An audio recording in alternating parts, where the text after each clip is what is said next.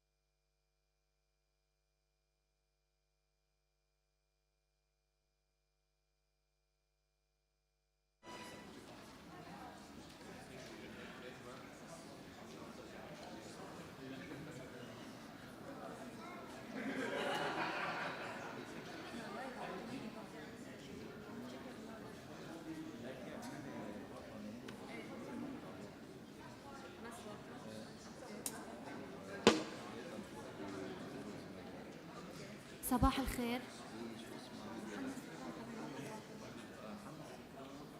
رح نبتدي بعد 5 دقايق.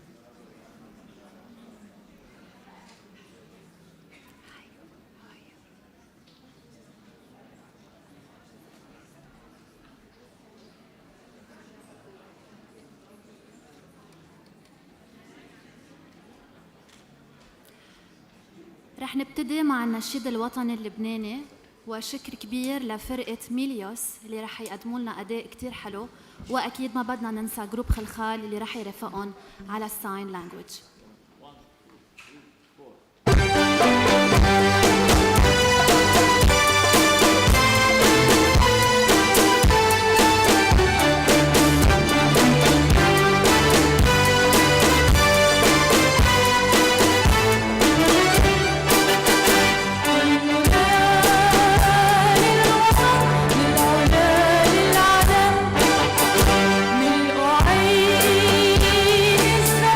سيف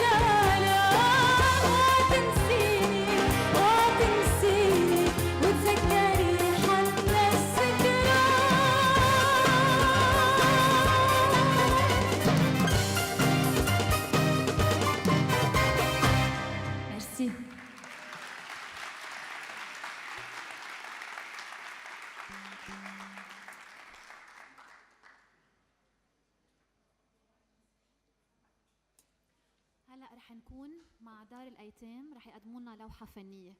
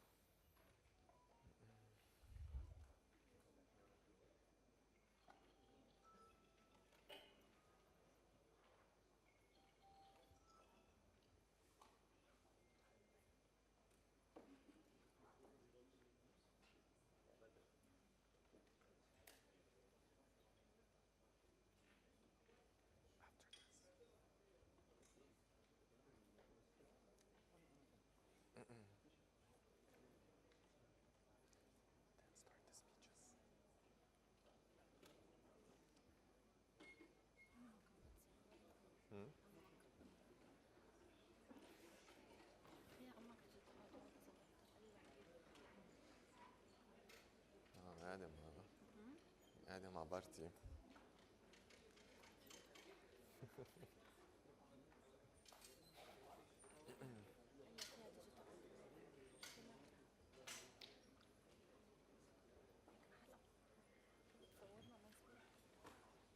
رح يبعتوا لنا كل الصور وانا وقت انام. انا بدي فيديو. ما كمان بيصوروا فيديو. بس عم بيصوروا فيديو بدي 100 سنه يبعتوا لي وانا بسحبهم. انت اوكي.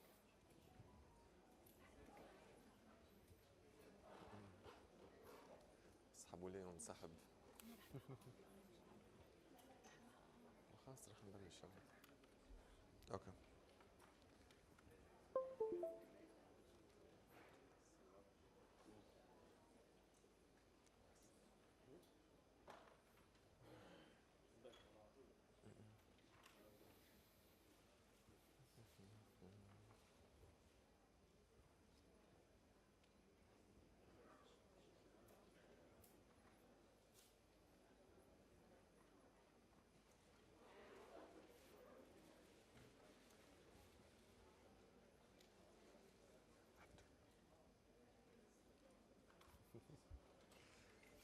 باللي ما بتحكي.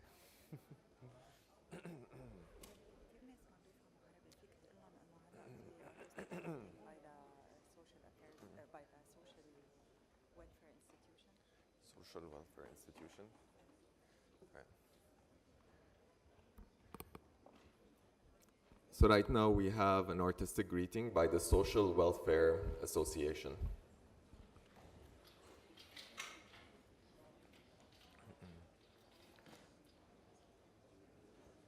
Social. صوتك فرجيكم بي او لدعايات.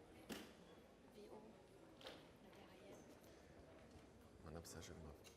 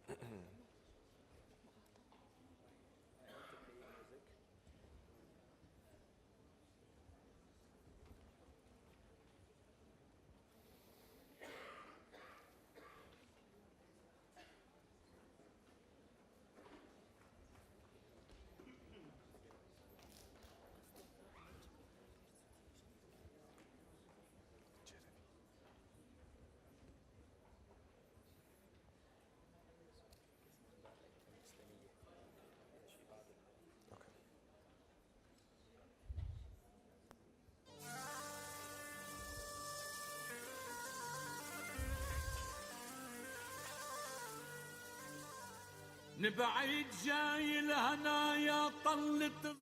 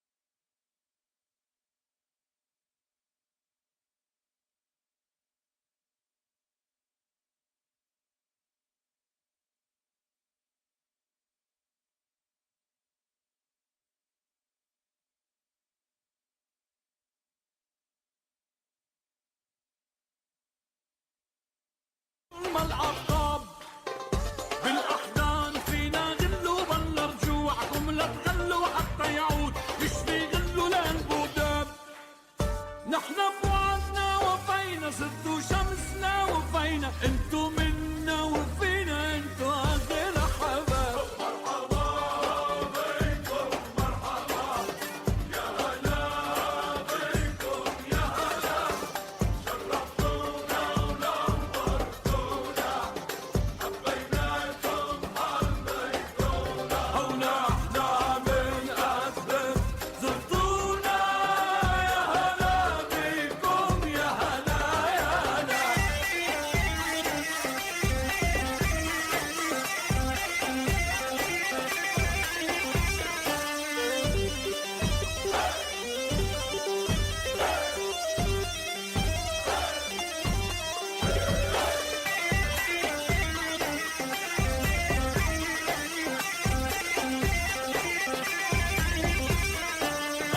الكن واردنا شاملنا بعطف الخالق شاملنا عاد وجمع شاملنا بعض غياب.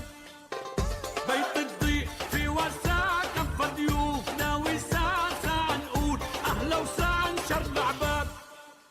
نحن بوعدنا وفينا صرتوا شمسنا وفينا انتو منا وفينا انتو أغلى حباب. مرحبا بكم مرحبا يا هلا بكم يا هلا شرفتونا ونورتونا حبيناكم حبيتونا ونحنا بنقدم زرتونا يا هلا بكم يا هلا يا هلا.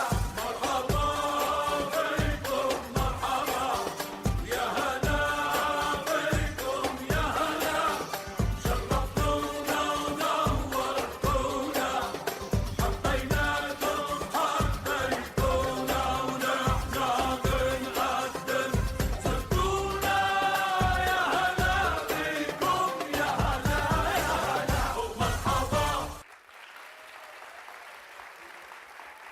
مرحبا بكم مرحبا يا هلا بكم يا هلا.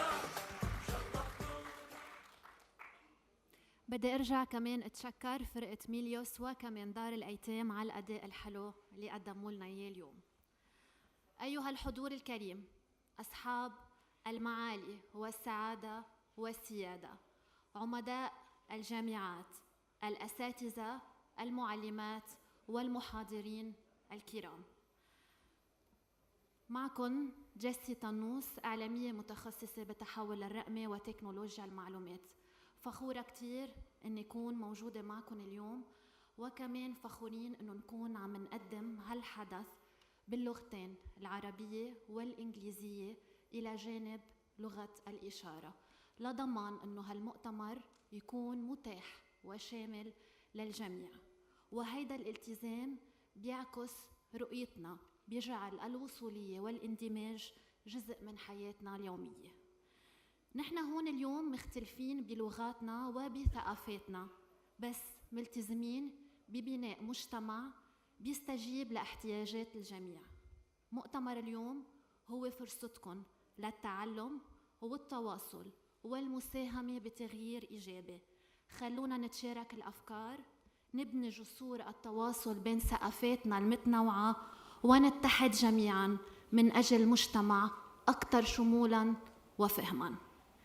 ذوي الاحتياجات الخاصة منه مجرد اختبار شجاعة أو صراع بوجه الصعوبات، هو ببساطة طريقة مبدعة للعيش.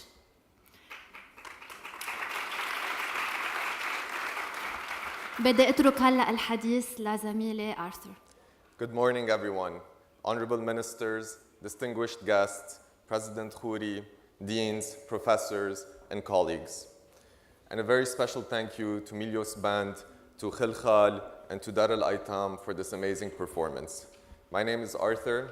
I'm the co-founder and the CEO of Lemonade Fashion and the entrepreneur in residence at AUB's Talal and Madiha Zain Innovation Park. It is my great pleasure today to welcome you all to the annual ABLE Summit that is taking place at AUB.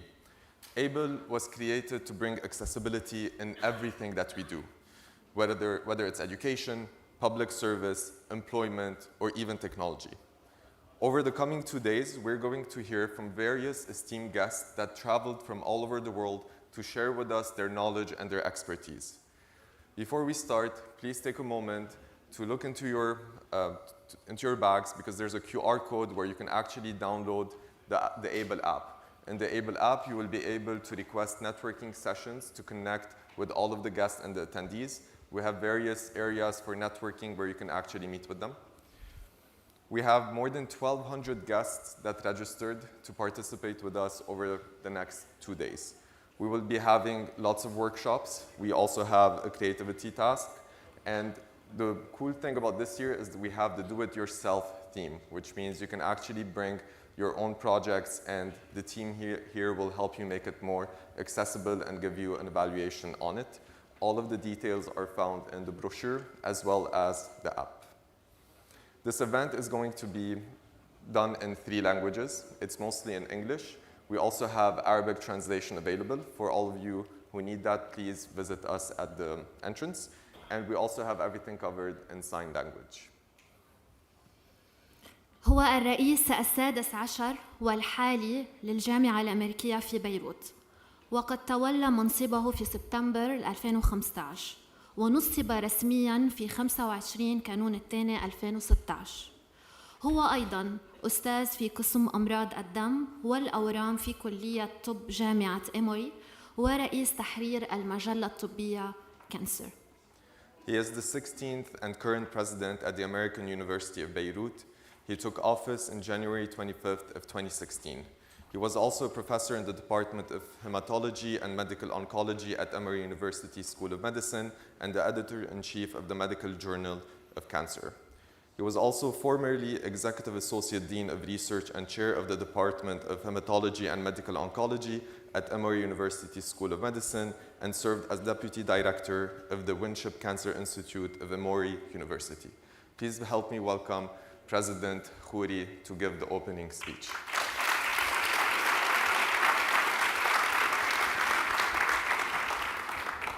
Sabah al-Khair, good morning. So, special welcome to this distinguished gathering, trusted ambassador of what's become a global movement. Thank you for joining us today at the American University of Beirut, where global minds meet and change makers unite. The ABLE Summit is more than an event. It's a manifestation of the mission of the American University of Beirut to serve all and to equip our students to serve humanity without distinction. The ABLE initiative represents AUB's firm stand on the right to inclusion and equal access to knowledge, growth, and a better life, as well as the right to equal, safe, and open opportunities, choices, and engagement in all aspects of society. That engagement is intended to be meaningful engagement. Throughout the numerous difficulties that this country and region have been through, AUB has remained a safe haven to express the right to access civic, recreational, political opportunities that we fervently champion through accessibility offices, programs, and initiatives, and our conviction that no one should be excluded from an education because of a lack of accessibility, as with financial obstacles, in full accordance with the United Nations Sustainable Development Goals, particularly SDG goal number 4, which is, quote unquote, to ensure inclusive and equitable quality education and to promote lifelong learning opportunities for all. Our group of experts, it's really a convention of experts today from around the world, sends a strong message that accessibility and inclusivity transcend all borders. When we speak of obstacles that affect ability, it's important to remember that these can be in various forms and levels, including physical, mental, and technological obstacles. A major impediment is often the mindset of what is possible and what can be done about it. With our collaboration and innovation, our aim is to make this world one where inclusivity and accessibility are not a privilege, but the norm and the rights of people. And this includes access to possibilities and the ability to constantly inspire new hope. In the last few years, the ABLE Summit has achieved substantial milestones, including raising awareness, successful training programs for IT, communications, libraries, HR, and faculty, fruitful partnerships such as Pro-Able, Cybertech, Youth Association for the Blind, TIES, and Mada Innovation Program, Qatar, and global engagements notably materializing in increased inclusion initiatives within universities. These have fostered a stronger commitment to accessibility and to equity and inclusiveness in education. Despite the challenges of recent years, ABLE maintained its online webinar series for Global Accessibility Awareness Day, the Social Innovation Award as part of the President's Innovation Challenge, and the AI for Accessibility Hackathon last year, and Tech for Accessibility Hackathon this year. It also supported overall online access to higher education, something that's all the more challenging these days with reduced bandwidth and declining government support. Its multidisciplinary approaches and collaboration with various offices have led to the utilization of assistive technology and the accommodation of our students and employees. Its innovative student projects continue. They've led to very exciting and even brilliant outcomes, such as more recently translating Arabic Sign Language to text, the Glens AI-based prosthetic arm, and AI advanced vision, speech, and auditory aids. These joint efforts to cement this global standard are going to continue to ripple through in time and space so that the generations to come can enjoy independent, empowered lives within and beyond the university campus. Remarkable abilities, creative talent, great ideas, and free thought will continue to be unleashed and employed to sustainability, including the ability to be active contributors to the enhancement of the lives of others from people who were previously denied this opportunity and have a great deal to give. In this age of digital transformation, through the powerful tool of education, our common message for a bolder learning experience has started to resonate in classrooms, workplaces, and public spaces across the world. While we may have a global focus, we also have to remember that our efforts here contribute to Lebanon's national aspirations for inclusivity and accessibility, something that Lebanon has needed now, recently, and will continue to need more than ever before. Intellectual capital is not only the university, but this country's greatest wealth. No talent should face barriers because of ignorance. Frankly, ignorance is one of the biggest disabilities, or disablers, I should say. We stand united with peer organizations and partners in Lebanon to advance this vision. We all come to this earth with varying degrees of many capabilities and some incredible untapped talents. John F. Kennedy said in his speech in Indianapolis on April 12, 1959, he was a candidate then, or starting to roll out his candidacy for presidency. All of us do not have equal talent, but all of us should have an equal opportunity to develop our talent. Today we know that people have different talents, and it is impossible to judge those talents unless we let them flower and manifest. I'm going to let you get on with the numerous sessions and good work to come. As champions of ABLE, as advocates, as action takers, each and every one of us has an important role to play in making lives more accessible and more equitable, and definitely better lived. We need to help unlock the extraordinary talents that are being kept suppressed, that are being prevented from flowering because of ignorance and lack of opportunity. And I think there's no more important cause for us to embrace together than this one. Thank you, and have a wonderful conference.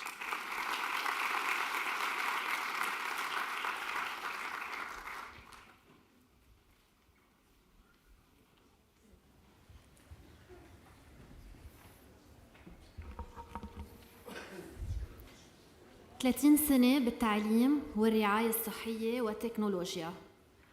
بيشغل منصب رئيس الابتكار بالجامعة الأمريكية ببيروت وعضو بمجالس إدارة شركات ناشئة. حصل على درجات بالهندسة الكهربائية والعلوم العقلية والعصبية وبيمتلك براءة اختراع بنقل البيانات. He has more than 30 years of experience in healthcare, in education, in technology, and in finance. He has held multiple leadership positions in tech companies and startups in the US and around the Middle East. I'm proud to say that I've been closely working with him for the past year. He is also the Chief Innovation and Transformation Officer at AUB. I would like to welcome Dr. Asfour to the stage for a welcome note.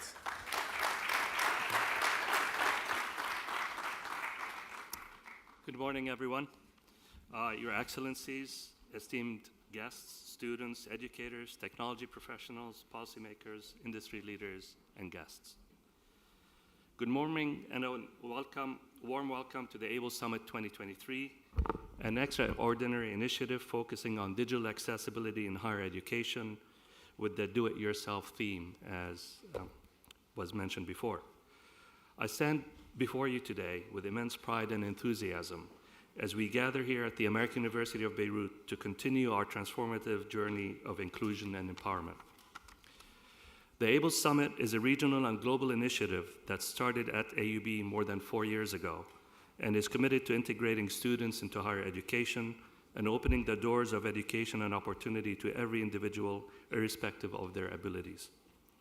We are here today for a purpose that extends beyond these 2 days. Our mission is to build awareness, capacity, and a culture and a network of advocates and experts to foster inclusion, not just for a select few, but for all. The whole is indeed greater than the sum of its parts. And so, we brought together today advocates, thinkers, doers, and community members together in one place to initiate change, hands-on through this year's theme of Do It Yourself. Today, we are witnessing a seismic shift in how technology is reshaping our lives, especially in education, employment, and public service. The digital revolution is no longer on the horizon. It is here, and it's transforming the way we live and work. Our role is to open up the doors of opportunity for persons with disabilities in order for them to actively demonstrate their capabilities and live fulfilling daily lives in this digital world. The pivotal role of technology in accessibility cannot be overstated. For instance, Artificial intelligence is enabling remarkable innovations, such as smart glasses that provide real-time visual assistance for those with visual impairments. AI-driven language translation applications are transforming communication for the deaf and hard of hearing. Machine learning algorithms are being utilized to develop predictive text and speech recognition software, making digital content more accessible to everyone. Adaptive learning platforms are also emerging, offering tailored educational experiences to people with learning difficulties, further illustrating how technology is breaking down barriers. The recent release of the Web Content Accessibility Guidelines, and for the geeks of us, WCAG 2.2, is a testament to the collaborative spirit driving accessibility. It's a global guide shaped by users, professionals, and changemakers around the world. It is the backbone of national and international policies and standards, revolutionizing our approach to digital accessibility and user experience. Our innovation challenges, which the President referred to, and hackathons led by the Talal and Madiha Zain AUB Innovation Park have showcased these incredible potential of innovation for accessibility. Participants from over 8 countries have joined these events, fostering a regional spirit of collaboration and innovation. The outcomes were remarkable, yielding promising solutions that exemplify the culture of inclusion we aim to cultivate. As we move forward, our ultimate goal is to make digital accessibility the norm in everything we do. We envision a future where inclusion is integral to every project, course, workplace, and community. Inclusion by design is not just a concept, it's a commitment to creating a world where everyone can thrive and contribute regardless of their abilities. Our heartfelt gratitude extends to all our partners, sponsors, and supporters for making this happen. Your unwavering commitment to accessibility and inclusion is the driving force behind our success. Special recognition goes to our gold sponsors, FHI 3360, the USAID, the Ford Foundation, the Talal Madiha Zain AUB Innovation Park, and the AUB Faculty of Arts and Sciences for their generous contributions. The AUB Alayan School of Business, our event host, has also provided funding and invaluable support. We also want to thank the AUB leadership and the able supporters who worked tirelessly to organize this international forum.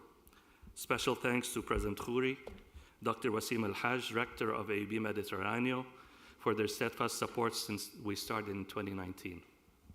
Moreover, our community partners deserve acknowledgement for their collaboration and support, including the Office of Student Affairs, the Human Resources Department, the Communications Department, the Office of Information Technology, the AUB Libraries, and many others for commitment to guidelines and accessibility.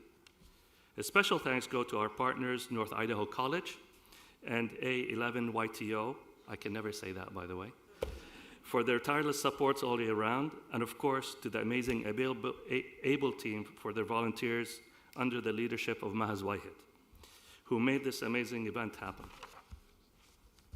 Our journey goes beyond individual projects or short-term efforts. Our aim is to create a sustainable culture where accessibility standards and practices are ingrained in everything we do, from education to employment, from public services to everyday life. Together, we are creating a legacy of inclusion, empowering all abilities, and shaping a more equitable and accessible world. Thank you for being part of this incredible journey. Together, we can make a lasting impact and turn our vision of inclusion into reality. Let the ABLE Summit begin.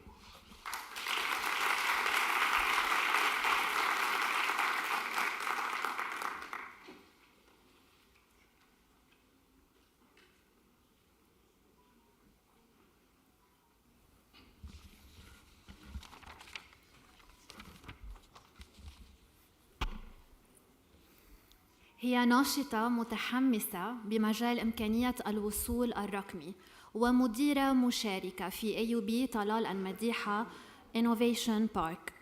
تكرس جهودها لضمان توفير فرص متساوية لجميع الطلاب بما في ذلك ذوي الاحتياجات الخاصة من خلال تعزيز إمكانية الوصول الرقمي. خبرتها واهتمامها بالابتكار بيجعلها قيمة مضافة بتعزيز الاندماج الرقمي والتغيير الإيجابي. Mahaz Wahid is a passionate advocate for digital accessibility, and she is the driving force behind ABLE. Maha has years of experience in multiple sectors, and she's also the Associate Director of AUB's Talal and Madiha Zain Innovation Park. People don't know, but she's the reason why I'm over-caffeinated at the office every single day as well. Please help me give a warm welcome to Maha Zwayhed.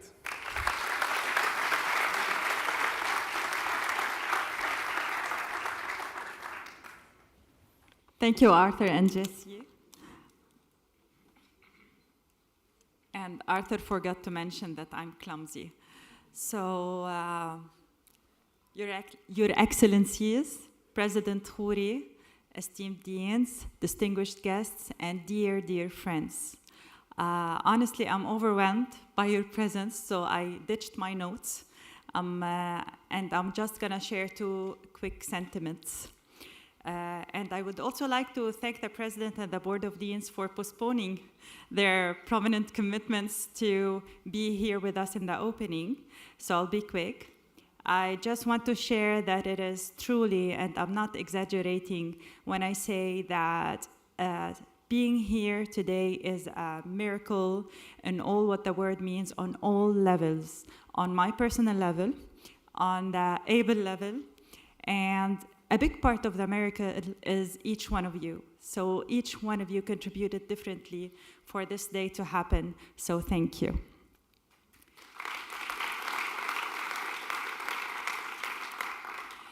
The second quick thought I want to share is that I'm assuming that each one of us faced barriers one way or another in his journey.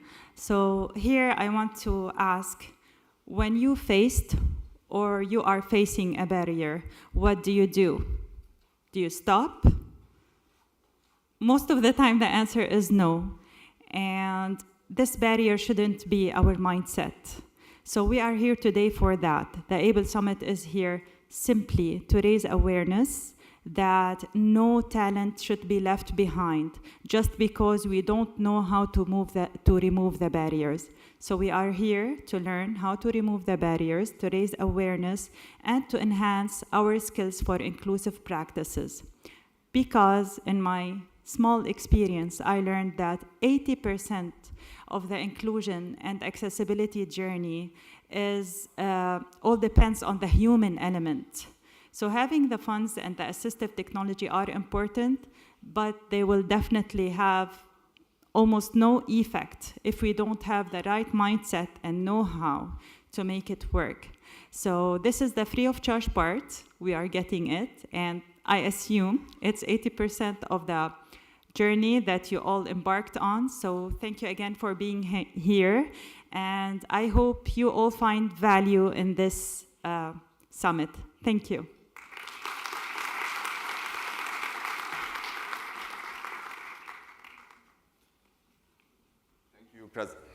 Thank you, President Khouri, Dr. Asfour, and thank you, Maha, for the welcome notes. We're going to start with the first session in exactly 1 minute.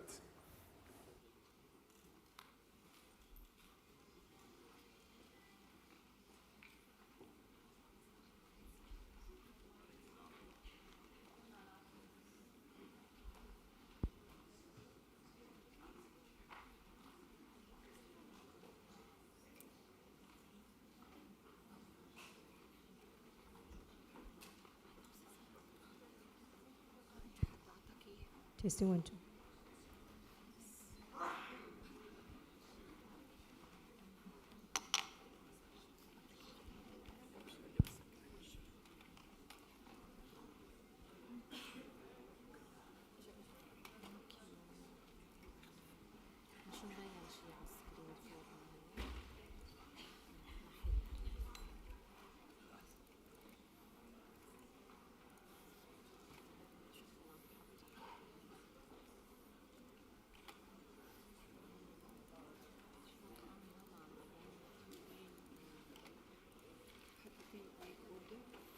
One, two, three, four, five, 9 sessions today. عملت لك copy.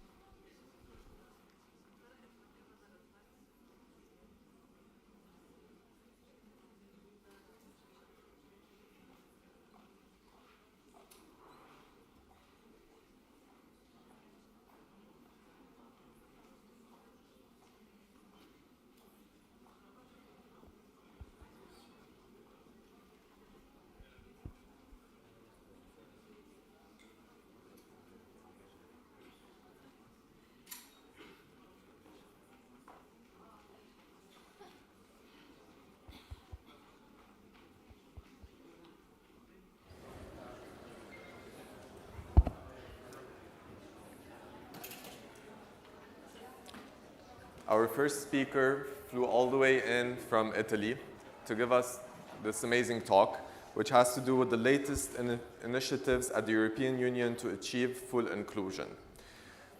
Please help me welcome Humberto Insolera, who is the Executive Committee member at the European Disability Forum.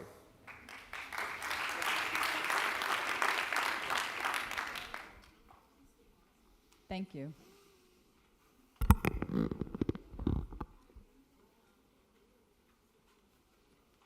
All right, are the interpreters ready? I see my voice is ready. I first want to say good morning to you all. I'm very happy to be here. This is my third time at this wonderful summit, and every time I've seen this amazing growth, more and more audience members. So that's very, very, very positive, and that means that this subject will get more visibility. So thank you for organizing this summit. Thank you for inviting me to give this talk today. Today we'll be looking at European Disability Forum, looking at our last initiatives at the EU level to achieve full inclusion. And we hope to share this model to see what fits for your communities today. I'd first like to quickly speak about what the European Disability Forum is, and looking at the positives and perhaps the difficulties and challenges with AI. We'd like to share the aims of EDF's work today.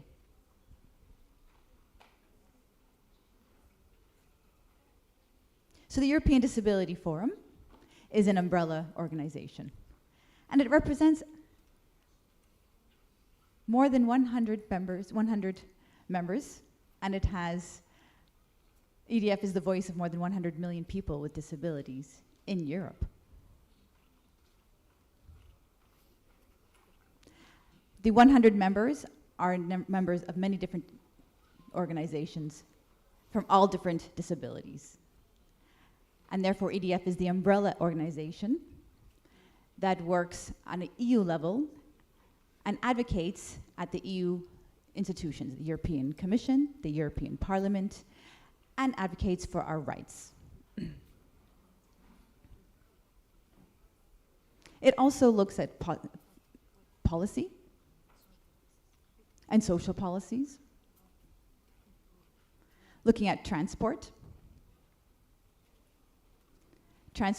on all levels, train, boat, and it also looks at different acts and communication technology directives. As we know, technology is going very fast, and we want to make sure that they're on the right path, making sure that people with disabilities are included. If not, our rights may actually be stepped on. We need to make sure that our rights as people with disabilities are included with the ever-changing and fast-changing pace of technology.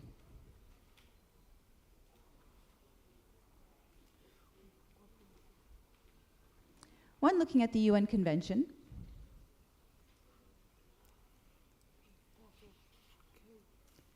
we have the Convention on the Rights of People with Disabilities. And the EU has ratified the UN CRPD.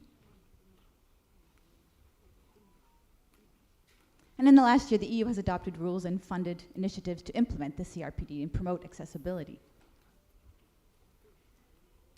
The UN CRPD has been ratified by many countries, and the EU itself has ratified, and that is a great example to other EU countries. But the difference between signing the convention and the difference between ratifying. EU means if you sign a convention, this means that you support what it says, but you're not legally liable. But ratifying a convention means that you are committed to implementing the articles that are involved. And that's what's great about at the EU level. I know that Lebanon has also signed the UN CRPD. I don't know if they've ratified it yet or not, but I hope that they will look to actually ratify as well, because it can support implementing many of the human rights for people with disabilities within your laws. I'd like to share some key points here on the Convention on the Rights of Persons with Disabilities.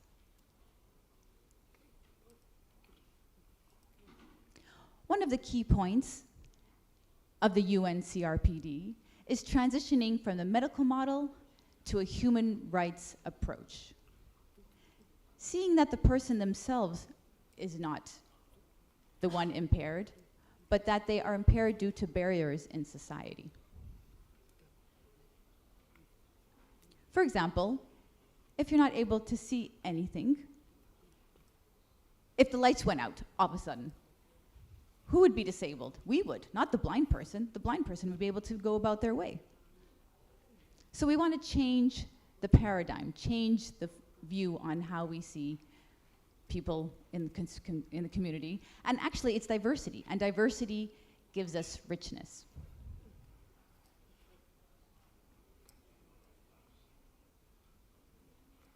And people with disabilities give us actually many gains. As we know, the internet is famous. The internet is global, and it has given us many, many advantages. But Victor Erfop is a deaf person, actually, that set up the internet to make sure that he could communicate. And thanks to this deaf person, we are now all gaining many, many advantages that the internet is born. Similarly to ramps, as we know. Ramps was originally set up for people in wheelchairs, but as we all know, we all use those ramps very happily. People who are elderly, people who are women, mothers, families that have mobility issues, or simply just pushing a baby carriage. And that's what we call universal design. That the design is not made just for the people that are disabled, but made for everyone so that everyone can move freely no matter what their situation is. So we have universal design, we have accessibility, and we also have reasonable accommodations. And reasonable accommodations means that you give someone the ability to be able to operate just like everyone else. For me, it's perhaps I need a sign language interpreter. For another person, it's maybe providing captioning. And for another deaf person, it's perhaps that they need to read lips. Everyone and every disability has their own needs, and we need to see what accommodations they need to be able to continue in society. And the way we can improve these communities is by international cooperations. If we can share our experiences and our communities, within our communities, we can move forward together. And in regards to international cooperations, we can look at the strengths at each country.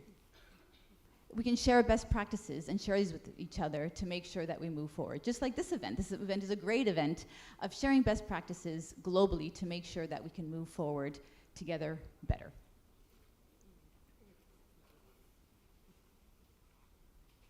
So a lot of this work has been going forward for many, many years, although there are still many disadvantages. There are still many situations at an EU level.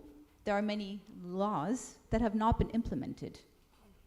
So we also need to look how to improve this. We need to see where the experts are, where people's expertise are, and make sure we can apply those in two areas.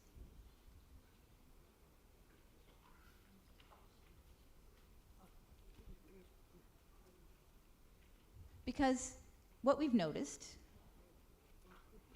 like I explained, the European Disability Forum has had many, many achievements in the last years. Thanks to the UN CRPD, we've been able to achieve passenger rights regulations, web accessibility directive. So as you see here on the PowerPoint, and I will also explain it for those who don't, but we have the passenger rights regulation in 2006 for air, 2011 for bus. We also have the web accessibility directive in 2016. And we have also now the audiovisual media services directive in 2018. We have the European Electronic Communications Code. In Europe, we have an emergency number. It's number 112. It's now European-wide. It was country-based, and now we have one number for all of the European countries. And in the past, you had to only call. You could only reach it through telephone communication. So they've lobbied to make sure that all people can just, on their mobile phone, use an application to access emergency services. And you can have real-time text, you can have video, so it's called total communication. And this way, all people can access emergency services on any which communication need that they need. And people think, again, maybe this is only good for people who are disabled, but if you're choking, it would be great that you could just use the video part of the communication access and show them what's happening to you. Or in a situation possibly where you are not able to talk because someone would find you. So as you can tell, this is again a great way of seeing emergency services for all. Recently we also have the European Accessibility Act. This is for the built environment, for transportation, and for general accessibility. They have been working on this for many years. However, there's still some areas for improvement. The act is now there, but we need now to look at our own laws and make sure that it's implemented on a national level.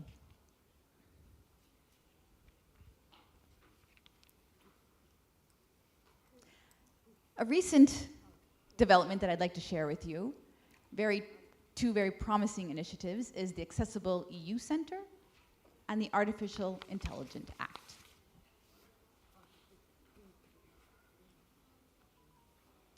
You might be wondering why they're setting up an Accessible EU Center. There is many acts that have been now approved. However, implementation is varying in many countries. Many countries have they have signed or ratified the acts involved or the policies. However, there's a lot of expertise missing and they do not know how to implement it within their own countries. Many countries are going on in their own ways and setting up different ways of accessibility, but it is not standardized.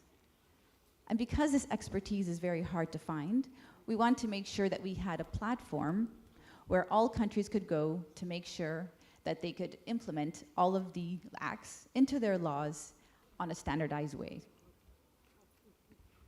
So we have the Accessible EU Center. And here we have the Union of Equality. We have a strategy called the Strategy for the Rights of Persons with Disabilities from 2021 to 2030. And this is where we will make sure all of the countries will be able to work together on a legal level and making sure that they can implement the different acts into their laws using expertise and research. This will be done together with the Fondation ONCE and also with the European Commission. This will be done between 2023 to 2026. And then the official Accessibility Center will be launched.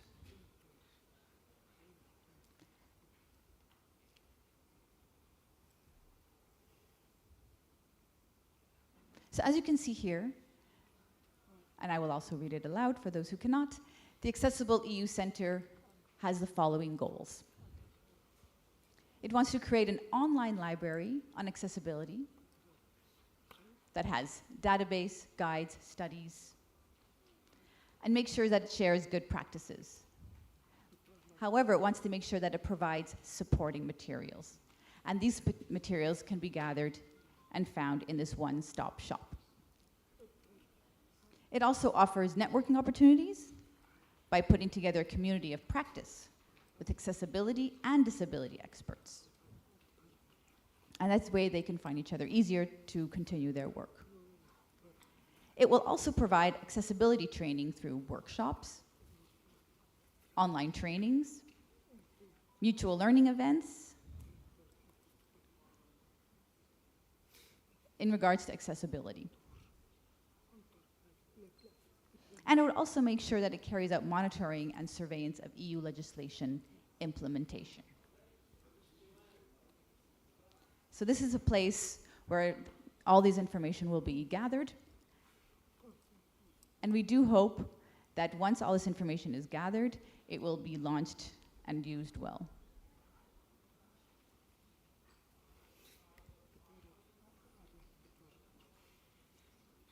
So Accessible EU Centre will actually work in many different areas: the built environment, transport, ICT, and will also be open to the participation of many different stakeholders. So not only people with disabilities, but we also want to work with businesses, public administrations, universities, and the like.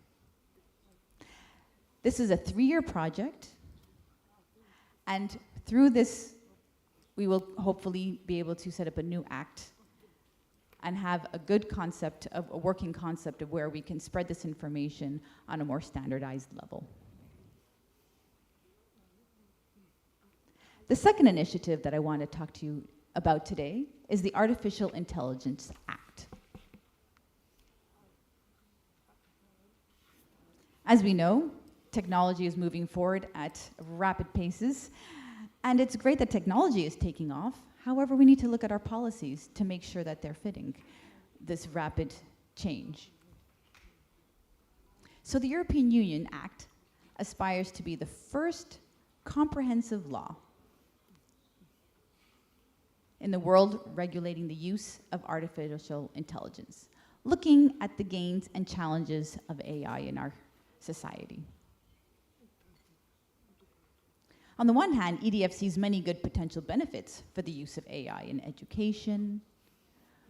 When the technology has matured, it may be possible for students to be guided by individual learning assistants that may be able to guide them to better understanding certain information, present information in different ways, or help them connect the dots, if you will. If I look at a deaf student, and we look at sign language, as you know, sign language is quite complex. If I ask a question, my eyebrows are raised. If I want to be if I'm upset, I can say the exact same sentence, but with my eyes furrowed. So using AI would still be very difficult for using sign language because it would not understand the nuances. So there are many advantages with using sign languages, but there's also, and AI, but there are many risks. And it's just important to know what the advantages are, how AI can help us, and what the risks are. And I will talk about more of those in a minute. So as you see here, for those of you who can see on the screen, those not, what I have here is the AI Act divides AI technologies into 4 different risk categories, because these will be violating our human rights. If you think of all of the cameras that are being placed, we do also have our human right to privacy. We know that there's facial recognition.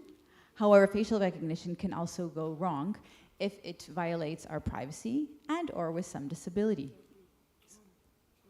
So, as we know, the privacy acts are also very, very important, especially at the EU level. You cannot use anyone's photo without consent. So the European Commission and the European Parliament are still in discussion on how to go forward with this, because there needs to be a fine balance between AI support and the right to privacy.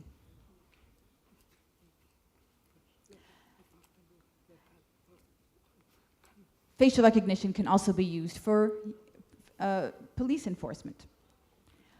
However, we want to make sure that this is not possible, because that is a violation of their human rights. So these are the things that are being discussed.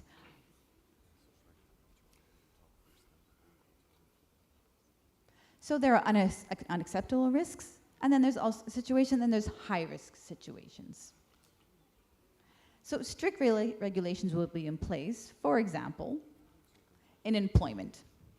When you go to an interview, there are systems that analyze CVs or emotions during job interviews. There are CVs that are being looked through computers, and this is highly discriminatory. So we need to make sure that humans are still the ones going through the CVs and not purely going through facial recognition, for example. This is a high-risk situation. There are other situations that are medium risk.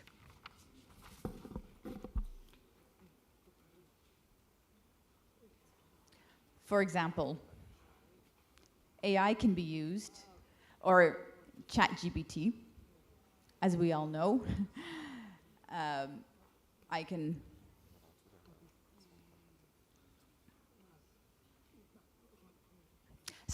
We also have chatbots. However, when we are on an internet site, we don't know that if we're talking to a human or a robot. We need to make sure that that information is transparent, because currently it is very difficult to know if you're talking to a person or a robot. And we need to make sure that we avoid things that are called deep fakes.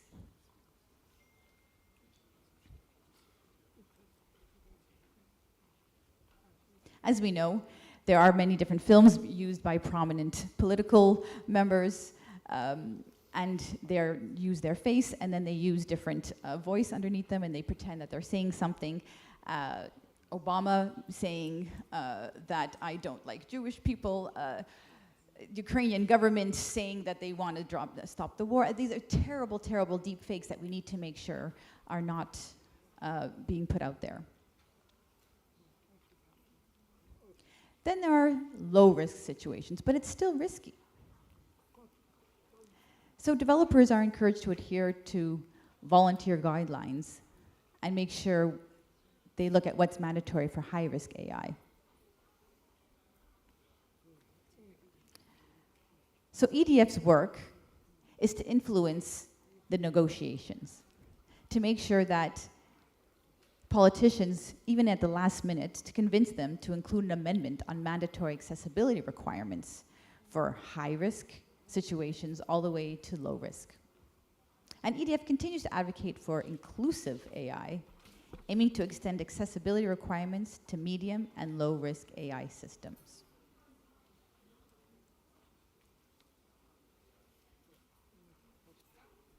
If you go to the EDF website, there's a lot of information about the Artificial Intelligence Act that you could look. I took one example of ChatGPT. This has become very, very well known, and many people are very excited about it. However, at Stanford University, for example, ChatGPT was actually set up by the students at Stanford, but they realized that 61.2% first language is not English.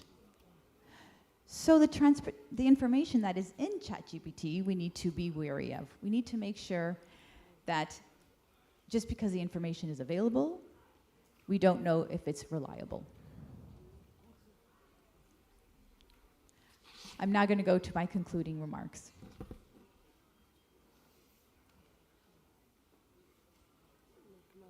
So in conclusion, the soft approach to accessibility has failed. Legislation setting mandatory accessibility requirements, like the EAA, and we have the WAD, these are extremely important. But even when legislation is adopted, a lot remains to be done if we want to truly achieve inclusion. And we also need to make sure that the legislation is well implemented, that society, including policymakers and businesses, take the steps to implementation, that they understand the importance and benefits of accessibility, and that persons, that most, but not least, that persons with disabilities are consulted and involved in relevant processes, from start to finish, not as an afterthought. They need to be consulted from the very first steps. And in regard to the Artificial Intelligence Act and the Accessibility EU Center, they are promising initiatives, but we need to make sure, but there are gaps and we need to prepare for future challenges in the field of accessibility. If you'd like to ask any questions, you can reach us here at edf.org. Thank you for your time.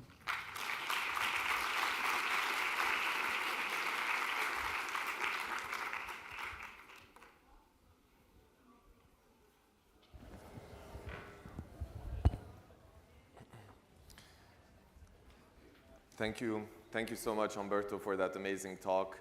I know that I'm learning a lot, and it's up to every single one of us to achieve full inclusivity. It's one of the reasons why I made sure that my team is here today as well, because it's our responsibility to achieve that together as a community, and that is the importance of this event, because it will educate us and it will teach us on how to achieve that. This next talk is also very special. It's around the power of assistive technologies. And this session is given by one of the earliest friends of ABLE, who's actually one of the advisory board members as well of ABLE Summit. He flew in all the way from the UK and has more than 30 years of experience in his field. He is the assistive technologist and council member of BATA, which is the British Assistive Technologists Association. Please help me give a very warm welcome to Miles Pilling. Thank you. Thank you very much. What a cool suit. I really like your suit, sir.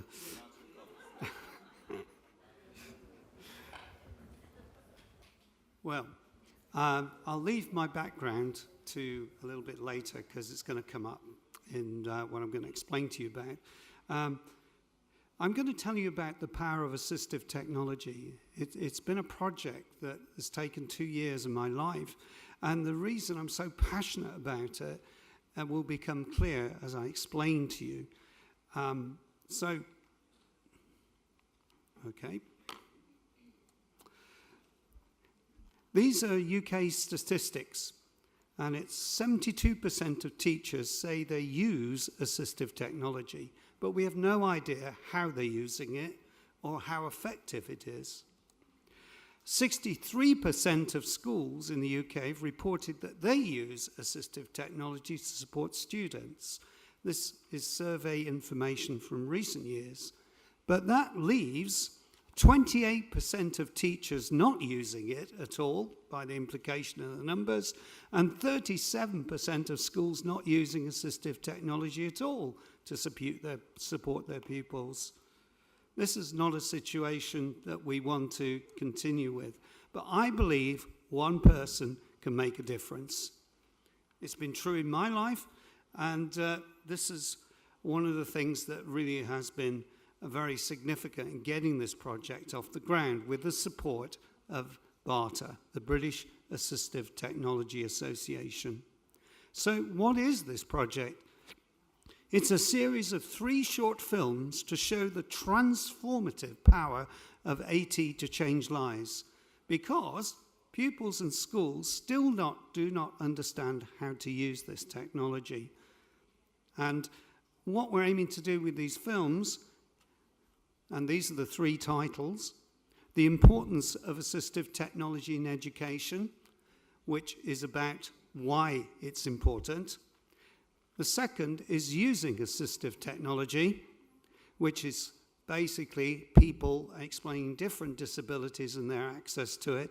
And Lost in Transition, the change between what we call in England primary, you may call it elementary, to secondary. And that is a situation where things don't always work for various reasons. Each film is between 20 to 30 minutes. Actually, I think the top film is 23 minutes. And what is unique about this, because I don't think it's been done, it's a world first, using 20 plus pupil voices to actually explain what their journeys have been through education. My philosophy is, if teachers are not listening to children, why are they teaching? So that's why we chose this method. So we went out and approached 6 plus schools, 20 plus pupil voices, and we produced the films. We want to give it freely to all UK schools, but also we want to give it freely to the world, to the EU, to whoever wants to use these films. We want it to impact staff meetings, inset days, that's training days in UK terms, assemblies, because it's role modelling for pupils to hear different pupils' stories, and teacher training, where there is very little inclusive practice shown about assistive technology. I'm so thankful to these companies who provided the sponsorship. This film cost 8,000 English sterling pounds to produce, and at the moment we're negotiating extra sponsorship to make signing versions. We have subtitling, but unfortunately I can't show it with you. We're going to have to stick with PowerPoint when we get to that point, or even just rely on what happens on the screen there. But thank you to those particular companies who sponsored this. And what I would like to do is share with you one of the films. It's the first one, The Importance of AT in Education. And so what I'd like you to do is sit back and watch the film, and at the end of it, I would love to have your first impressions. That would be fantastic. So, here we go.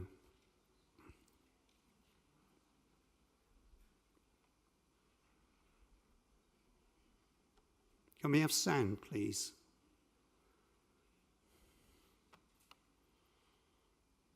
Okay. First little problem. No sound is coming. Never mind, it gives me a chance to set up the PowerPoint show. Do we have subtitles on here?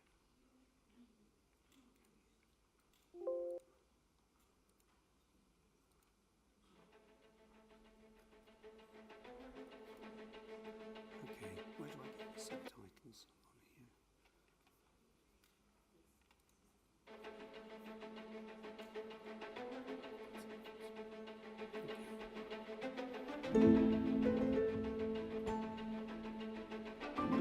Technology is a fundamental part of modern society.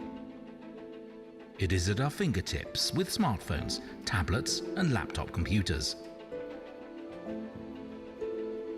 In a world where barriers abound, technology is breaking down boundaries and transforming lives.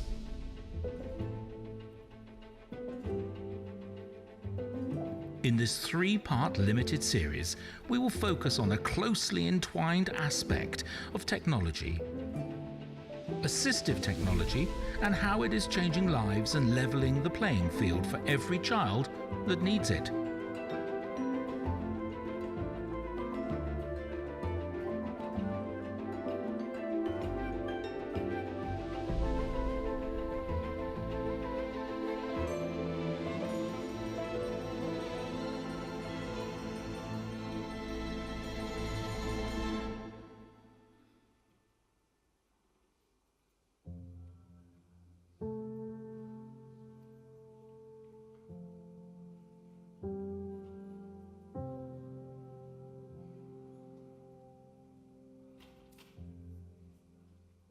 I really believe that assistive technology is the future for these pupils.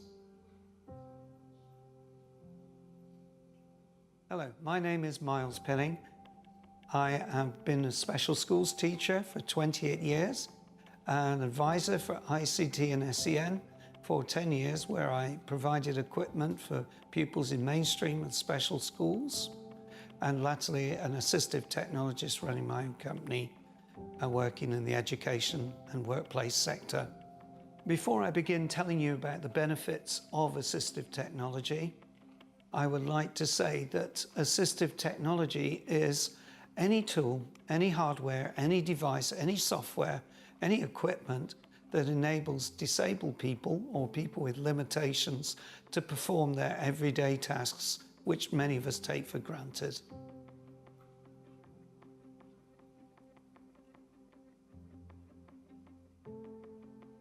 Assistive technology can be used at school, in the workplace, or in the community. And it's most important for a child's early learning of education.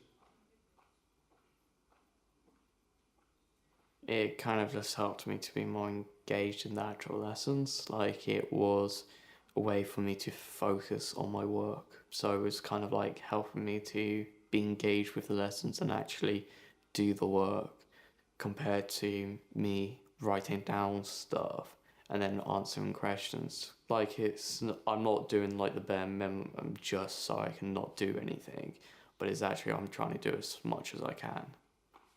Software like text-to-speech enables pupils to make their books and other reading materials accessible, but more importantly, it enhances the writing skills of pupils like Oliver, who surely without assistive technology would not be able to do the tasks.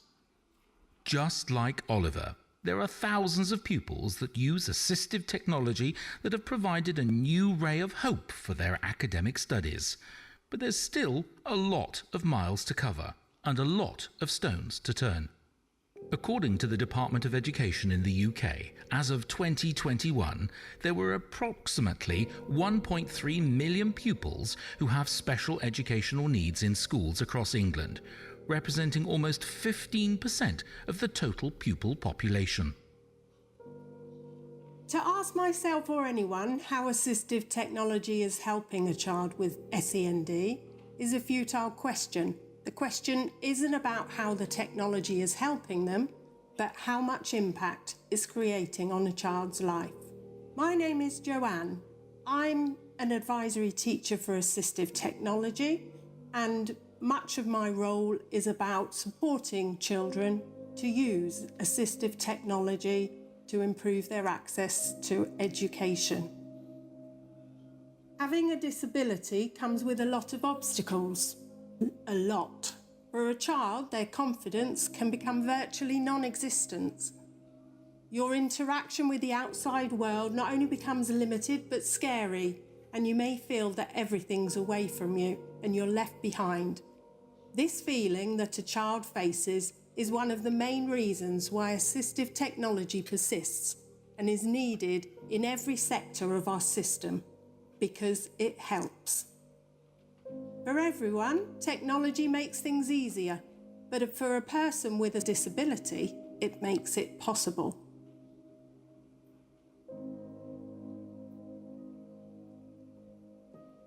Hi, my name is John Gibson. I have been a head of school, a deputy head in both mainstream and specialist settings, and I work with schools and leaders across the country, working on leadership, special educational needs, pupil premium, and in particular executive coaching with leadership teams.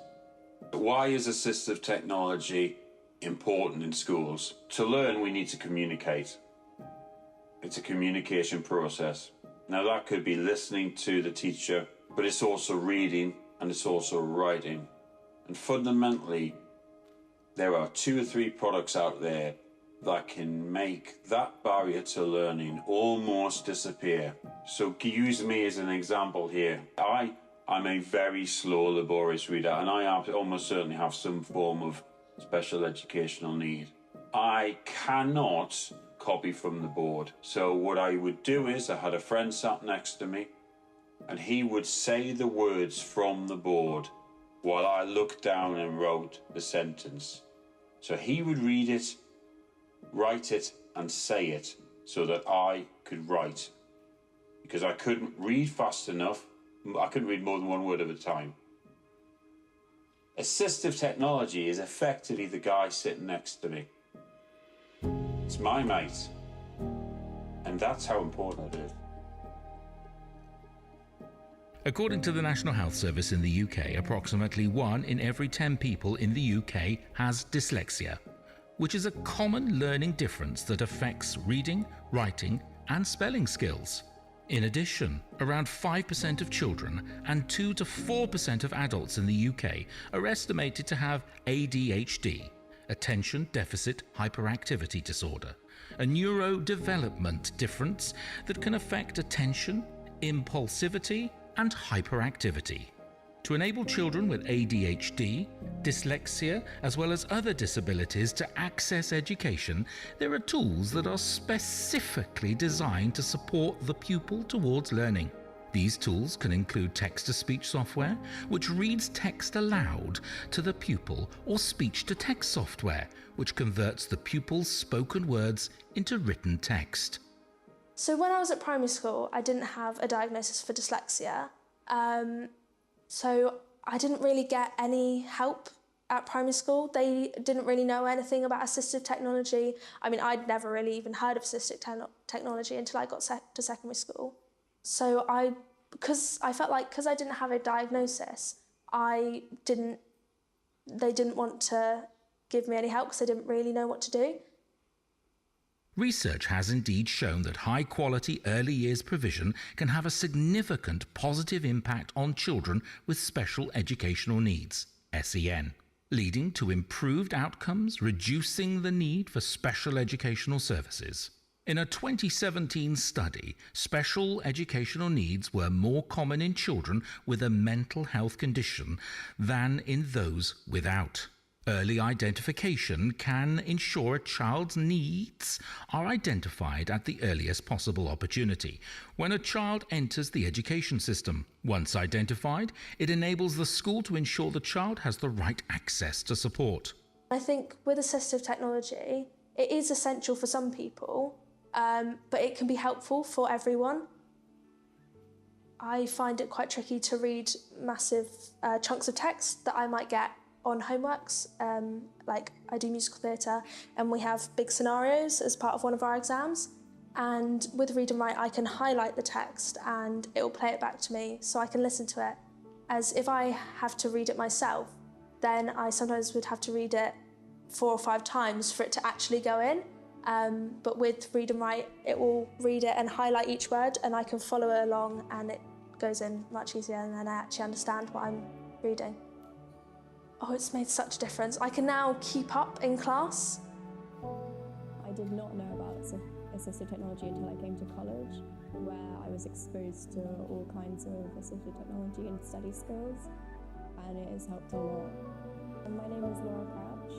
I'm 17, so I have dyslexia, and I am also having issues with cognitive because I had long COVID.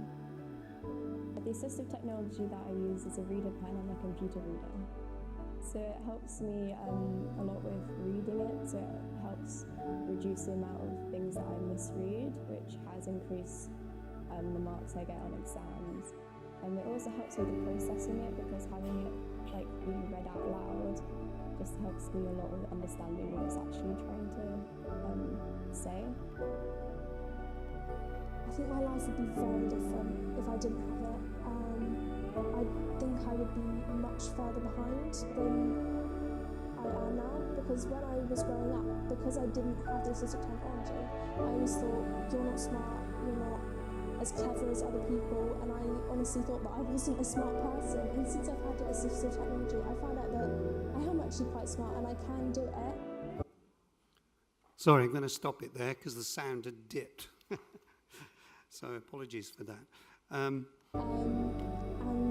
I would definitely not be at the level that I am without it. So. Generally,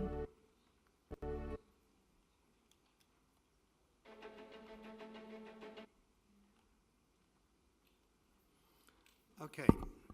Now, I'm sorry you couldn't see all of that film, but I hope that actually when you get your copies, which we hope will be released on the 8th of October, I hope that it will actually resonate with students and teachers in your context so that we can start to make a difference go with you. And it will be released on our website, barteronline.org. So if you go to that website, you'll be able to see it there. We would ask you to just put your details in there. By the way, I should have said this is a world premiere. It's never been shown outside the UK. So this is a first for the Lebanon.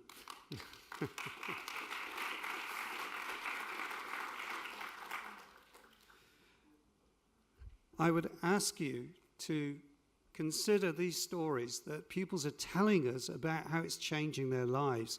And there were certainly lots and lots of things that we gained from their knowledge, particularly the lack of help that we thought was available in our schools isn't there. And particularly in the stories of some of those pupils. So we have things that we have to work on. And we hope that it's not just the films that we're talking about. It's coming with a pack which you can download from nason.org, but it'll cost you 50 English pounds. Not my choice. Didn't want that to happen. But it'll give people in school, we call them special needs coordinators or SENCOs. It will give them the how to make this happen in their schools. Not only that, a company, one of our sponsors, Microlink, are working with our Department of Education to produce a training materials. They already have them. They've reached over 150 schools with these short online training materials, which would then support this whole initiative. So it's not just about the films. It's about the way that we can support teachers. We're setting up on our website AT for Teachers section, and in that it will give opportunities for teachers to pick up from other teachers what works in their setting. What some of the interviewers would have told you on that film is that once they introduce the strategy into their school of having essential for some but useful for all as their paradigm of how they want to work, their ethics, it actually opened up avenues to change those pupils' lives. So I just want to finish with that. And I'm always full of surprises when I come here. And the last surprise I had was that people came up to me after this session taking selfies with me. I'm 72 years of age and I've never had that happen before in my life. So feel free to do that and bless the old guy in the room. Thank you for listening. I'm sorry that we didn't hear all of it.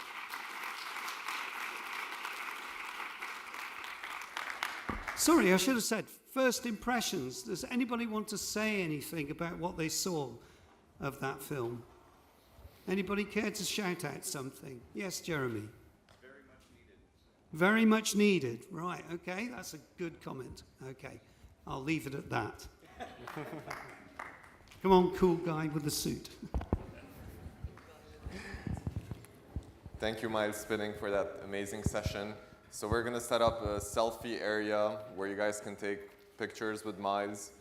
Before I share with you where the coffee break area is, because I know everyone's going to run for coffee, I just want to say that the session that we're going to have after the break is very cool because it's in the spirit of the whole do-it-yourself. We're going to have a collaborative session where we're going to mind map together how to implement assistive technologies and how to make higher education more accessible. And it's a collaborative session, so we're going to brainstorm together. We're going to have a 30 minutes break. We're running 15 minutes behind schedule. So we're going to start exactly at 11:15 a.m. sharp. The coffee break is going to be in the networking area, which is right outside where the exhibitors are. So we will see you in 30 minutes. Thank you so much.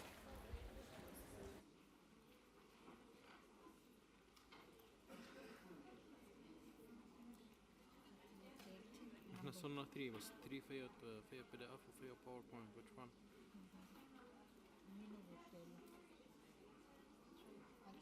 Mind map. وفيها هاتنا نشوفهم اذا زادت. لا جيرمي سادا. لا جيرمي مش هلا. ها؟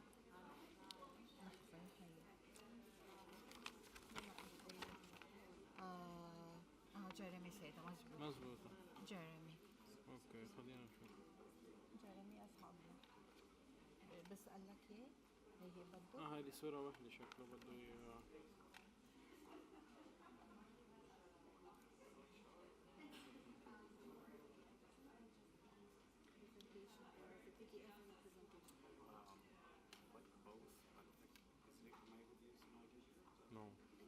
Since this computer is connected to the screen and connected to the mixer, and we are Presenter view, it's just the slide. yeah. Here it is. Okay. So we'll set this up for you. Is there any video in the PowerPoint, or you need the notes? Audio. Here, good morning, my friend. Oh yes, I just need the notes.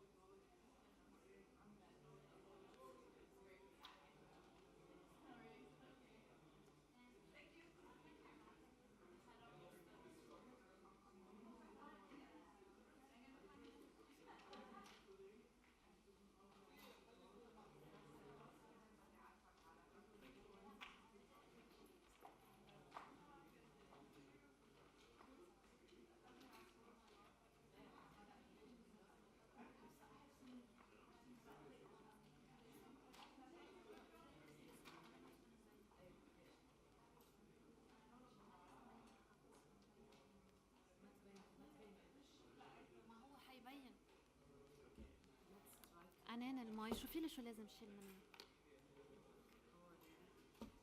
اهم شيء خدي لي لوجو ايوب. لوجو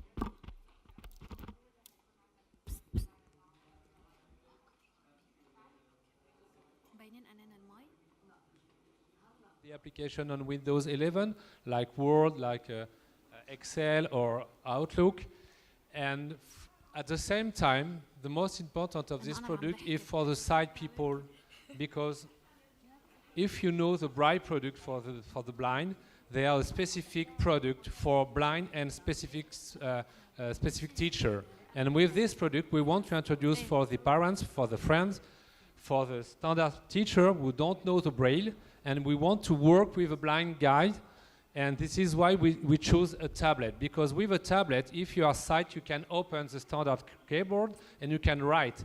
And at the same time, we translate automatically in Braille what the sight want to write. And if the blind want to write, he opens the Braille keyboard inside the glass, because we engrave the glass, and he can write in Braille at the same time.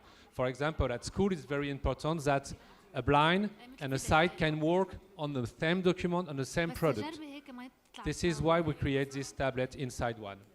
On this tablet,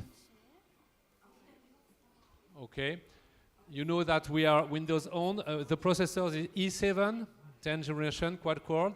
We have 16 gigabit RAM.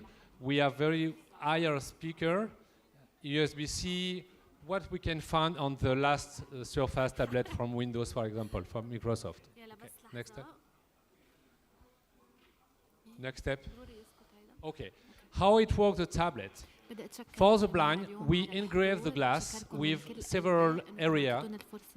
You can find two sliders to the left and to the right. On the right slider, you can go the cursor like up, down, right, and left. And with the other slider, it's to choose your keyboard, Braille keyboard or standard keyboard. You have an engraved glass, and you can write with the standard Braille keyboard at the same time. Next step. Okay, the connection, you can see USB-C, USB 3, mini USB, HDMI, micro HDMI. Okay, next. Okay, this is a new version of the inside one with a new position on the Braille engrave for more easier to write more quickly. Next step. Next. Okay, with our product we can work at school, at work, at home.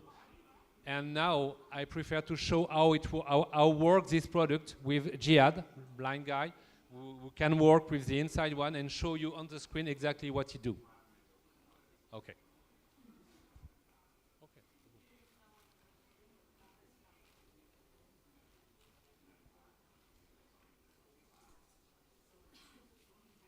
Landscape.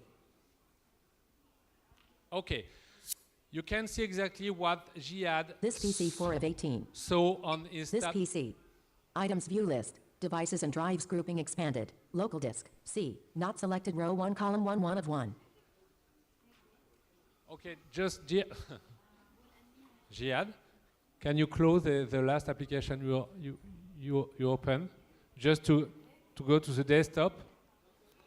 We have a problem of connection of the HDMI. Okay, great. Don't move. Okay, can you close this application, this PC, Alt F4?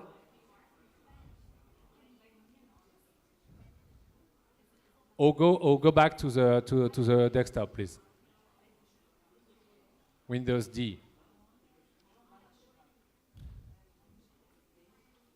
You can do that.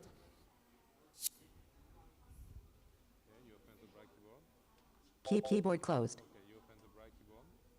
Just a 6. Braille keyboard. Okay. Windows Left D. window. Folder view list. This PC.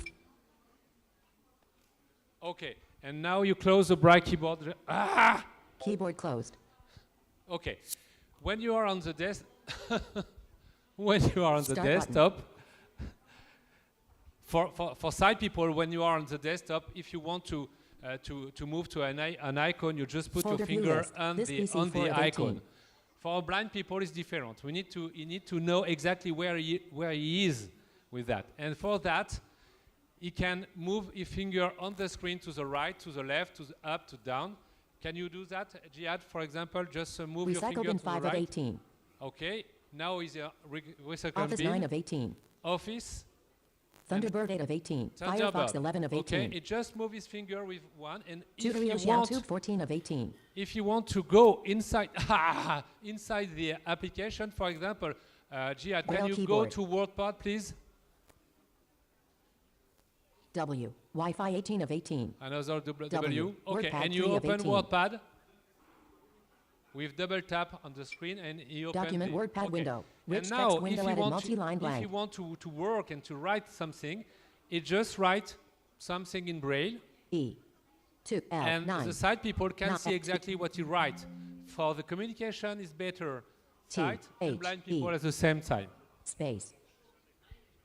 T E S T space I S space D 9 9 9. With its Nine. with its bright keyboard, it can emulate E space all the shortcuts on cross. Windows.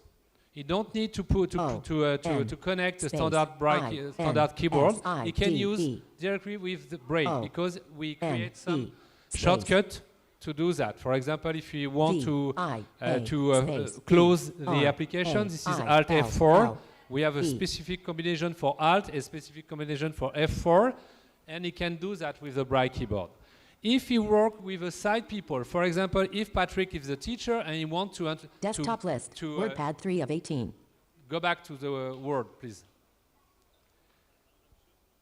Task switching window. Running applications list. Okay. Document WordPad window. If Patrick, Rich for text example, window wants added to write, multi-line blank. but he don't know the Braille, he just opens the standard keyboard on the tablet. Do it. The standard keyboard can open Visual it. keyboard. And now Patrick can work like side people, and he can write at the same time. Carriage return unselected. At the same time, the braille can write and can read exactly what the Carriage return side selected. people wrote. This is how Carriage work return our selected. tablet. Carriage return It's very unselected. easy to use Carriage it. It's return very easy unselected. to understand how it works. Keyboard With only 6 gestures, you can make every kind you want or you do on the tablet. And after, you need to understand and learn Keyboard the closed. shortcut. Braille keyboard. This is how work our product. Thanks for your time on coffee. And if you have any question, please, I'm here. Just the time? Exactly. Okay. Thank you, Mr. Damien, and thank you, Ustaz Jihad. So we're going to welcome our second showcase from Javanur Rotana, Mr. Samer. So good morning, everyone. I just want to present our first our team from Javanur Rotana. We have Marie Gabrielle, the Marcom manager, Emile. I don't think it's working. Okay, Emile as well from marketing, Lazetta, the director of sales, and we have Leanne, the MICE manager. Thank you for having us at the AUB ABLE Summit. I want to thank Dr. Asfour and Katia Zachem and everyone from AUB. We are happy to be here as well. As you know, Javanur Rotana is just across the corner, and we'd love to have you there as well. We as a hotel, we have a lot of disabled employees as well working with us. And our rooms are fully equipped for disabled guests. I would love to have you with us. Also, Rotana, we've been in the market for 21 years, and the hotel is fully equipped. We have a nice gym and spa. We should have it here, but it's okay. And thank you very much for having us, and have a great day. Thank you. Mr. Samer, thank you for your presence, and as Javanur Rotana, why you chose AUB ABLE Summit to be part of it? This is not the first year, this is the third year. The team have been here before me at the hotel, and they already been sponsoring AUB ABLE Summit. I think always it's good to be part of our CSR efforts, and always good to be part of helping the social, the community, and this is part of our mission in Rotana. One more question. As a pioneering hotel and a pioneering company when it comes to the CSR, what key message you give to companies, hotels, in order to give back to their community?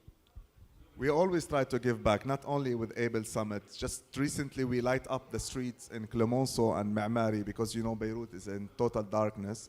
So it's not the only thing we do. And we always encourage other hotels and other communities to help in the social activities.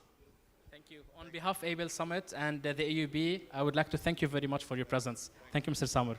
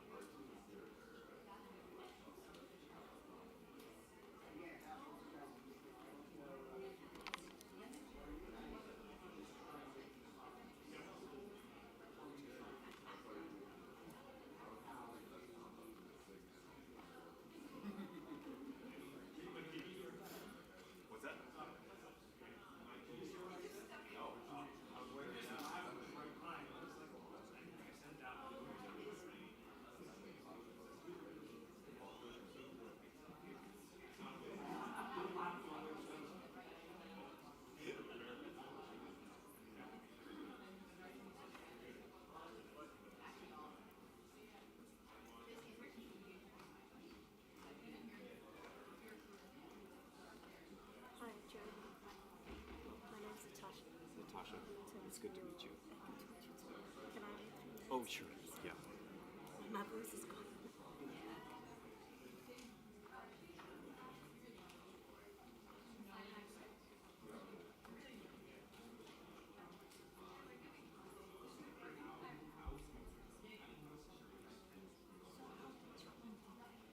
In the middle is better, right? Yes.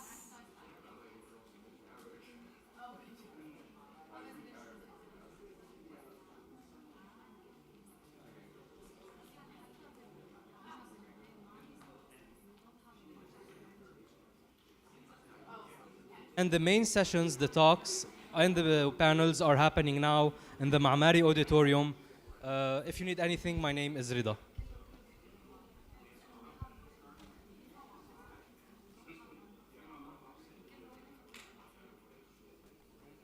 You have your schedule? Yes, exactly.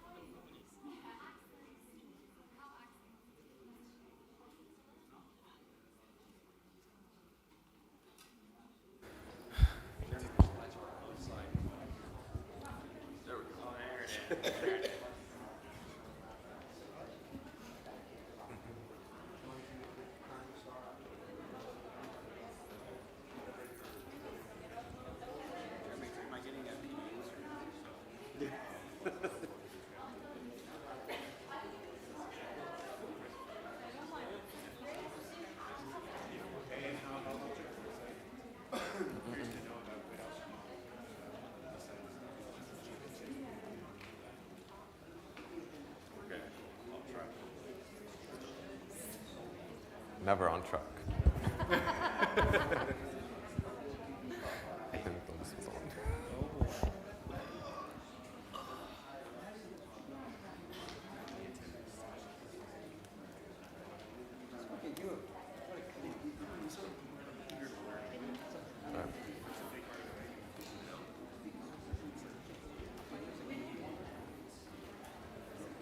It's not on yet.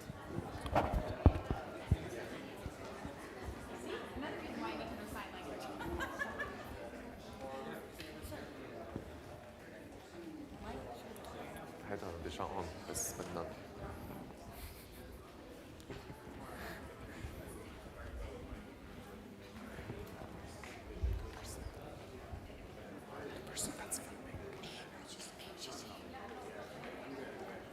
Okay.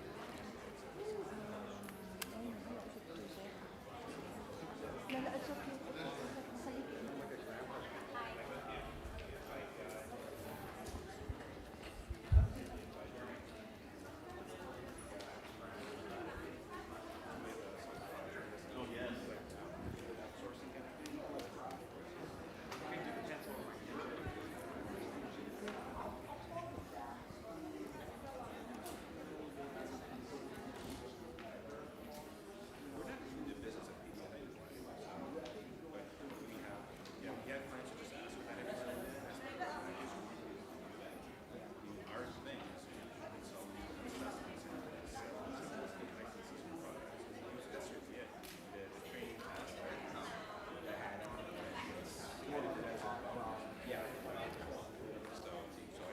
Welcome back, everyone.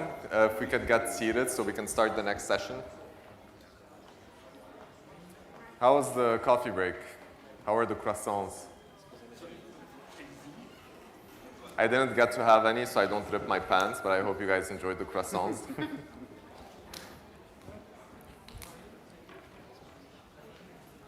So we're very excited to have our next session. Our next session is in the spirit of the do-it-yourself. We're going to collaborate together. We're going to brainstorm together on how to bring accessibility to higher education. It's a very exciting session. We have an amazing speaker who flew in all the way from the US, from Idaho. His name is Jeremy Seda. Did I name it? Jeremy Seda from the US. So please give a big round of applause to Jeremy.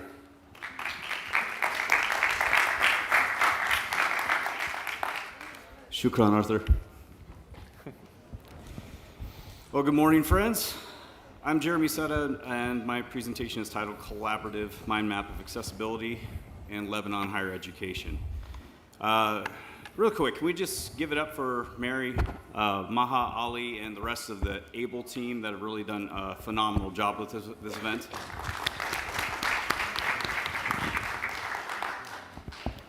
And that being said, I hope somebody hears this. Can I just RSVP for next year, but maybe not to go after Miles and Humberto?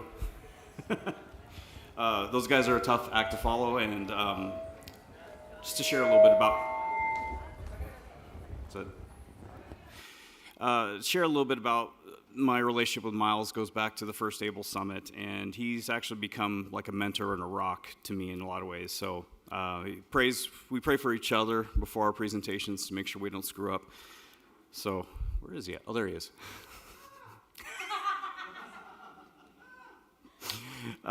So Miles, if my presentation crashes and burns, we're going to have another prayer to find out what went wrong.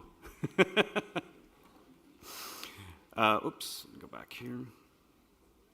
And of course, Humberto, my friend, you're like gravity, and you add just so much weight and depth to all the events that we've presented at together. And so, you know, he's so much like gravity that, like, if you see pictures of Miles and me on the ABLE website, you're going to kind of see that, you know, Humberto is just kind of pulling us all towards him. Humberto, you messed up my picture, man. So just real quickly about me, I'm going to start with I'm a proud husband to my wife, Kristen, here, who's going to be helping me running around things in the audience. And I'm a father for my son, Ethan, and our daughters, Jacelyn, Taya, and Alexis. I'm the North Idaho College IT Accessibility Coordinator in Coeur d'Alene, Idaho. And I'm also a AUB ABLE Summit Advisory Board member. And just to make sure nobody's confused if I make a reference, I'm a second-degree professor of Brazilian Jiu-Jitsu. So if I happen to throw out some obscure reference to fighting or throwing people, you'll know where that comes from. What I'm not is, I'm not a lawyer, so none of this is legal advice. We're just kind of having a discussion around some of the legal aspects and the guidelines of accessibility and just having a good conversation together. So here's the basic agenda. I'm going to briefly talk about this mind map of accessibility that I created for Idaho higher education. We're going to use a Miro board to collaborate on the Lebanon version, and if there's time, I might have some words of advice. So let me go here. No. Is that coming through? Nope, it's not. That's okay. I'll stick with the PowerPoint. Cool. Okay, so you can't really see this. And it's very confusing, so I'll just briefly describe kind of what's going on here. This came about from my initial interview at North Idaho College a little over 5 years ago. And somebody had asked me, can you explain to me what Section 502 is and how it relates to Idaho higher education? And I just said, nope. And that was it. But it was kind of the embarrassing part of my presentation, or my interview. And so first thing I did once I got the job was started to try and understand every aspect that touches accessibility in Idaho higher education, and this mess is what has come about after 5 years. And I continue to update that. It's kind of a living document, if you will, but it's kind of starting with the stakeholders. Obviously, people with disabilities were probably the first ones I jotted down. We have vendors, advocacy groups, and then moving on to the next group, talking about policies. The group after that is guidelines. And then the big one down at the bottom is laws, and that's where things get really crazy. And kind of a separate section, but something I point to more often is legal precedents and Office of Civil Rights, or OCR, complaints. Those are things that kind of really drive us. If something can happen to another American institution, it can happen to us too. So that's why I kind of weight those pretty heavily in there. So that's about all the detail I want to go with that, because I really want to get to the meat of the presentation here. So what we're going to do is collaborate on Miro. If you can, scan the QR code that is on the right there. I'll read out the Miro board link too. It's bit.ly/3Q uppercase U D uppercase D Q uppercase Y. And the password is going to be in all caps, ABLE 2023. And it's optional, but helpful if you have a Google account. You can log in and it'll display your name and whatnot. So while people are doing that, I kind of want to ask a very, well, it's kind of an uncomfortable question that I asked at my own event a month ago. And I'll just take 3 answers from the audience here, but can anybody tell me what they think is the best ability? And those of you who went to my conference, you don't get to answer. What is the best ability?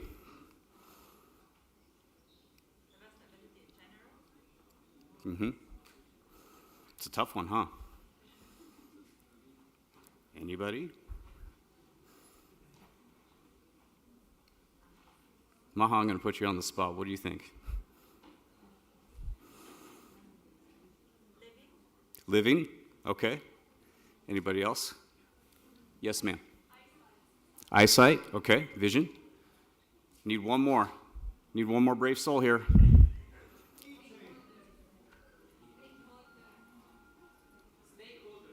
Stakeholders. Okay.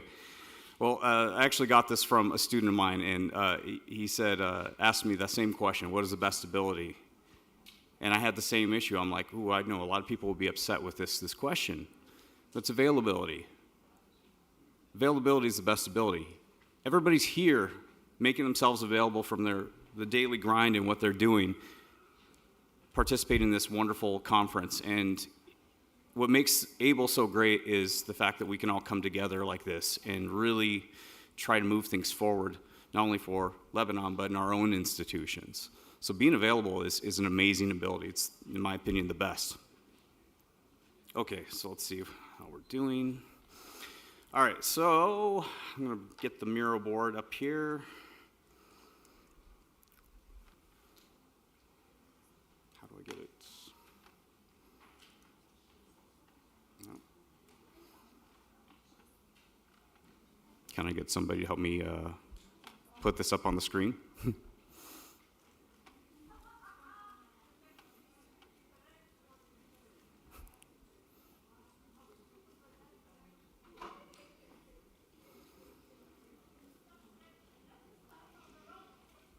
Oh, there goes Ali.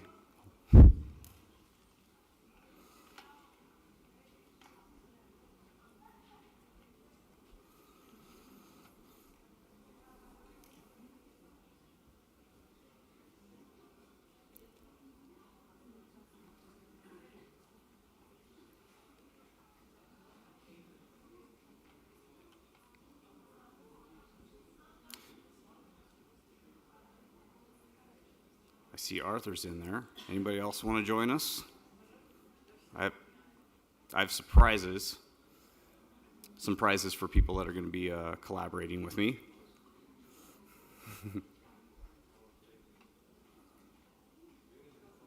I do need help, please. Mm-hmm. I just want to have present this. Yes. Oh, there we go. Thank you. Which was that? Which key was that? So I can. Windows P. Okay, thank you. Perfect. Thank you. Okay, great. So let's see if I can zoom in here a little bit. Yes, capital ABLE 2023. So I've actually got 5 bogus elements on here, and the first 5 people that can tell me, raise their hand and tell me what those are, then they'll get they can be eligible for a prize that my wife will randomly hand out. I heard something over here. What was it? Oh, interdimensional beings. Okay. Miles, are you in there? Do you want to delete that for me? Do you want to delete that for me?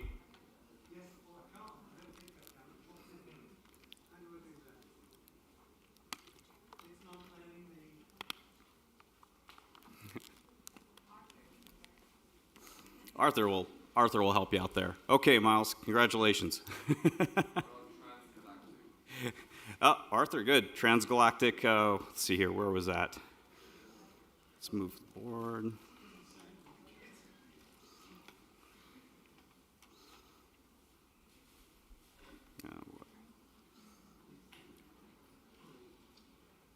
Where am I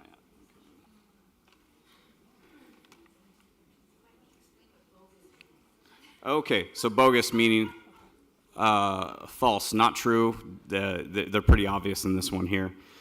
I'm trying to move this. There we go. Okay, so interdimensional beings, somebody's taking care of that, and somebody took care of the transgalactic as far as policies. What else? What else can you guys see that is not real? Yeah, I'm moving. Oh yeah, the strategic yummy rights of ultra creative persons, or syrup. That's completely bogus. That was a hard one to come up with, I want you to know. Let's see.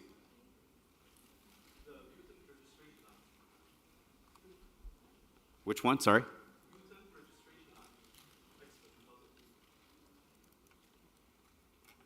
Yes. Thank you. The Mutant Registration Act of 2003, also known as X-Men by Senator Robert Kelly. Good job. You guys are getting them all. We're almost there. Yes. North Pole Plaything Standards Organization? Yeah.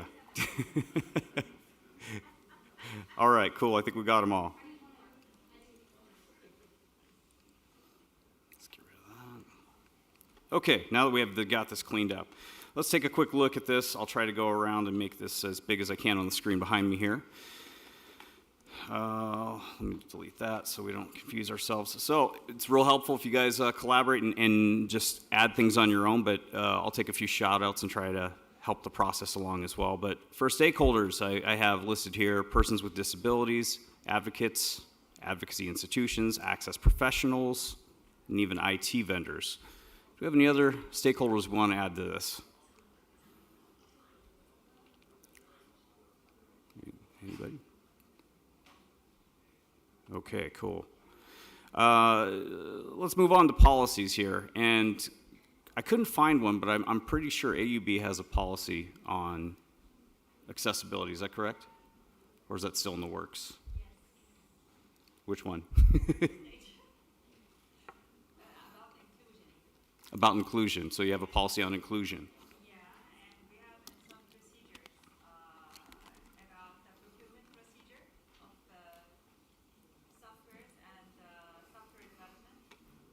Okay. Oh, yes. If we have anybody with mics, if they could run around to help answer the questions, we want to be sure and capture the audio with.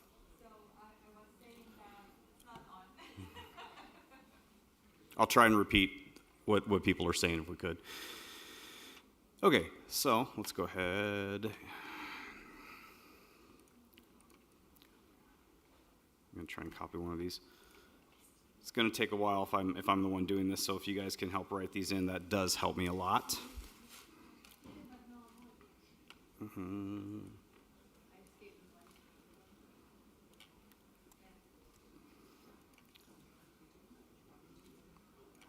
Okay, so we had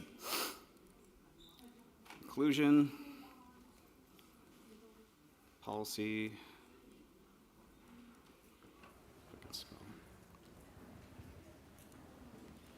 I'm just going to copy paste that. And procurement, okay.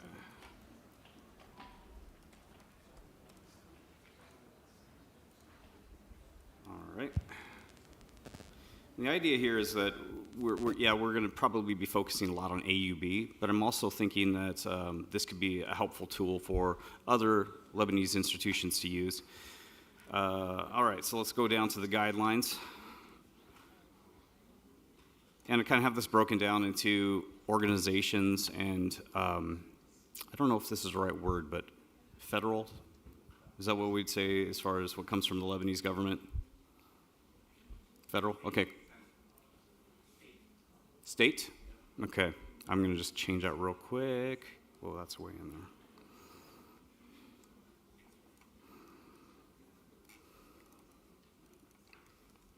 Okay. Okay, but let's go to the organizations real quick, just to kind of cover what we have there as far as the guidelines.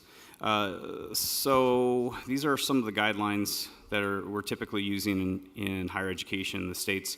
The Information Technology Industry Council has the Volunteer Product Accessibility Template, or the VPAT, and just really quickly, that's typically going to be called once a vendor fills that out is an Accessibility Conformance Report, or ACR.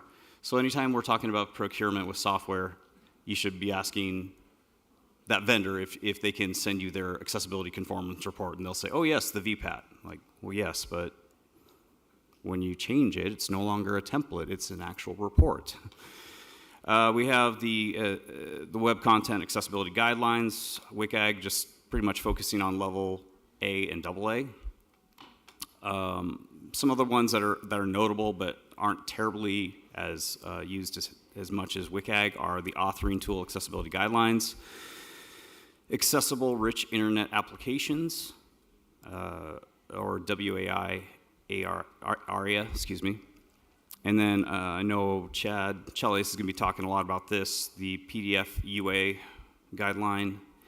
And then these are kind of a preference of mine, but the caption key and the description key from the Described and Captioned Media Program, or DCMP. Those are very, very helpful. There's some other institutions like 3Play Media that also have some guidelines on how to effectively do captions and audio description. Okay, so can you guys think of any guidelines that we possibly need to add here that are applicable to Lebanese higher education?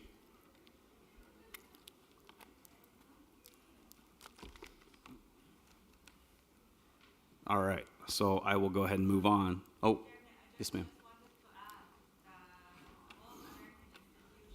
Sorry, can you wait?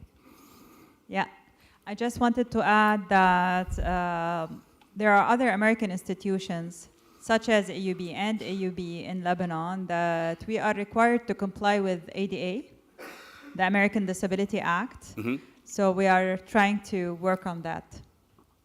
Very cool. So nice segue, Maha, into the laws.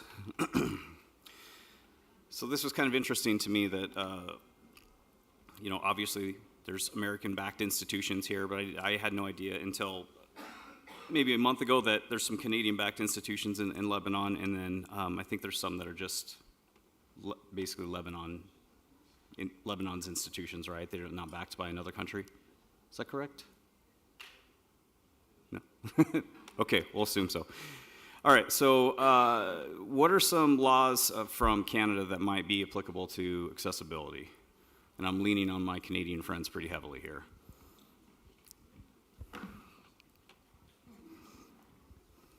Okay, so some of the laws that might apply, I guess, would be anything that comes from a federal regulated standpoint. You have the Accessible Canada Act, the ACA, that was adopted in 2019. And then if you're working directly with different provinces at the province level, most provinces today have their own law that applies to accessibility. The most known one being AODA, so the Accessibility for Ontarians with Disabilities Act would be the most popular, but most provinces by now have a version of this that's either adopted or in the making. Which would give you about 8 to 10 roughly to consider. Very cool. Okay. So obviously there's some additional ones because of the province, the laws with the provinces. Cool. Okay. We'll do this. Very cool. All right. Anything else that's kind of notable with as far as Canada goes? No? Okay.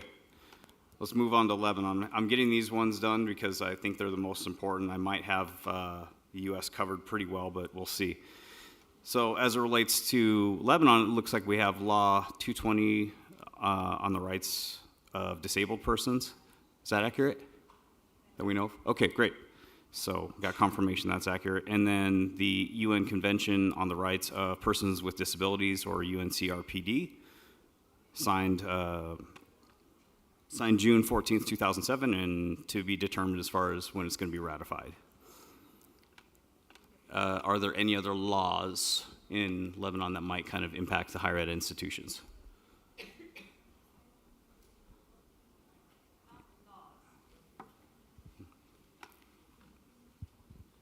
Not laws, but I'm aware of a national strategy that is being developed. Okay. It's still in development? It's a draft now. Okay. So it went through the, audit and approval cycle.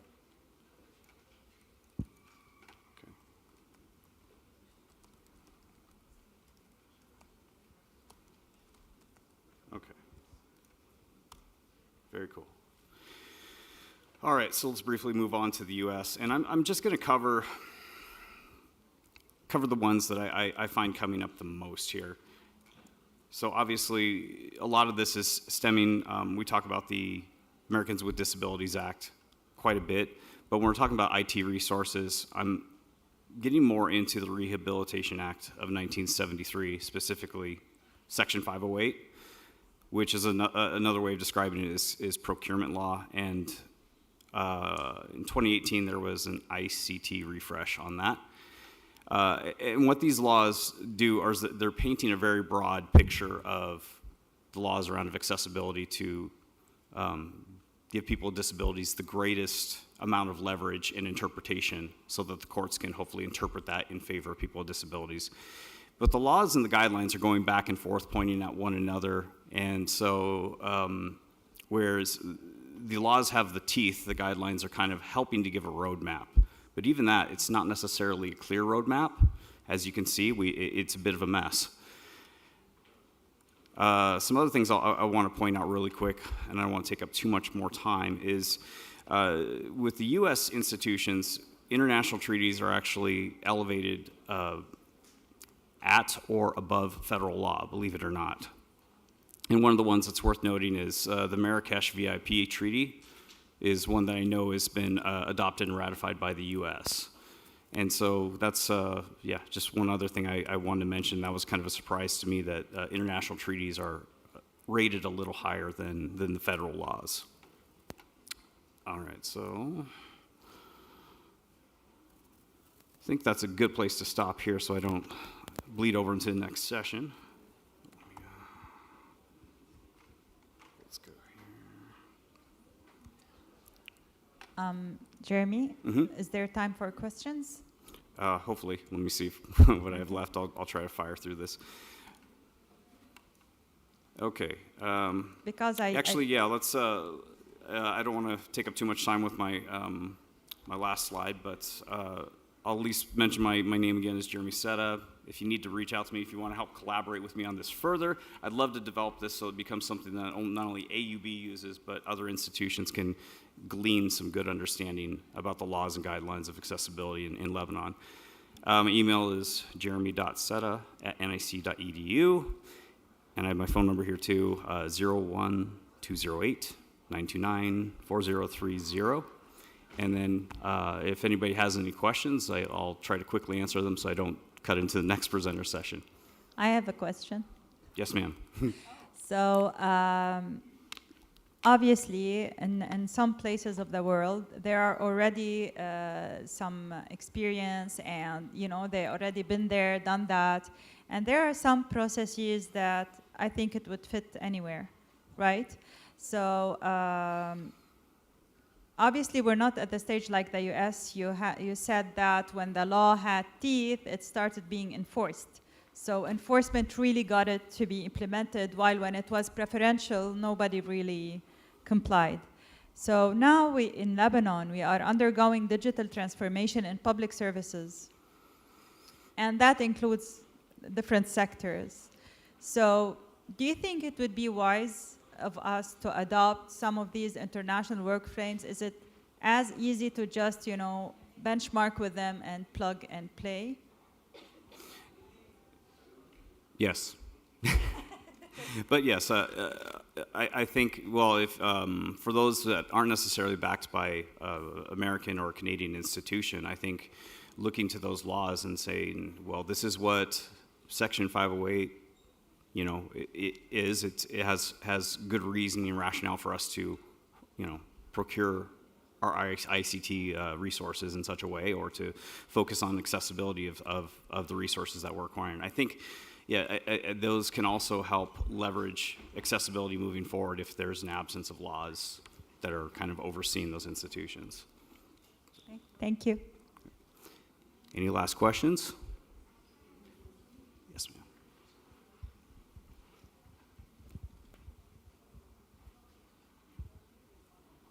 Jeez.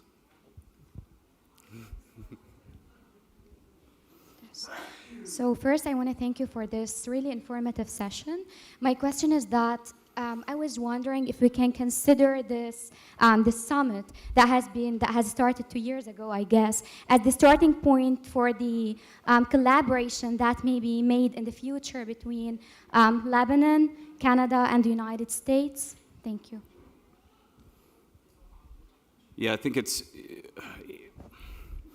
I don't know where it's going to fit in that, and I look forward to actually hopefully collaborating with you guys more on that. But I think this is a huge effort that we're doing here at ABLE Summit that it will probably make its way into this this mind map.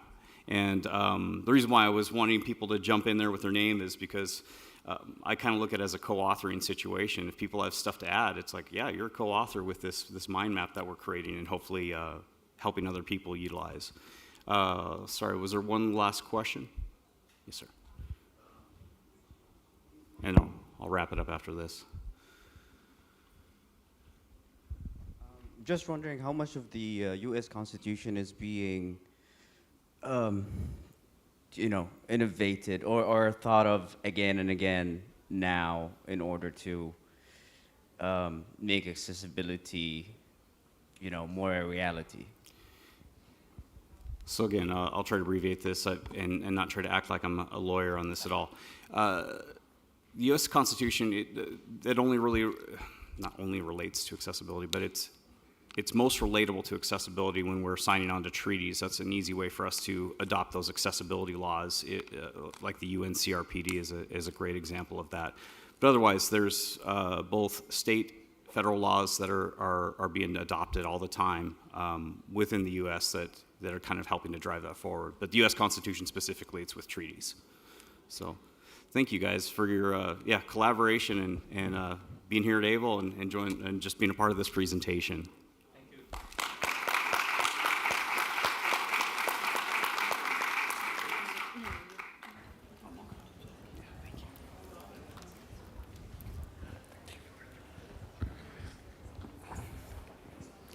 Thank you, Jeremy, for that amazing session. Our next session is actually entitled Web Accessibility Myth Buster. So this should be fun. We have with us an expert that flew in from Canada, has more than 20 years of experience in web development, and for the past 13 years has been an advocate in accessibility in web. So please help me welcome Mr. Toufiq Sbaiti to the stage.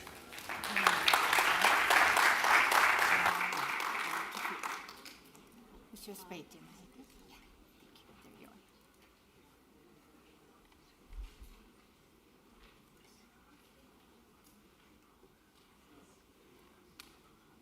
I'm not sure about fun, but it's going to be informative for sure.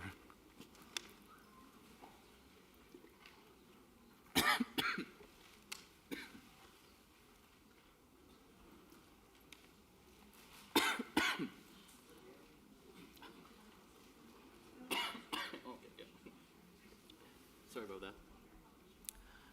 Sabah khair. My name is Toufiq. I'm Lebanese from Canada, or Canadian from Lebanon, I guess. Sorry. So first of all, I would like to thank Mahat for inviting me over. This is my third trip to Lebanon in the last 12 months, technically because of ABLE.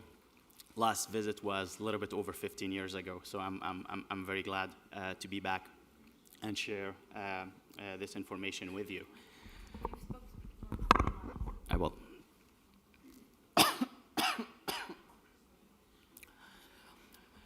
So the title of my talk is Web Accessibility Mythbuster. So the idea how I come up with the title of this talk, 2 years ago I was in a conference, we were at the dinner, and someone came to me, so what are you talking about? It was a developer conference, was not an accessibility conference.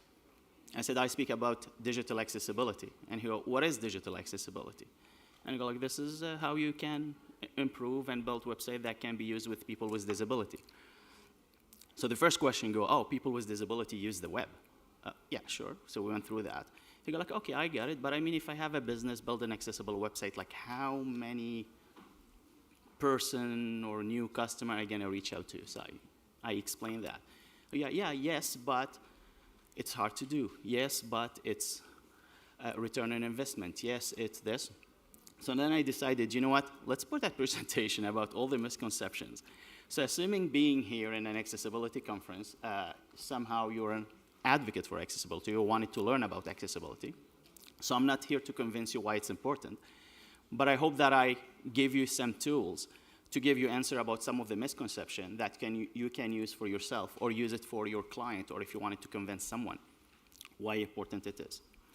So before we start, when I say web accessibility, what I mean by that is the level of usability of a website for people with disability. So that's what I refer to when I'm talking about web accessibility. Why it's important? The power of the web is in universality, access to everyone, access by everyone regardless disability is an essential aspect. And the person who said that know a thing or two about the web. He invented it, so he knows it. So in my talk today, the misconception or the myth that we will bust together is accessibility affects a small group of users, accessibility benefit person with disability only, building accessible website is hard, accessibility is the developer responsibility only, and an accessible design is a design that basic, simple, and ugly. And actually, I just realized I put all of this in one slide and people taking picture. This is all wrong. So don't share it with my picture and say to fix it so. This is all false, and with the next 20 minutes, I'm hoping, no, I'm scared. Maha's taking pictures of it too. It's just to show you how this is all false. So if we start with the first one, accessibility affects a small group of users. If you're a nerd like me and you like number, this is probably the best section of the presentation. In 2017, 6.2 million Canadian aged between 15 years old and over had a disability. And the image I have here, it's showing by group of age. So we saw it touch every group of age, where youth age 15 to 24, they're 13%. Working age adult, which is 25 years old to 64, is 20%, and 38 for 65 and up. So it touched all level of group and age. So you cannot look at it and say, okay, this is for more older people or worker or student and so on. It touched every single group age. In the US, a little bit over 1 in 4 person adult have a type of disability.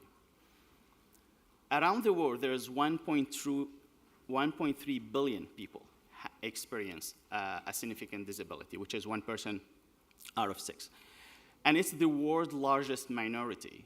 And I won't say it's interesting, but interesting fact that anyone can be part of it anytime. So it's not that you're part of this and that's it. You can be part of this group anytime.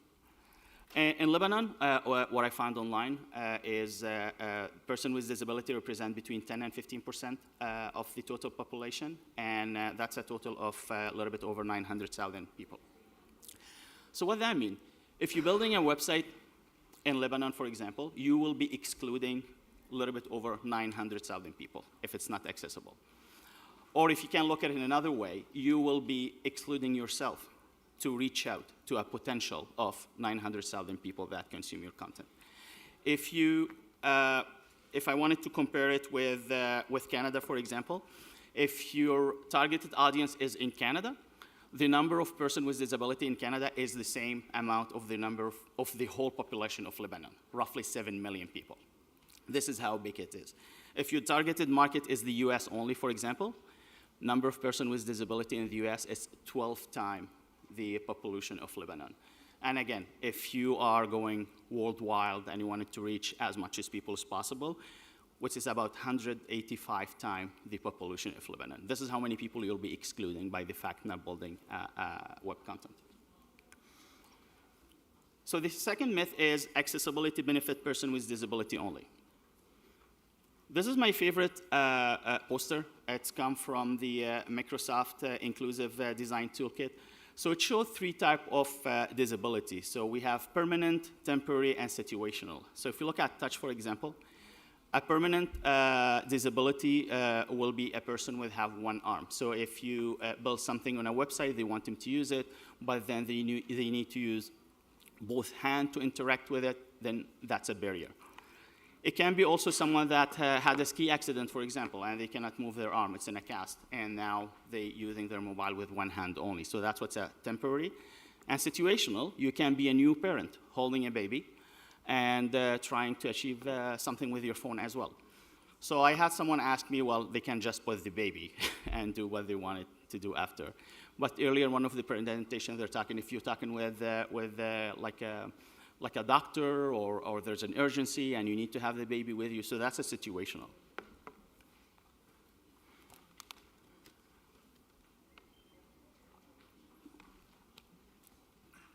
This graph is from an article published on the DQ System website. So it shows you a curve where in the middle we see the average user. But then from each side of the curve, we'll see different type of user where they will be in situation where an inaccessible website will call them barriers. So you can have people with disability, as I mentioned, with the numbers. Then you can have people getting older. Spoiler alert, we're all getting older every day. My vision today, it's not as it was good 10 years ago. And I hope it would be at least as good as now in the next 10 years. So at some point, I heard someone saying, I built digital product accessible for the future me, because I will be using it. In Canada, and I'm very sure like even in Lebanon, like if you go to a restaurant now, they don't give you a menu in a paper. You need to scan it and look at it online. So this has changed a lot. Lots of people will be using the product that are online. That's people using mobile devices, or people can be under stress. So a good example for one of the criteria to build accessible website is to give enough time for the user to fill a form, for example. So at the same time, you'll be under stress if you're buying a ticket, for example, and then you have this timer going over and over, like you have 5 minutes, you have 4 minutes, you have 3 minutes. It can cause some stress. I'm speaking now, I'm a little bit stressed because I get that cough now. So I'm like you get that situation where if you have additional barriers, it will make it difficult for some people to complete tasks, but it can also make it impossible for people to complete tasks. When it comes to search engine optimization, if you build any accessible website, for example, the first example when we talk about accessibility, we say blind person cannot see an image, so we need to provide a text alternative for that image. So that will help your search engine as well, because if you have a picture, let's say ABLE Summit happening in September, it's a picture, there's no alternative text, so somebody go online, Google, when is the ABLE Summit, they won't find it. Because the information is an image, so you need an alternative text. So the idea of the alternative text was to help blind people to read the text or see the information, but it also will help your search engine optimization. That's the point what I'm trying to do here. When you have a web page and you have a unique page title, for example, it's the very first thing that a screen reader will read out to, to the user. If you have a website and every page in your website is your business name, for example, so each time they will open the page, they will read the name, they won't have no idea where you are on your website. Or for example, if you, I'm very sure it's happened to lots of people here, when you have lots of tabs open and you can navigate from one tab to another, to imagine all of them have the exact same name. I work for an institution where they have lots of media product. Every news release called news release without the title of it. So if you go to their search, you search for any subject, you will just see hundreds of result pages say news release, news release, news release, news release. So that's again an example where it meant to build for person with disability, but again, search engine optimization will benefit from it. Raise your hand, shake your head, or show any sign if you know what this means, that image on the screen mean. I have a button with a wheelchair user and button say push to open. I would say everybody familiar with that? All right. Now, show a sign, raise your hand, shake your head if you if you agree that that sign means for wheelchair user to push the button to open the door. We all agree that? Perfect. Now, show a sign if you're not a wheelchair user, but you used that button before, at least one time in your life. Yeah, everybody. So that's another good example where grocery stores, I do have a picture, but it's not here in the slide. I waited in the grocery store to see someone with lots of bags and trying to open the button, so that was used there. And now with COVID, people don't want to touch stuff. Well, so there you go with the elbow on this side and so on. So this is not built for this. It was built for wheelchair users. So if we ask ourselves the question, who benefits from accessibility, regardless the 1.3 million plus the situation and all of that, it's technically we all do.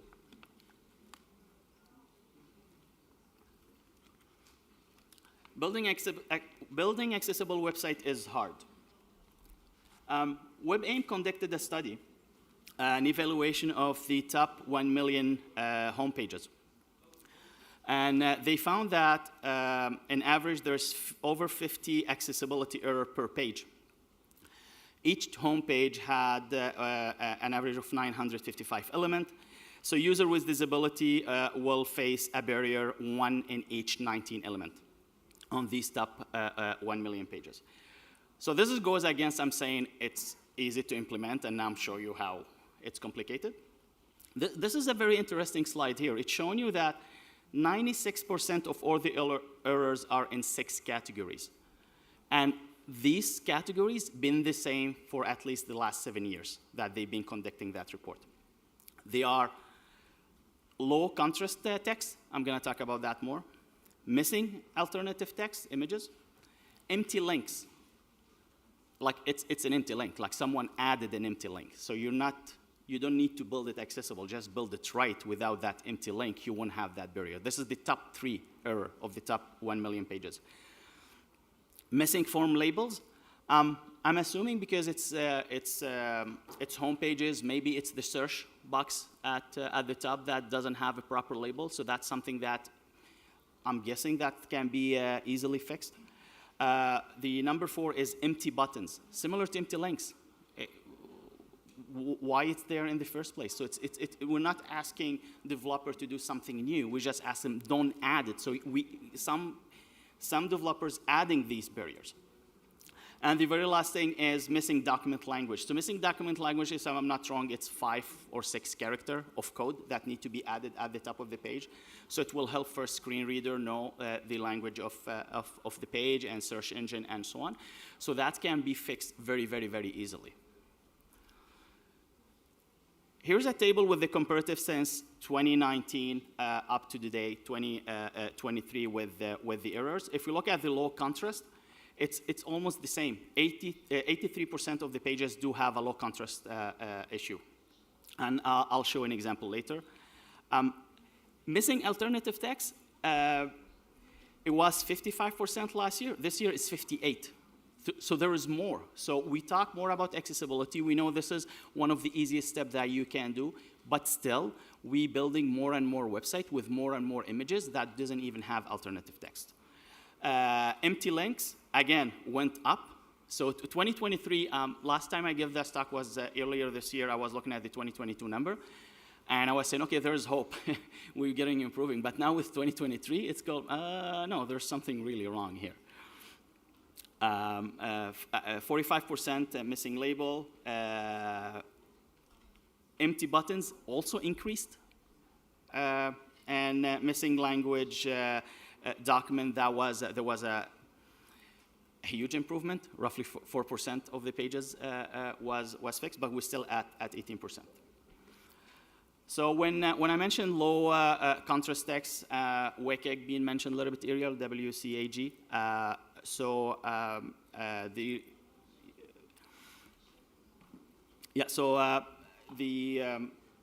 The ratio that what I refer to is to be accessible or to pass the success criteria for color contrast. It needs to be a ratio of 4.5 to 1 for normal text, or 3 to 1 for large text, which is 18 point or 14 bold. I have a screen capture of the National Hockey League website. I mean, I cannot come from Canada. I don't have slide about hockey or maple syrup or poutine, so. So what you see in this page is, if you look at the right side of the screen, there is a menu called categories, and there's a bunch of links with the color. So if we run a wave tool, which is by WebAIM to show what the color contrast issue on the page, we will notice lots of red box on that page. Each of the red box say that there's an instance of failure for color contrast. So if you look at that, all the navigation. So in this page here, there is roughly 20 link or 20 instance that have a color contrast issue. So if we fix it one time, we will reduce the number of errors, at least by 20 errors. So we can fix it in very easily. For example, again, with the wave tool, it's give us the color of the font and the background color, and then you can play with the color. There's a kind of an, like a tracker or a meter. And then what I did is I took that orange color and I make it a little bit darker to make sure that there's enough contrast, and then it passes. So that's kind of an easy fix, and this is the top accessibility error.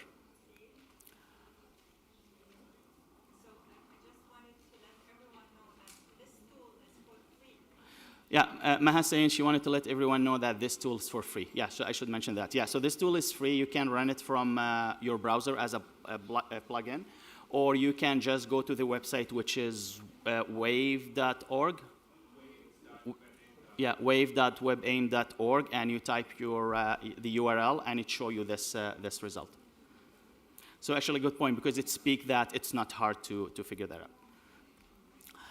Here's another example because the example I use for the National Hockey League, it's a text with like a white background, so it's easier to figure out the color contrast. But here's an example where the background is an image, and it's an image that when you scroll up, it moves in the back.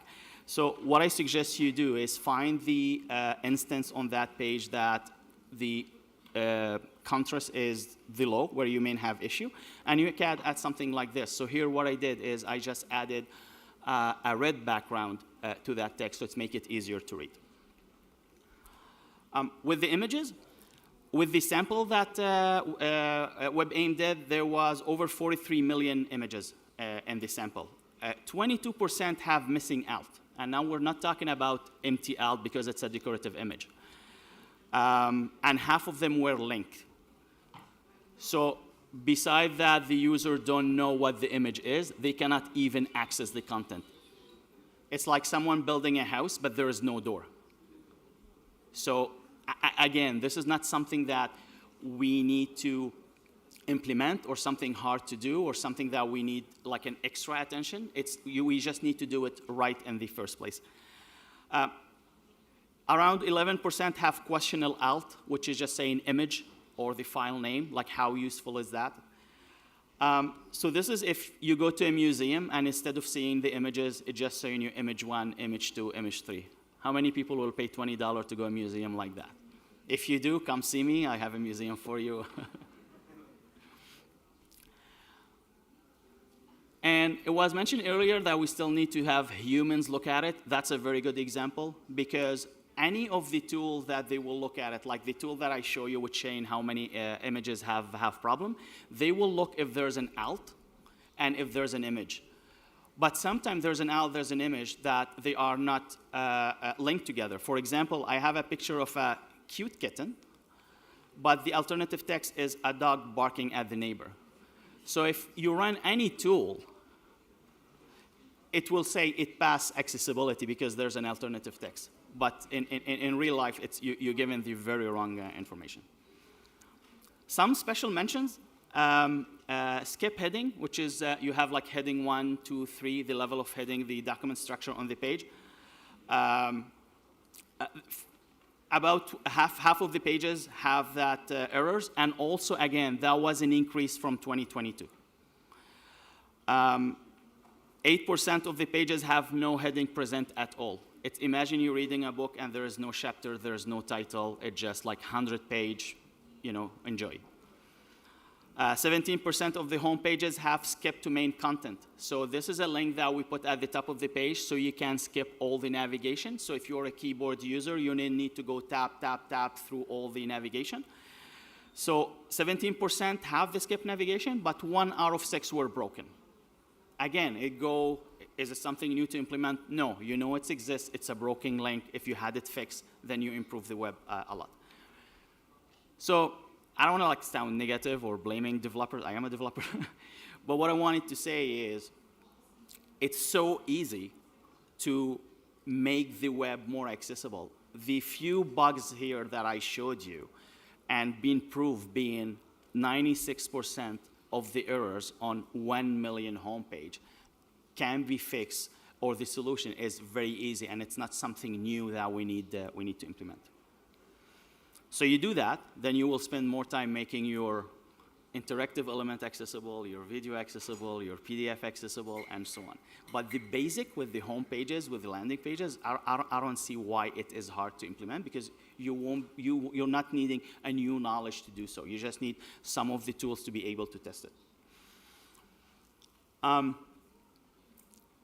Accessibility is the developer responsibility only? No. Everyone is responsible for creating an accessible product. Anyone on the life cycle of any website, being a content writer, a designer, interactive designer. On the WCAG website, when you go look how to meet the WCAG requirement, there's some filtering that I'm developing, content creation, etc. So that proves the point that even the rules themselves are built based in different type of roles. My favorite is the US government. Okay, let me rephrase that. I'm not saying the My favorite document about roles and responsibility is the one built by the US government for the federal employees. So when you go to the website, which is available to all public servants, they need to use it, but it's also available online to anyone to use. So you will look and it would tell you what role fits you. So they ask you the question right away, and you select, I'm creating a product, content, front end, etc. And when you select your role, you will go to the page. On the left side, it shows you the different section. In this example here, I selected heading, and the content of the page will tell you what that means and give you a persona, kind of a small story that you can use to first to understand it or share it with someone else. Then it gives you a bullet list, steps you need to take to make sure that you're achieving that criteria, and then links to video, to see how to implement it, how to test it, and also a link to the specific WCAG requirement for that specific criteria. The next slide here is my favorite things that you need to do for the different role. My slides will be available. I'm not going to read them for you. There's a lot in there, but you have it for a content creator. You'll have it for visual designers, developers,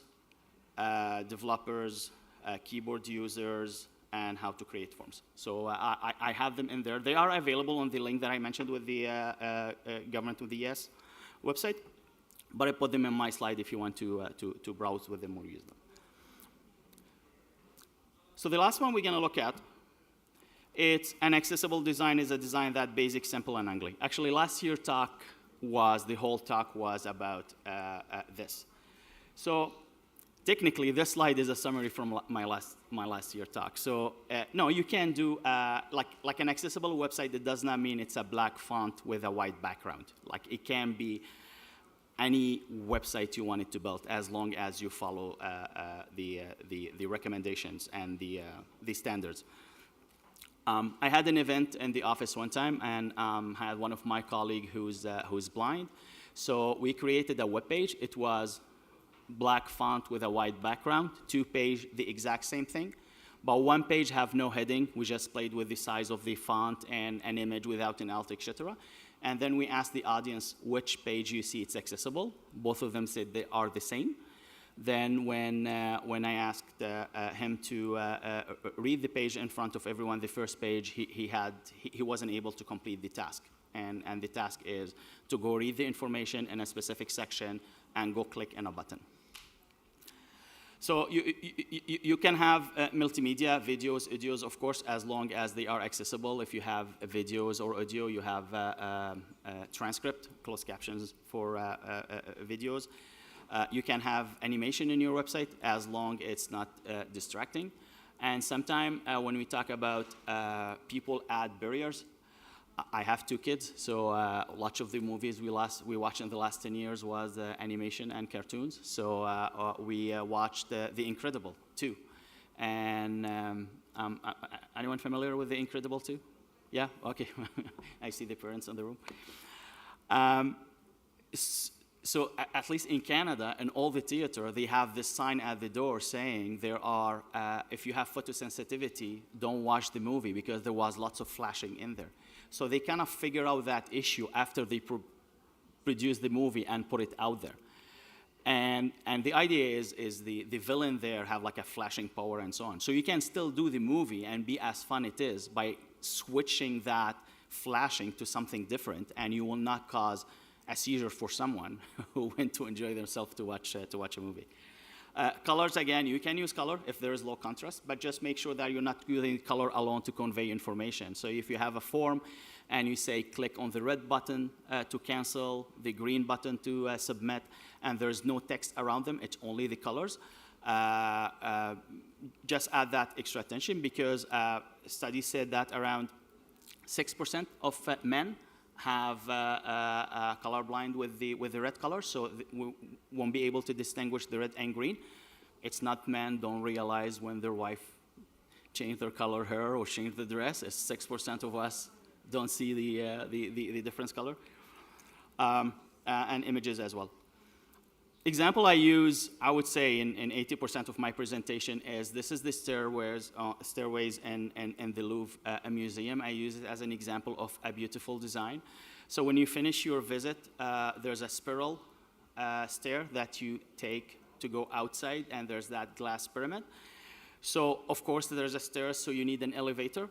So there is an elevator available at the corner, but I'm assuming that the designer, they wanted to give a same experience to everyone, being a wheelchair user, or in our case, we had a stroller with 2 babies. So in the middle of the stair, there's a platform, and the ramp above around the platform, it's not very high. So if you're sitting, you will be able to see the view, and that platform go in the middle of the spiral stair. And the exit is as the same way where you exit if you're using the stairs. So for me, when it's coming like universal design, this is a good example where we took something, we want it to look nice, we just don't want to have a set of stairs or elevator, and work together to make a similar example for everyone. At the end, where I can learn more about accessibility, conferences like this is the best way to do. This is maybe a little bit with the personal, my very first talk. It was in Quebec City 10 years ago, and the very first person that I read about accessibility, sorry to put you on the spot, but was Denis. And I met him in person there. And since I'm happy to call him a friend, and we collaborated on some project together. Met Chris in Toronto. He kind of helped me with the first international conference to attend to. Very first conference I organized also. Adam was there, give him a call. He said, yeah, what do you need? I'll do it. So this networking is amazing. And there's lots of people wanted to learn. I met, again, Jeremy last year. We've been on contact since. We shared an idea. Miles, we shared hundreds of steps yesterday together. So that's my link to in Canada. And I realized in Lebanon it was not that popular. It's a website called meetup.com. So people create these kind of meetup to do some activities. It can be to go for a walk or do something like more professional. So there is the 11Y Toronto that being mentioned a little bit earlier. We have the 11Y Montreal group, and we have the 11Y Ottawa group as well. And on the last couple of months, I've been speaking with Ali, one of the, can I say organizer? Ali. ABLE club member, an ABLE team member, an ABLE backbone, and a guy that can answer your call at 11 p.m. So yeah, so what we did, our last meetup was in July. We had it online, so we had him joining from Beirut. So we usually do it in the afternoon, but then we managed to do it around lunchtime. So it was his evening, our lunchtime, so we work it out together. And we're planning to do the same one with the one on October. So mindset, you just want to do it, go ahead. It's been mentioned a couple of times already, so this is the kind of stuff that we can do. Two conferences that they are free, available online that people can attend. It's the ID24. It's a 24-hour conference. There's a conference every hour. So you have no reason to say, I'm in Beirut, I'm in Hong Kong, I'm in Montreal. You will have a session that you can attend. XCon as well, it's 2 days, 3 days, 2 days online conference as well. Ideas, the XCon conference, for example, it's get recorded, similar to ABLE. So what I did, I wasn't able to attend it last year. I believe it was at the same time as ABLE. And so what I did when I went back to the office, I looked at the recording, picked a session or two, ordered some pizza, and took my team in a boardroom and said, okay, let's watch the session and do it. So there's these kind of small steps that you can do to learn about it. GAD, of course, this year there was, I just noticed this is 210 events that happened, that were listed in 2022, and I believe it was 260 this year. So if you do any event, put it in the list there, or go through the list and look if there's any of the events are available for you to look at. You can do smaller event as you can look at nomouse.org, which is show you how you can organize that, I would say, awareness campaign, where you ask your colleague to unplug their mouse and just use the keyboard for a day to just give them an idea how hard some things can go. I won't recommend you do that in a day that you have launching a product or you have like a media release need to do, but it's a good example.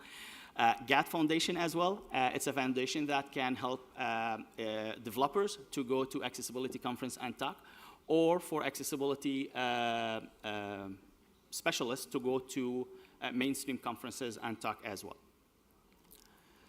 And that's it for me. I hope that I don't want to say convince you, because I'm sure you are by being here, but I hope that I gave you some of the tool for help you convincing other people that accessibility is very important, because otherwise, as I mentioned earlier, it can be hard for some people to use your product if it's not, but then it can be impossible for them to do it if you don't take that little bit of attention to details and make it accessible. Thank you so much.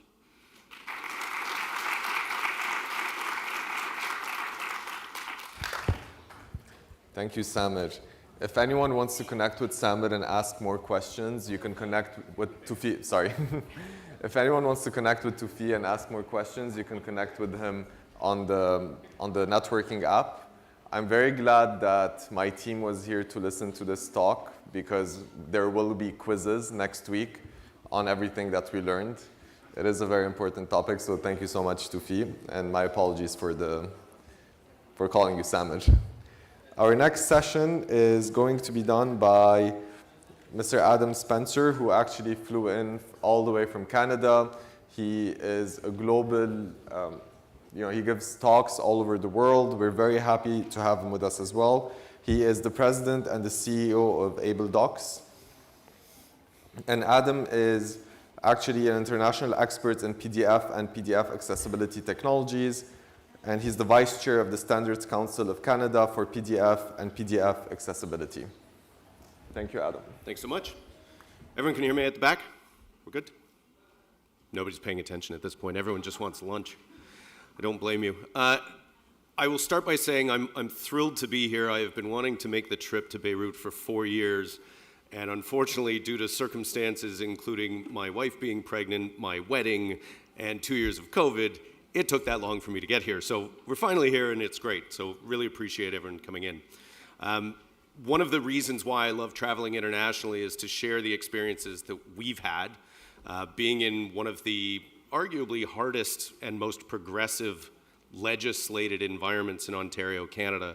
We're very proactive with our accessibility legislation, and Maha made a question earlier about, is it beneficial to learn from others? And the answer is absolutely. Learn from what has been successful and what hasn't.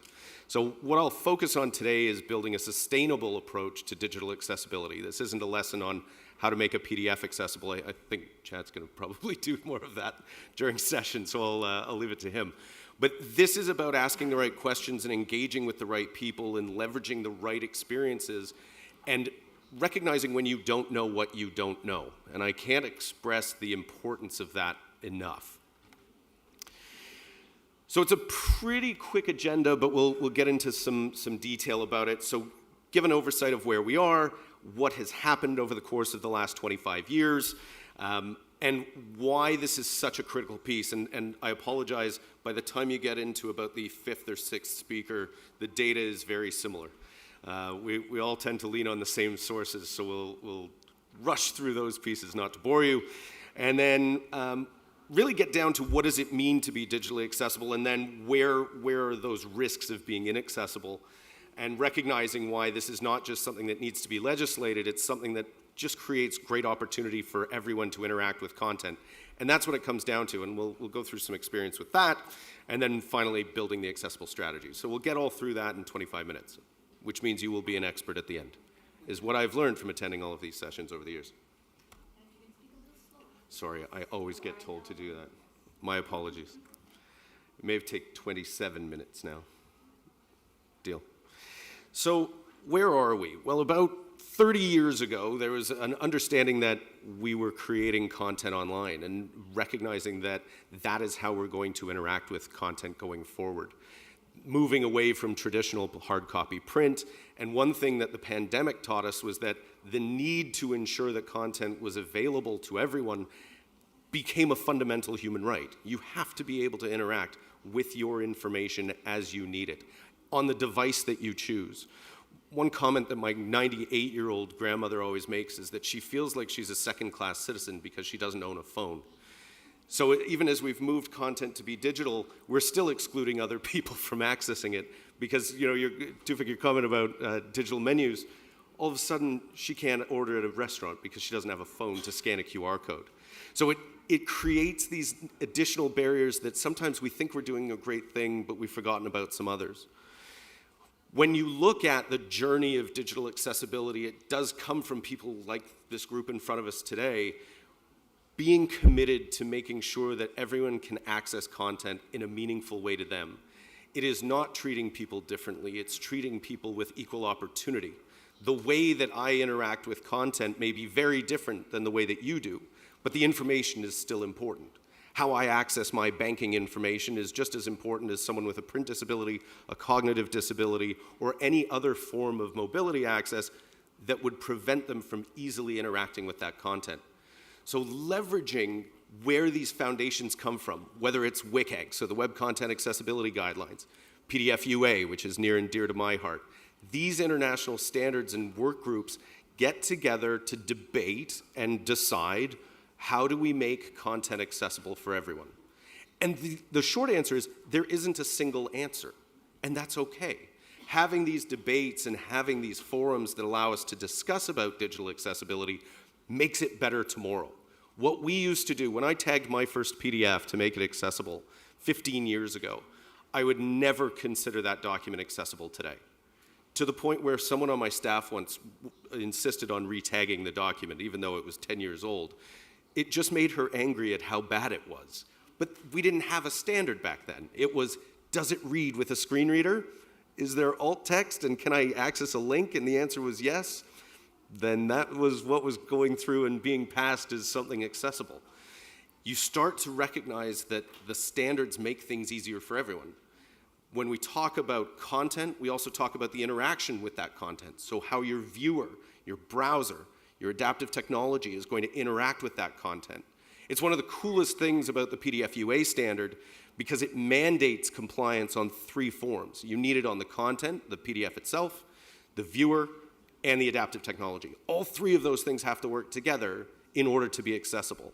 So we've seen that as more organizations and more legislation is created, that becomes a starting point for everyone. We know that we need to make it accessible.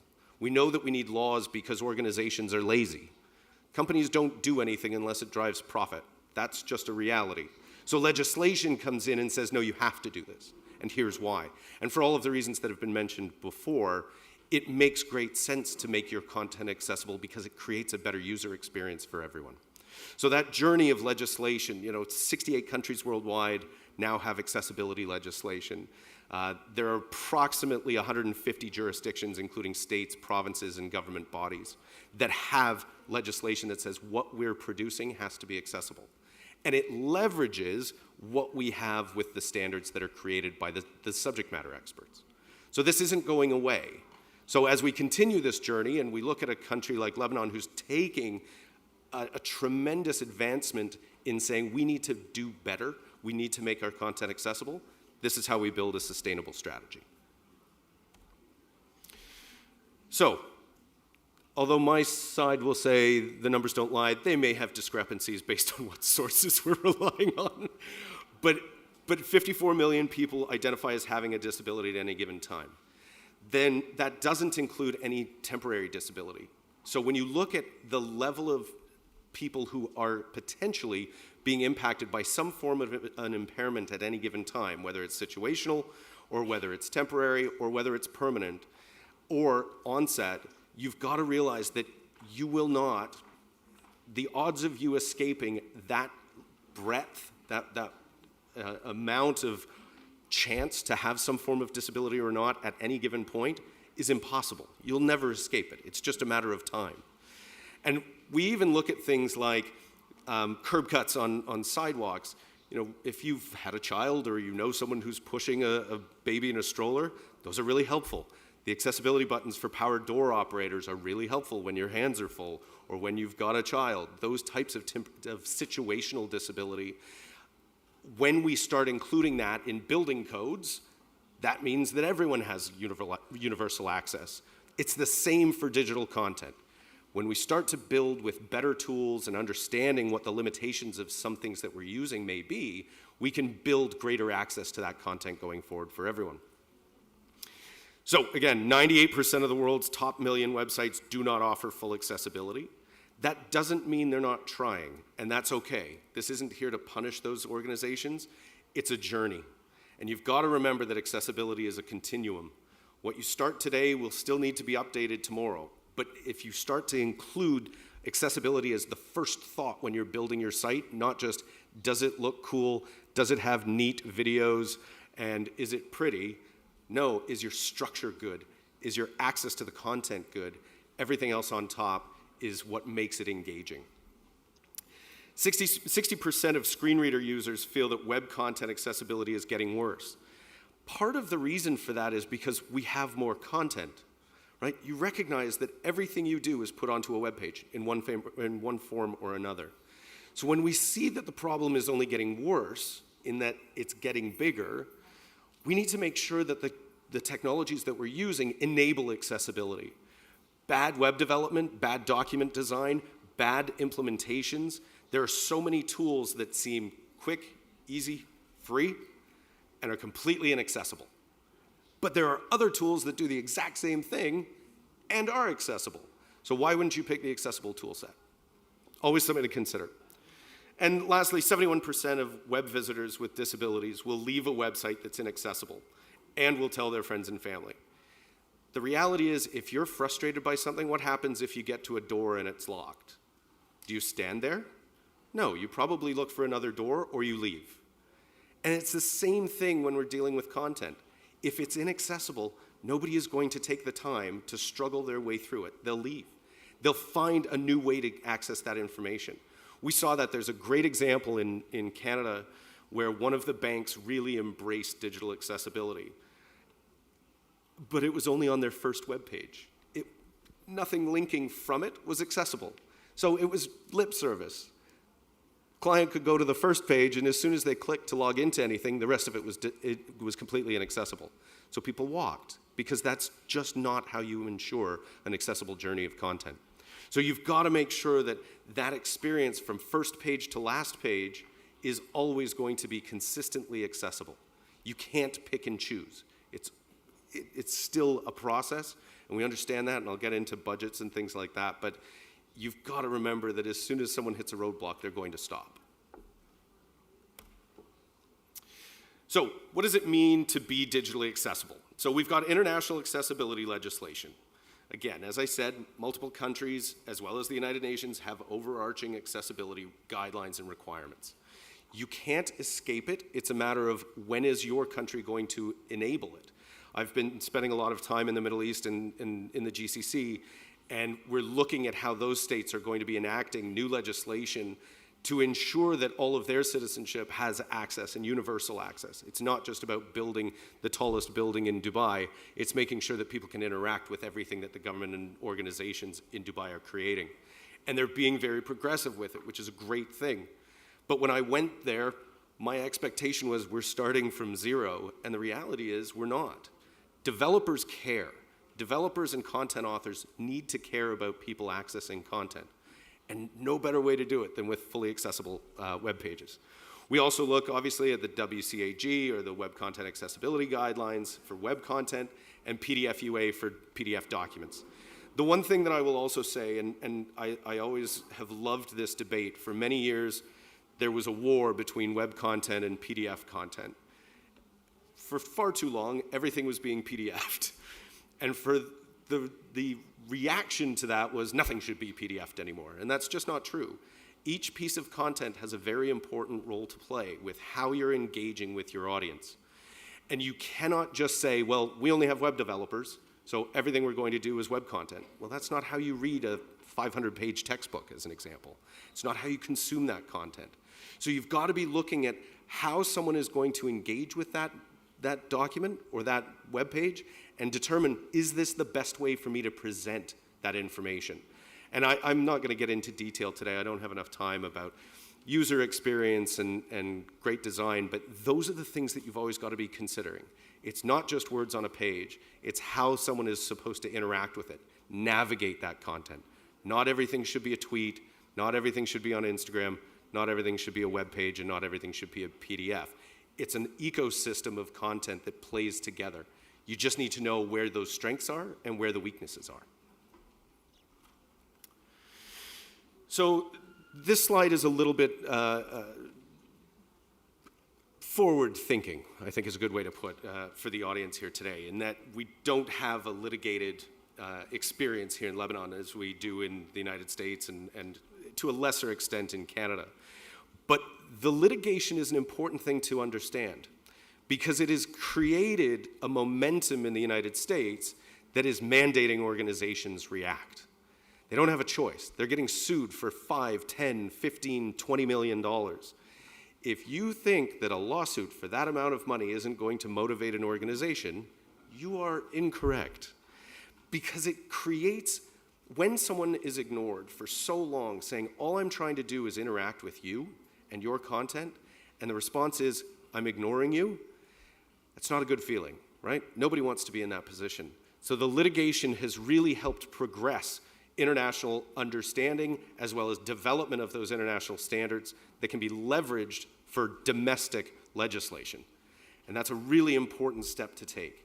So I'm not one to believe in suing for $20 million is a great thing or that type of risk, but we also have to understand that it has created a massive tidal shift in large international business, recognizing that we need to make our content accessible. And if you're interacting with those audiences, you have to make sure that you're accessible as well. So we've even seen litigation turn into legislation. So the state of Florida, there was an individual going around and suing all of the municipal governments saying, I'm moving to your town, your website's not accessible, pay me $25,000. Well, the state came back and said, enough of this. We're not going to continue to pay out. So the state put in legislation that said if you're a municipal government, you have to make sure that your content is going to be accessible and conforming to those international standards. So it does work in certain contexts, but you've got to recognize that there needs to be a different type of stick versus carrot, right? And so then we get into the carrots of lost customer base, poor usability and user experience. All of those trickle down, and corporate reputation or government reputation becomes part of that risk. If people can't access their information, they will not trust what you're putting out, right? You want to engage. That's why we create this content. You want someone to know about what you're doing, why it's important, why it's exciting, what you're learning in school, what you're going to be conveying to a citizenry. You've got to make sure that you understand that open access to information is that critical piece. So, how do we build a sustainable strategy? A lot of this comes down to understanding and knowledge. Not everyone, whether in this room or anyone engaging in digital accessibility, is going to be an expert. And that's okay. You do not need to be the greatest web developer, the greatest content designer, the greatest PDF tagger. But what you need to know is whatever you're engaging with has to be accessible. It becomes part of your culture. It becomes part of what you think about first when you start writing content. Most people don't even realize what they're creating is inaccessible, right? Quick show of hands, written in Microsoft Word, right? Everyone's written in a Word document, Google Docs, doesn't matter, right? When you start creating bad structure by not using the tools that are available, your content is just words on a page. And if you save it as an image, it's a flat image and nobody can read the content. So you're doing things in a sloppy way that inherently create an inaccessible path. But if you knew, if I told you that you could do it, and I can give you an introductory course that says this is the basics, then when you're in that meeting or you're creating that document or you're sitting with your web team, you're going to think, what should we do for accessibility? And it becomes that cultural change. And that's what we've seen. So again, legislation, this is a big list. Maybe I should have split that into a couple slides. When you start having that understanding throughout the organization, doesn't matter how big or small you are, when you're asking the people who are building your content, can you make it accessible? That's when you start to see change. And we've seen it in Canada and the US and in Europe and Australia. People now think about how content is going to be distributed. Because yes, we have legislation or litigation risks, but the reality is it's now just part of the language of content. We now need to be thinking about accessibility from the word go. So we look at understanding your audience. And there is my favorite response, whether it's from a customer or from someone in the industry, oh, we don't have someone with a disability who works here. You don't know that. And again, that temporary disability or situational disability can happen at any time. And do you want to still be able to interact with that individual or not? And the answer is you do, right? You can get hit by a bus tomorrow. I've been in traffic in Beirut for the last 2 days. I don't trust it. So anything can happen. I'm shocked I haven't seen a crash yet, but understanding how your audience is going to be interacting with your content is one of the first principles that you've got to look at. Then getting the training, building awareness. You can move from awareness to expertise, but you start with, what do I need to know? And then knowing what you know versus knowing what you don't know is just as important. I know where my limitations are. I am a terrible web developer. I can make a website accessible, but you don't want me doing it. So I call, well, we have a team, but I'll call an expert, I'll call Denis, and say, how do we build this out better? And be collaborative. I think it's one of the coolest things in accessibility is that the experts want to help and want to help you learn. It's so collaborative that when we hit those barriers of, I don't know what to do here, I can even call my competitor and say, what did you do in this instance? Because we sit on the same boards that are creating the standards. We work through it, and especially as you start your journey in accessibility, understanding that you can reach out on LinkedIn, on Twitter, on all these information boards, and ask a question that will be answered by someone who's been there before. And if we haven't done it before, we'll figure it out. And it's one of the most powerful things in digital accessibility. Looking at accessible design. So what are the elements that are going to cross your life so that you're thinking about when you're going to be interacting with that going forward? Auditing. Accessibility audits are a snapshot. It's a moment in time, right? If I run a scan using Wave as an example, or I do a manual audit to review your content, or I use a checker, that's in that moment. Nobody's content stays static forever. It just doesn't happen. So you've got to be continuously doing it. The standards change. So understanding where those new pieces come out. We've got WCAG 2.2 coming out. You've got to understand where those differences are because new content and new technology needs a new approach for accessibility. It underpins, everything is typically backwards compatible, but you want to be looking at, okay, well, this new thing is here. How do I make that accessible and engaging? Engaging your stakeholders. Asking people, what can we do to make our content more engaging for them is a great way to get that user feedback and understand maybe you're by the letter of the law compliant, but your usability is missing the mark. And it allows you to continuously learn and engage with additional users to get additional context. There is not, we often talk about personas in digital accessibility, but persona is only one pathway because you can have multiple disabilities, cross-disability. How am I engaging with users who have a different approach to accessing content? We always used to get asked for screen reader or JAWS accessible PDFs. Well, JAWS is only one piece of software. I can't guarantee that my audience is only going to be using that piece of software. In fact, I know they won't be. So it's understanding what else is out there and what are those new versions and how is it changing. That, which obviously leads to being continuously staying informed. You need to be sticking with your ongoing education and learning where those changes are. Being engaged with the W3C, the ISO, experts in the community, these types of conferences where you get to expand your knowledge and say, well, what did you do here? And how is this working there? So making sure you're keeping on top of it. What we did, is, as I mentioned before, what we did 15 years ago is very different than what we did 10 years ago, 5 years ago, 2 years ago. Oh, that's a spelling mistake. That should say test with assistive technology, not TET. Understanding how assistive technology interacts is a really important thing to remind yourself.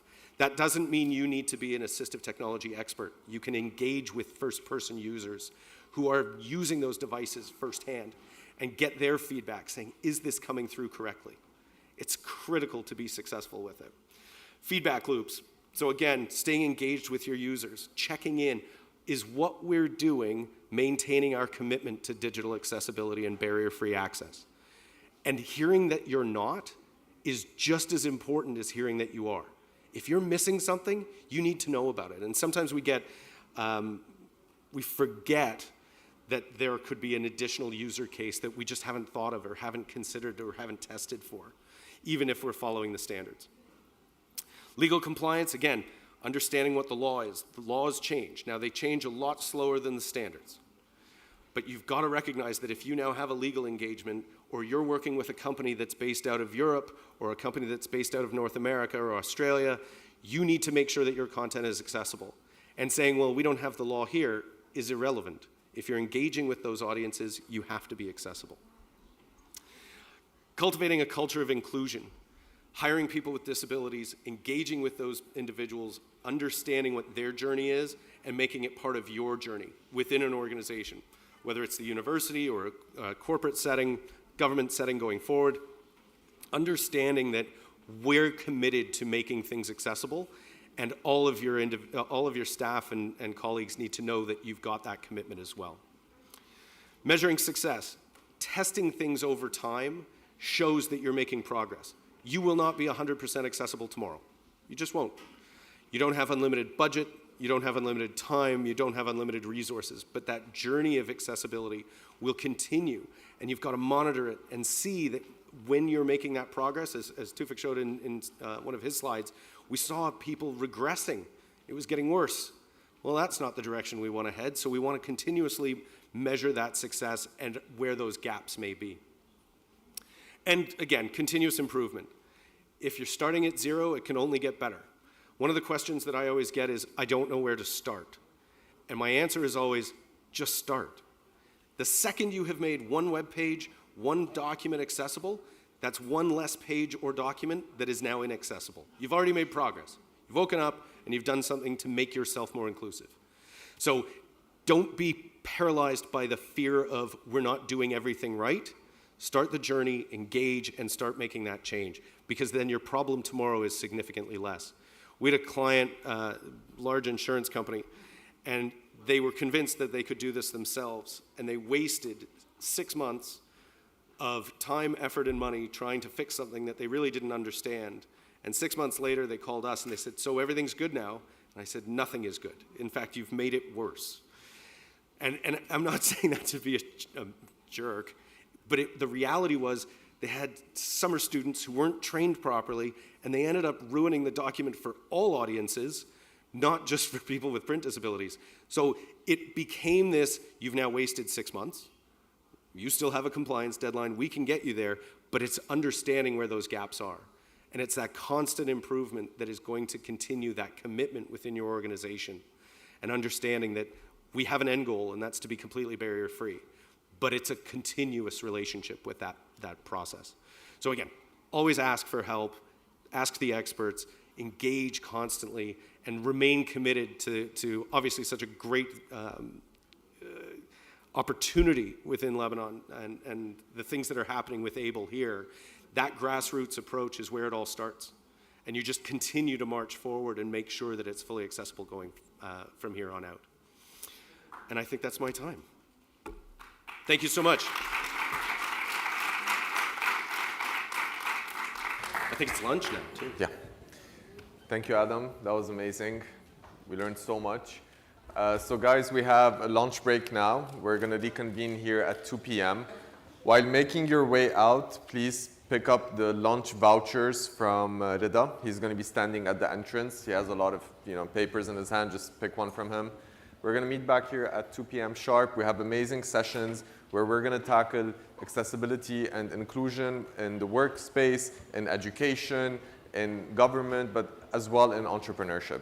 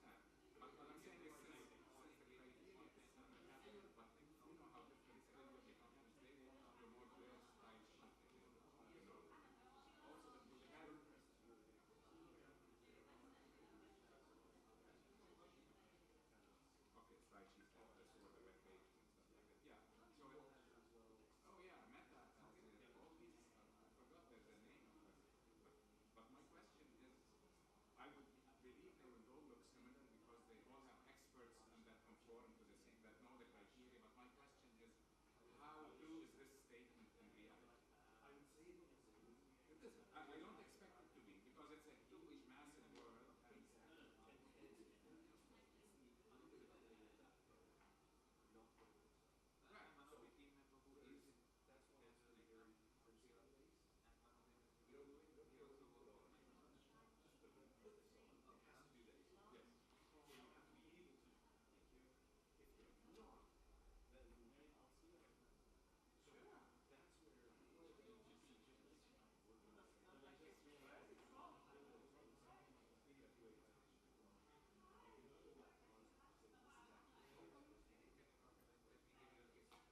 a good start, but I think they should work on unifying them. Because there could be still differences to different people, although they're trying to adhere to the same criteria with a good intention.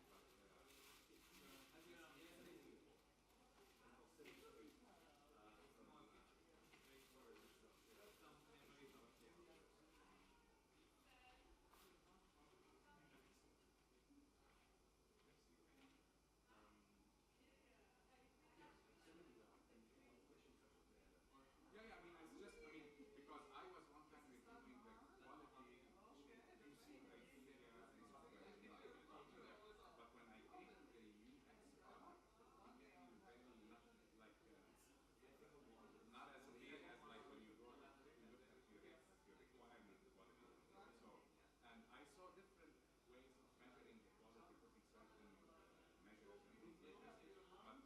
But now when I more yes, also the test suite has to include accessibility. Exactly. So it has to factor into the culture of the software. I mean, software engineering culture has to embrace accessibility as part, if it's becoming part of legislation. Otherwise, you still see gaps. Because people yeah, and I'm sure they have a lot of experts about this too. Yeah. Sure. I mean, it's a continual effort that will, you have to like, it's like a tip of the iceberg. You start plowing through it, and then at the end it breaks. And yeah, excellent. Thank you.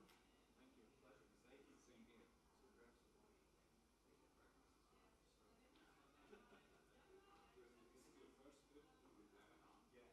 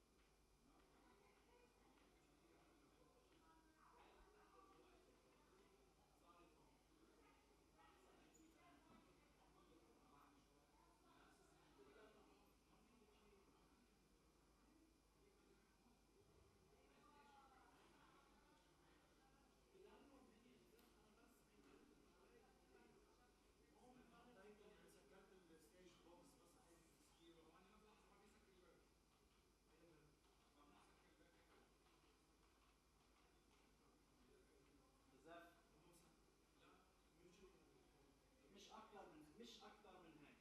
هلا مش اكثر من هيك. وبتصير الكاميرا بالوجه بقع من هون.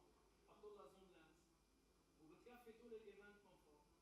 ما بقعد بغير. والبانلز هودي هون اكسهم شوي هيك. بيقشعوهم قوي.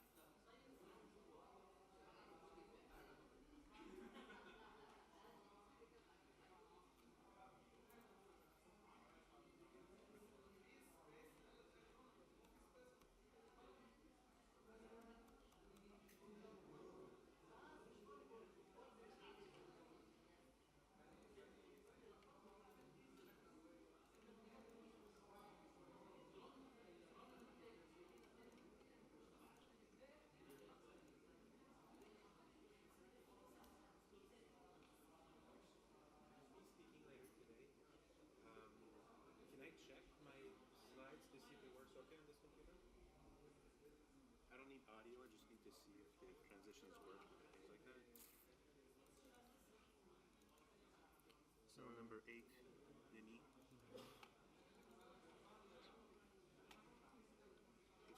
That's the PDF, but there's also a PowerPoint. No, only PDF they gave me. Oh. Would it be okay if I use my computer? No, since this computer is connected to the mixer, to the main mixer, Okay. and to the projector, and we are going YouTube. So all the configuration is Can working. I take that and take Do you this? have them on the USB? I don't have a USB, but I have it. I can put it on. Great, thank you.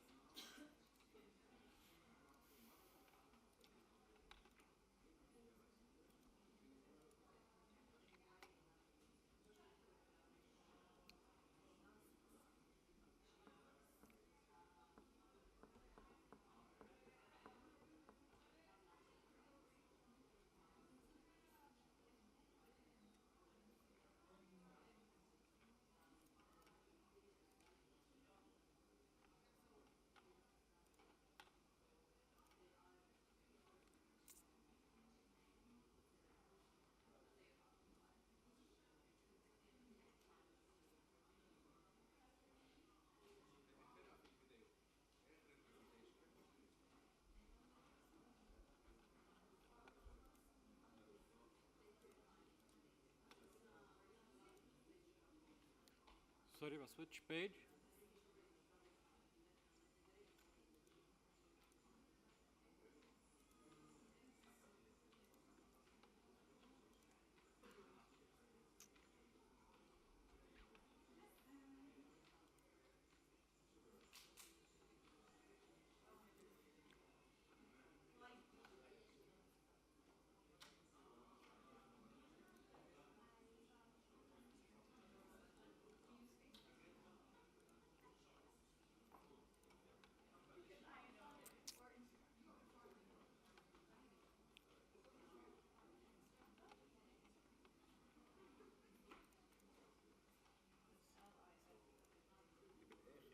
يوتيوب هي embedded بالبرزنتيشن اذا بتفوت عليها اوكي next.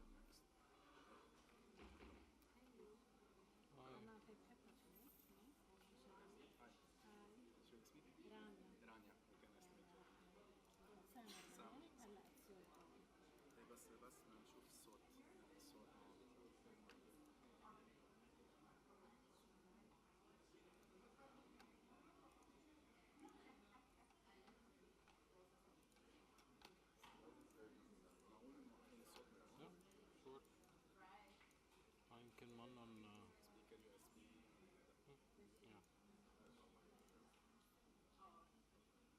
I think موقفينه بالطاقة هتتذكر. انت من الاورجنايزرز اوكي. اوكي. Thank you for volunteering.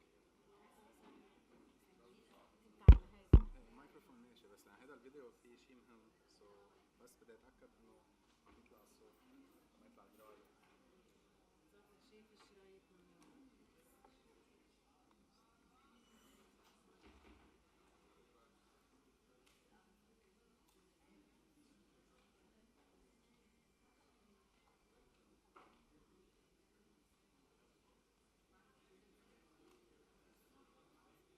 Any idea why it wouldn't allow me to just copy? It's not formatted as read Mac computer.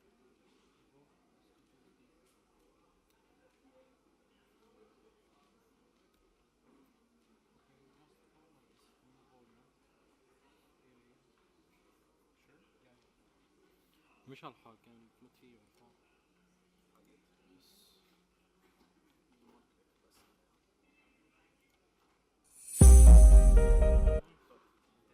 Mac OS extended. Yeah.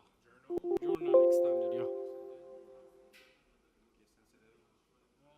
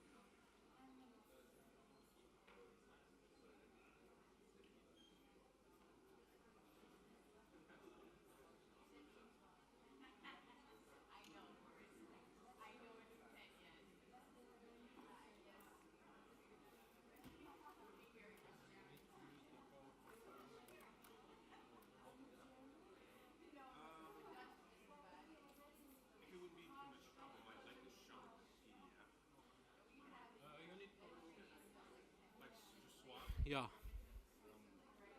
So to swap, it's Alt and Alt tab. Alt tab. Yeah. Okay. Yeah. Okay. Yeah. That's good. So I'll do a quick check at the beginning. Oh no, it will not read it also.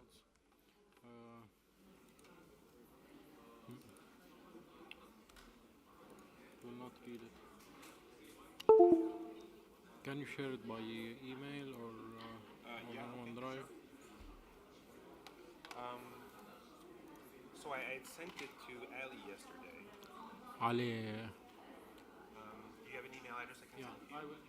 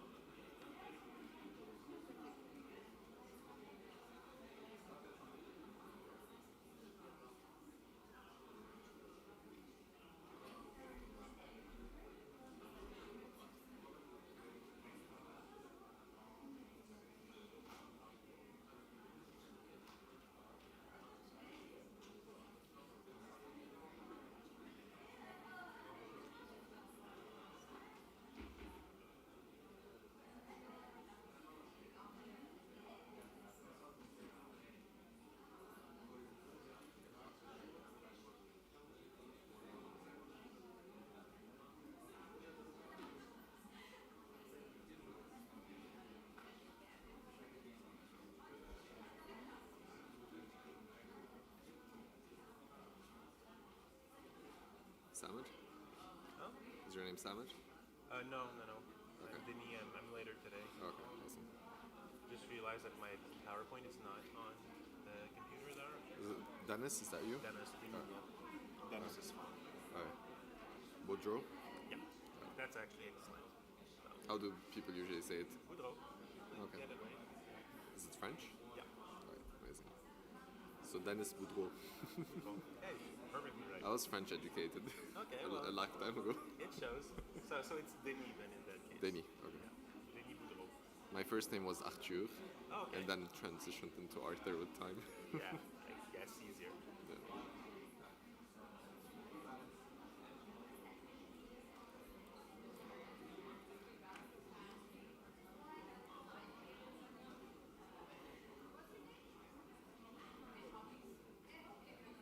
I think Samir is in.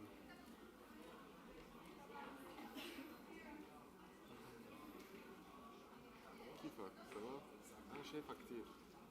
وجهك كيف مزيان بس مش عم بتذكر من وين كتاب اليوبي علمني. I consult for AUB. اوكي. أنت هون؟ شو اسمك؟ Arthur. عاطر. اوكي. Are you in BTD also, Arthur? بننزل كثير على اليوبي بس مالنا بيس باليوبي. Okay, I can بال180 من وين جبتوا؟ Okay, نحن our company is there, so don't need to have شو اسمها؟ Lemonade Fashion. Lemonade Fashion. شركة شو؟ It's a tech company for fashion, beauty, skincare. نايس. Probably ملتقين. Yeah, أكيد we're very يا active. بالجاردن يا بال180 يا شي منطقة. We've been there for 4 years تقريبا, so Okay. so we know everyone تقريبا بالشكل. شو بتحبوا لعنك؟ ماشي. Managing Director أنا تبع ProAble. وبعدين that's it. هلا رح أحكي عنه اليوم هو Activating Disability Inclusion in University and Schools. كثير عدد قليل مثلا كثير عدد قليل من students with disabilities. فاكتريتهم بوقفوا learning in school, which is barrier to employment, barrier to career, barrier to That's interesting. So عم نحكي أنا كثير رح أحكي practical. ما رح أحكي كثير huge figures. شوية figures بس أكثر إنه على الأقل شو عم نعمل. لأن إحنا هذا بنعمل. Awesome. نعمل solutions على الأقل مع شركات مع شركات. Amazing. Looking مع forward. tech by the way نحن كنا عم نحكي مع BDD إنه even we have tailored solution for SMEs. مش بس big companies. إذا SME 20 شخص ما هو يقدر يوصل لشخص شخصين with disability. Data entry, analytics, basics. ده إذا في ناس ممكن يعملوا journey. Well, I'll connect with you after this. I'll add you on LinkedIn, we'll stay in touch. I would love to know. And it's the first time I work on ABLE. And I consult for AUB, but I wasn't part of the ABLE thing. Saluna a couple of days ago if I can MC. still unsure. So هلا I'm getting into it and it's very interesting. So حتى نزلت التيم تبعي so that they can see how to make our environment and our platform accessible. أيوة. في كويز نفسك. لا بس ليك you get into the vibe of it يعني عن جد you will هيك تصير تفتح لك افق طيب انا اذا وظفت حدا on a which بيقدر يعمل do the job why not؟ تصير تفتح their horizons. It's very true. هيك قالوا لي انه رح ننظر شوي للحفله تاع بعدين بنحلل لكن شوي العالم خلصت. Yes. ما مش هيك حللهم. That's why we told them to come at 2. لأنه من شوي قلنا لهم يجوا at 11. It didn't work.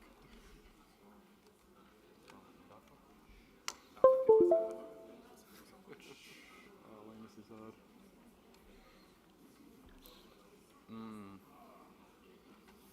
هذا شو إذا قلت close it؟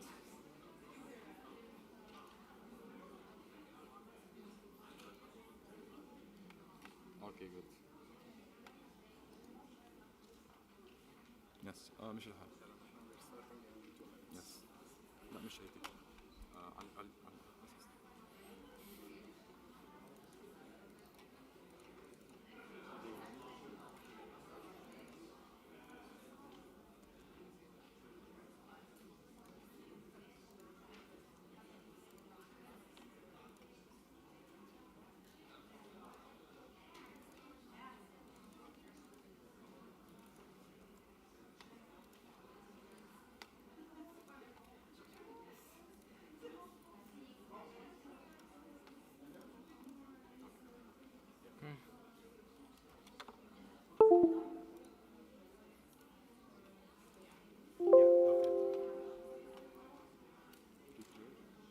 على Can I just put it on?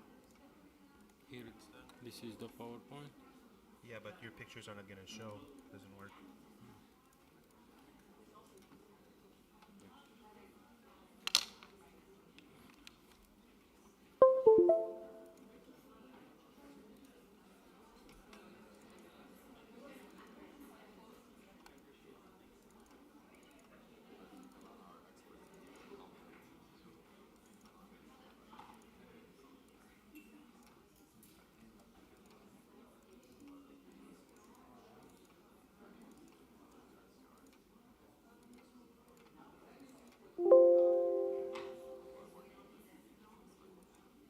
الفايل الأساسي وين؟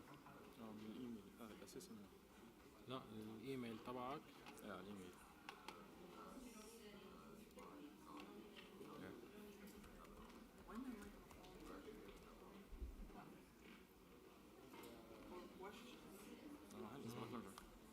خلي تفتح لي الإيميل.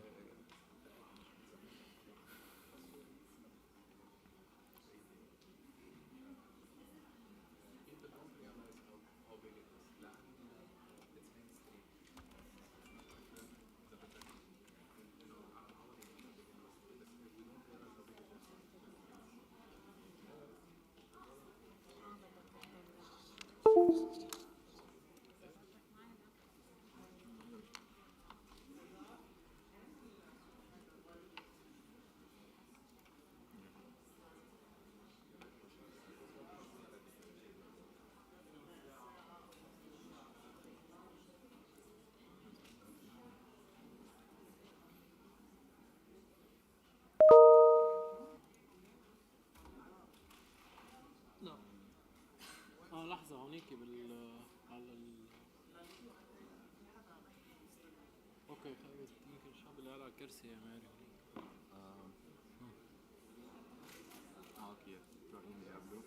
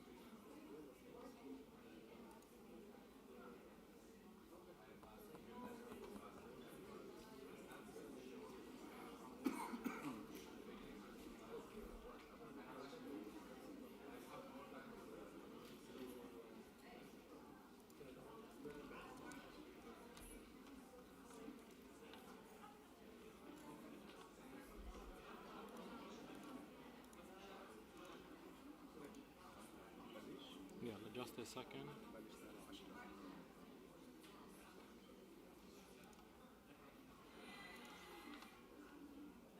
عم بسكر الايميل احسن ما يضل يوصل نوتيفيكيشن عم نزل فايل. Just a second. It's too much trouble. I'll present without the slides. I'll do it without the slides if it's too much trouble. No.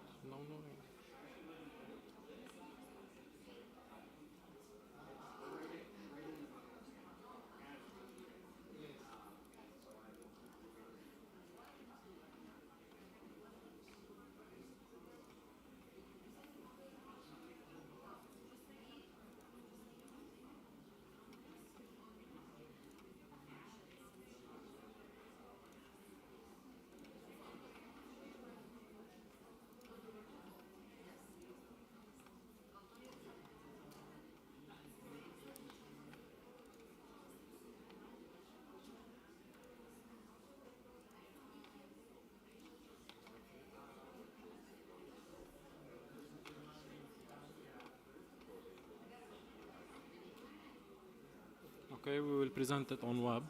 I didn't download it. Okay. I will keep it minimized. Once your turn, I will come and help you, okay? Okay, fair enough. Thank you. Voila.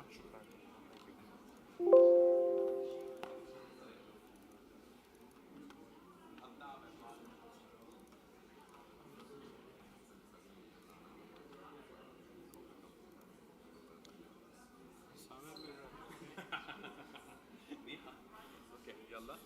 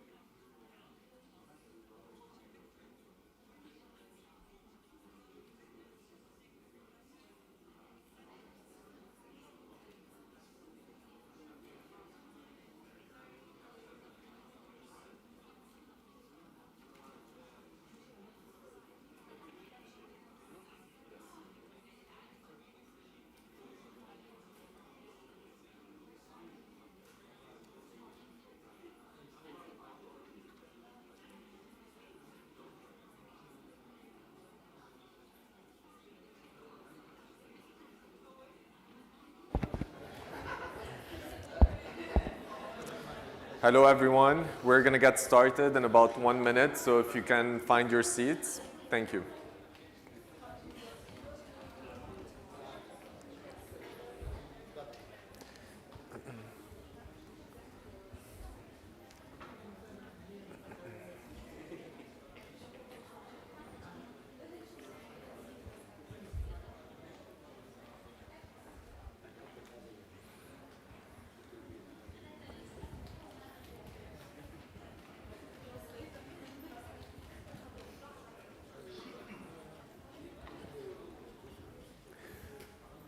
Welcome back to the ABLE Summit. I hope you had an amazing lunch.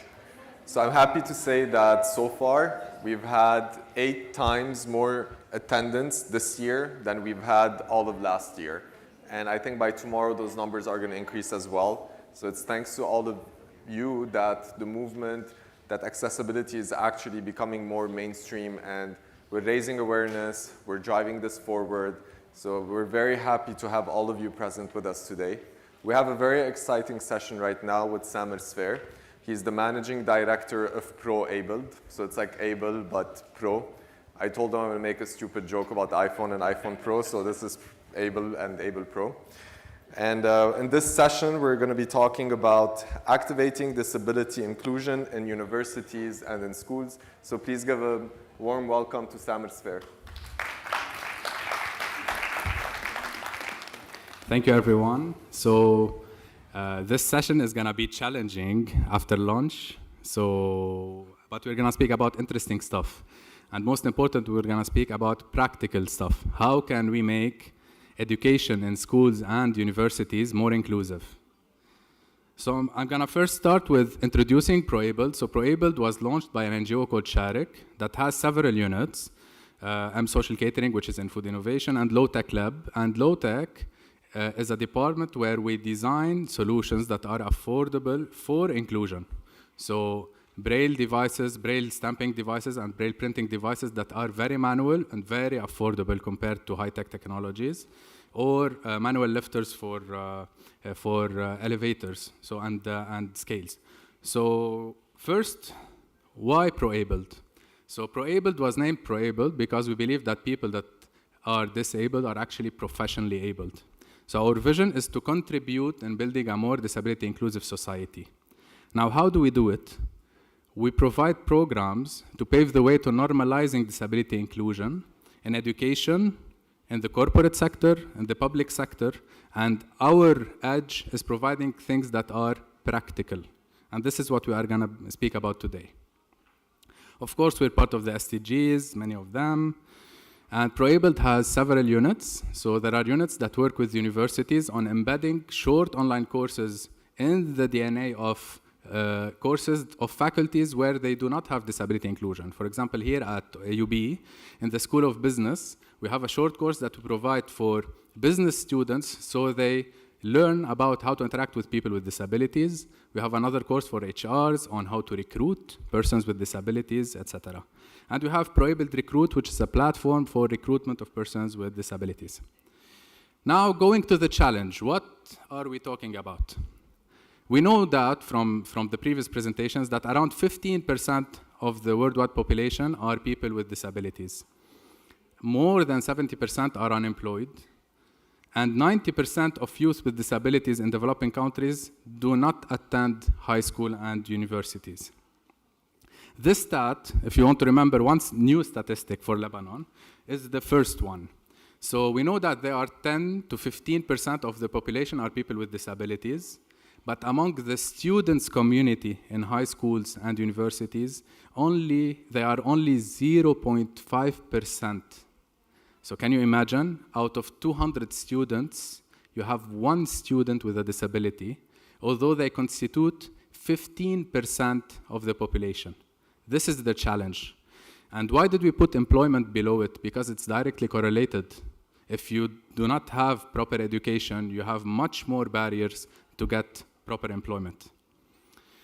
So these challenges, what is the root for them? So lack of trained educational staff in disability inclusion, lack of accessible infrastructure and facilities in educational institutions. We're not speaking about full accessibility, we're speaking at least of a minimum of accessibility. Discrimination against students with disabilities, even in the information. So we see that a lot of high schools, TVET institutions, and universities go to certain schools and do awareness sessions. We need to see more universities going to specialized and inclusive schools and doing more sessions to invite them to come to their universities. Insufficient support for accommodation for students with disabilities, we're going to speak about that, and limited exposure to disability inclusion for students without a disability. Also, we're going to speak about that because we all know that inclusion is a relationship. It's a two-way. So people without disabilities need to learn how to interact with people with disabilities, and people with disabilities need also to interact with people without disabilities. Now, 3 pillars for the solution. We're not here only to speak about challenges, we're here also to mention solutions. What can we do in practice? 3 things: disability inclusion strategy, scholarships for persons with disabilities, and online courses or capacity building for staff and students in universities. So first, as a strategy, the disability inclusion strategy should include capacity building for staff and students. It's not difficult. We've done it for the past 4 years with 5 universities. Short courses, workshops, programs, in order to build their capacity to get the minimum of interacting with students with disabilities.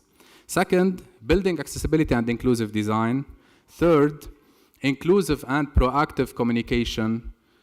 And I focus on proactive communication. So when we speak about capacity building, embed the disability inclusion culture among education staff and students. It's not enough for few people to know a lot about disability inclusion. We need a lot, and this was from ABLE last year. So one of the speakers said that, I still memorize it.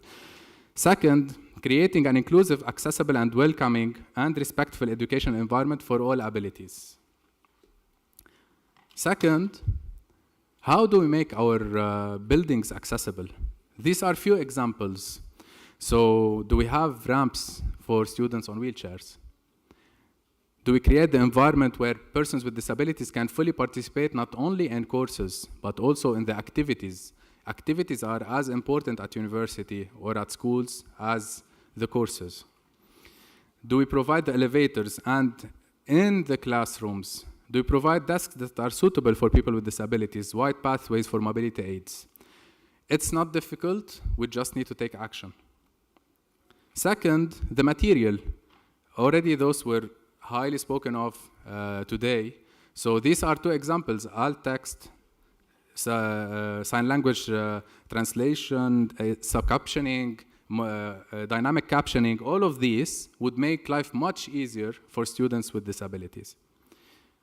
Before going to the second pillar, something super important I saw in the 5 universities we work with is that they told us persons with disabilities are not applying to our university. The question is, are we taking proactive steps to reach persons with disabilities to come and join our academic institutions, whether TVET schools? Are we really doing material that mention persons with disabilities are encouraged to apply? Are we visiting their own institutions and encouraging them to apply? This is not discrimination. This is proactive communication, and it's totally different. So we're all highly encouraged to make steps and reach students. This is the first step. You can learn about inclusion for a year, but if you don't get any applicant, what's the point? So what's important first, proactive communication. Second, scholarships for persons with disabilities. I've seen this in other countries, it's beautiful. If we do it in Lebanon, I think it's gonna make a huge impact where we'll have scholarships for students with disabilities. It will encourage them, despite their financial challenges, to challenge themselves to be really good at school and to go with TVET schools or universities or have higher degrees. And these scholarships, if they work very well for students without disabilities, why wouldn't we focus and provide dedicated scholarships for people with disabilities? Again, in TVET schools and universities. Third pillar. So we worked on the strategy. We're working on everything related to scholarships and preparing students and inviting them to join us. Third, we need to build the capacities of our staff and make the culture of the institution inclusive. How do we do that? If now I tell you we have a program of 100 hours where we need all the staff of any university or any school to join in, from now I tell you they will not join. They will not. Dedicating so much time at this stage is gonna be an over-expectation. We need to be realistic. So we always advise to go up the ladder step by step. Count our wins. So we will not get to full disability inclusion in 6 months or a year. But first, let's go with short courses, short workshops, short awareness sessions, events like ABLE Summit, where we could raise the culture of inclusion in an institution, then take action in what we're doing. And we did this within our academy. This is one example, again, it's not the only solution, but it's one of the solutions. I'm gonna show you a small video about that, where we tested it with AUB when nobody wanted to test it. It was 4 or 5 years ago. It went beautiful. Then we spread to several countries with it, several universities, where we do not do a course about inclusion. We have short courses that are embedded in other courses as a project, and students take them, hundreds of students, where they learn, and we always hear the feedback, it's an eye-opener. This is a short video where you'll see a bit of what are we speaking about.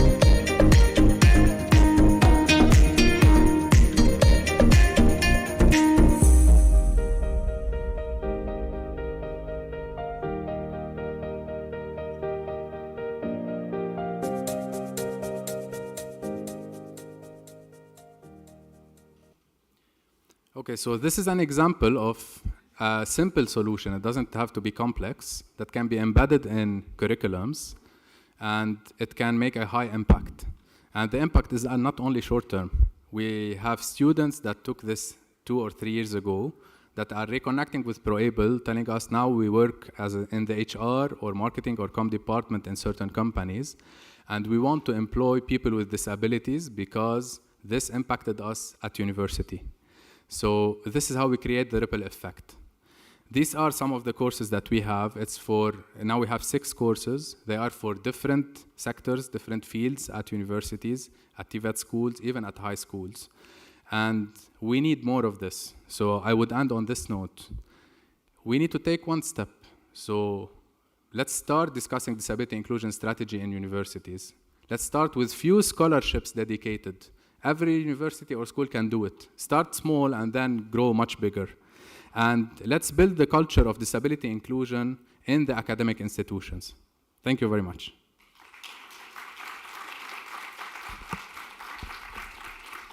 If you have any questions, I still have a couple of minutes. Okay, thank you. Thank you, Samir, for that amazing presentation. So this is Samir. Yes, this is Samir. We actually had a joke earlier that I'm going to call him Tufi on purpose. We also had another joke that he's the pro version of Able, you know, pro-abled. You missed it. You should have been here. So our next session is actually very exciting.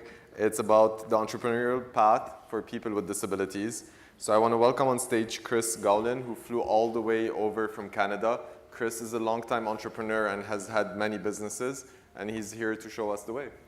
Thank you, Chris.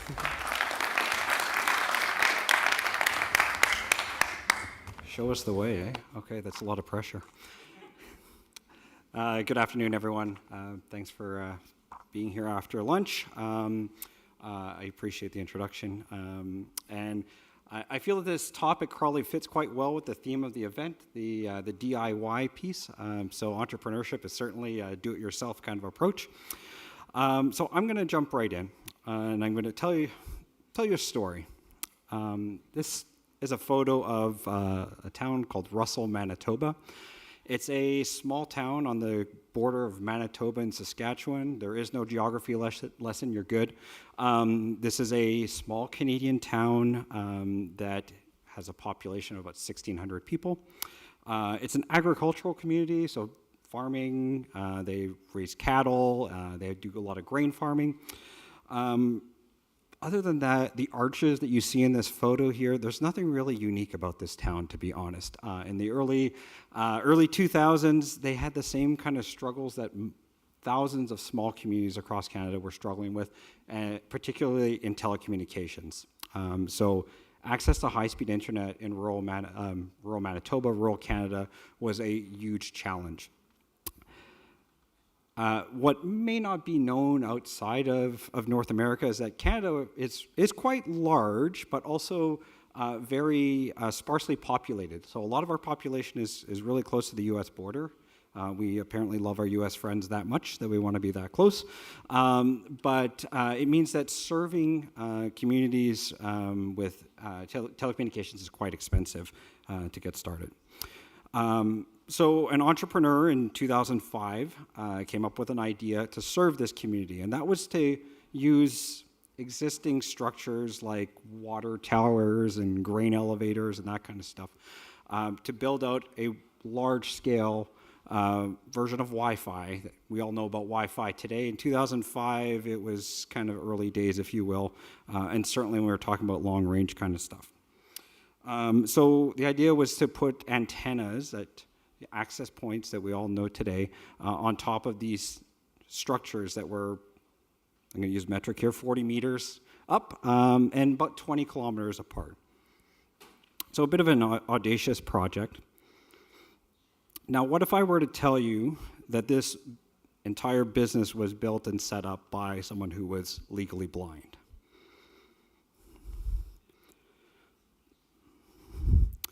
Now, I'll describe the video that's up on the screen here. That is a slightly younger version of me.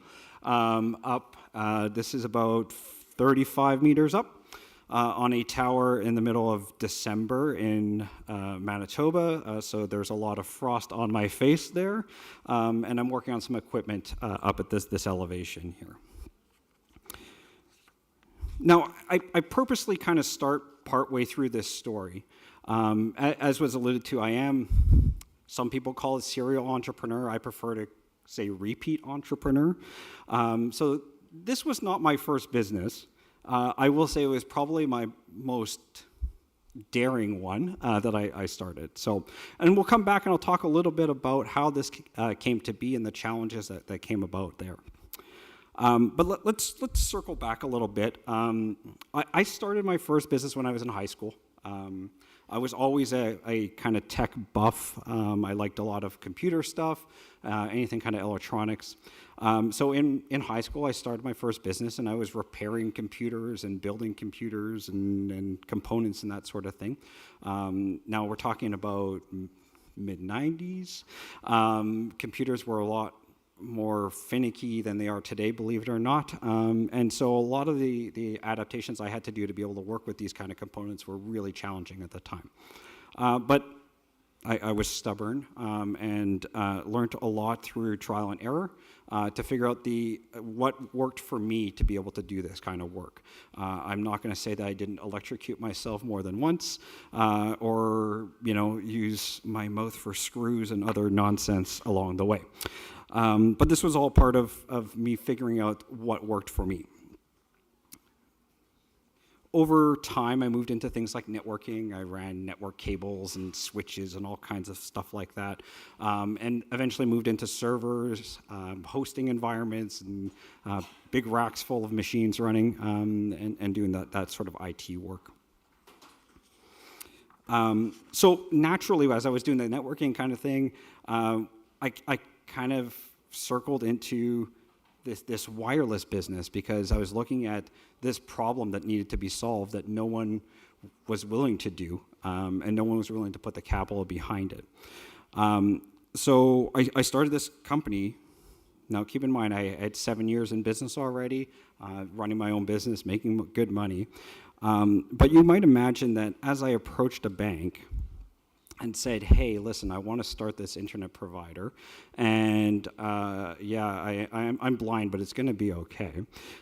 They weren't so keen on the idea. And so the reality is that this project ended up being self-funded. I put all of my savings into this business to get it going. So, the down payment on my house kind of put on hold while I got this going. And I think that's kind of key, and we're going to circle back to that a little bit further in the presentation. There are a lot of challenges in this because at the time, lining up these antennas and that is a very visual thing. You go up on a tower, you put up an antenna, you point it at the other one visually, and that's how you get them lined up. You go to a customer's house, you go and put up an antenna on the roof, you point it at a structure that you can see off in the distance. So that wasn't going to work for me. And so it meant looking at different ways to do this. And we had to do a lot of trial and error with this. The photos I have up on the screen are myself and a friend of mine as we were kind of just trying to do a site survey here. We had an antenna just propped on top of a vehicle.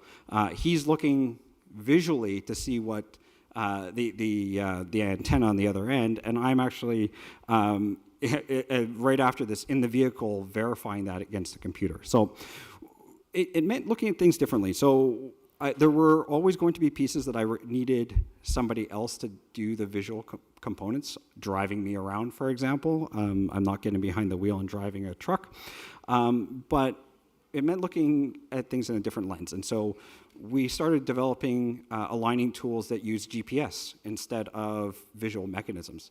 And it actually meant that we were a lot more precise with lining up our antennas than our counterparts that were just doing it visually. So we were using a lot of math and calculations and GPS angles to be able to figure out, yes, this is the perfect orientation for this antenna. We evolved that into a piece of equipment that allowed us to align the antennas using headphones. And so as the signal got stronger, the tone got louder and got more frequent. So it allowed you to pan the antenna and just line it up perfectly. It turns out that this is actually quite handy too when you only have so many hands hanging off of a tower. It's nice to be able to just put an earbud in and make your adjustments with both hands. So it was a shift. And I had to get over, I can tell you I'm not a fan of heights. I still am not a fan of heights.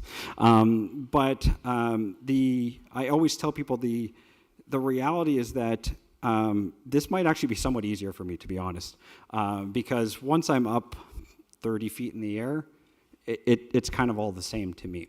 To me, being up at 130 feet versus 30 feet isn't much of a difference there. But it does require a certain amount of effort here. And the video I'm showing right now is on that water tower that I was talking about. This is a platform that have antennas installed on, and this is still in operation today.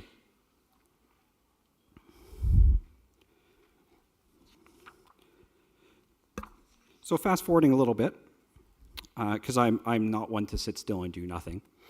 In 2013, I started another business. I was doing a lot of custom application stuff on the side, and I decided to start a company that made software for childcare centers. So for daycares, it allowed them to track children, attendance and billing and all that kind of stuff. And so at the time, it was kind of revolutionary to be putting tablets inside childcare centers, right along children that are infants. But this was it was a long-term thing that we were doing. We were trying to convince the industry that this kind of technology was going to be needed. Now, remember, I've been in business for a long time. At this point, 15 years down the road, believe it or not, getting funders to get on side with this was a whole new challenge. And we realized because it was a long-term play, we needed a different kind of funding model. Funding this with debt was not going to be the answer. But one of the biggest challenges here is that the accommodations that I needed for this business were not the same as my previous businesses. And despite proven track record as a business owner, you would be surprised that governments were hesitant to be able to provide support to what they considered a new startup and therefore higher risk. And when you talk about angel investors in particular, obviously VCs and that, they don't want to touch accommodation costs. That's cutting into the capital that they're putting into the business. So one of the things we did with this, or what I did with this starting the Fast Hush is the name of the company, is we participated in a startup boot camp, which felt a little weird to me because I'm like, I've done this already, I'm good. But it was an excellent exercise, and it allowed me to kind of understand the funding models and where I could be able to access funding to be able to move forward. As part of that, we participated in a pitch competition, which was an amazing experience. We're among 25 businesses that pitched, and we placed second in this competition. And this was an opportunity to stand in front of angel investors and tell the story of what our business was doing, and break down a bit of some of the stigma around people with disabilities as startups, as startup owners. So I will mention, as part of this pitch competition, our company did win over $100,000. So it was a major milestone for us.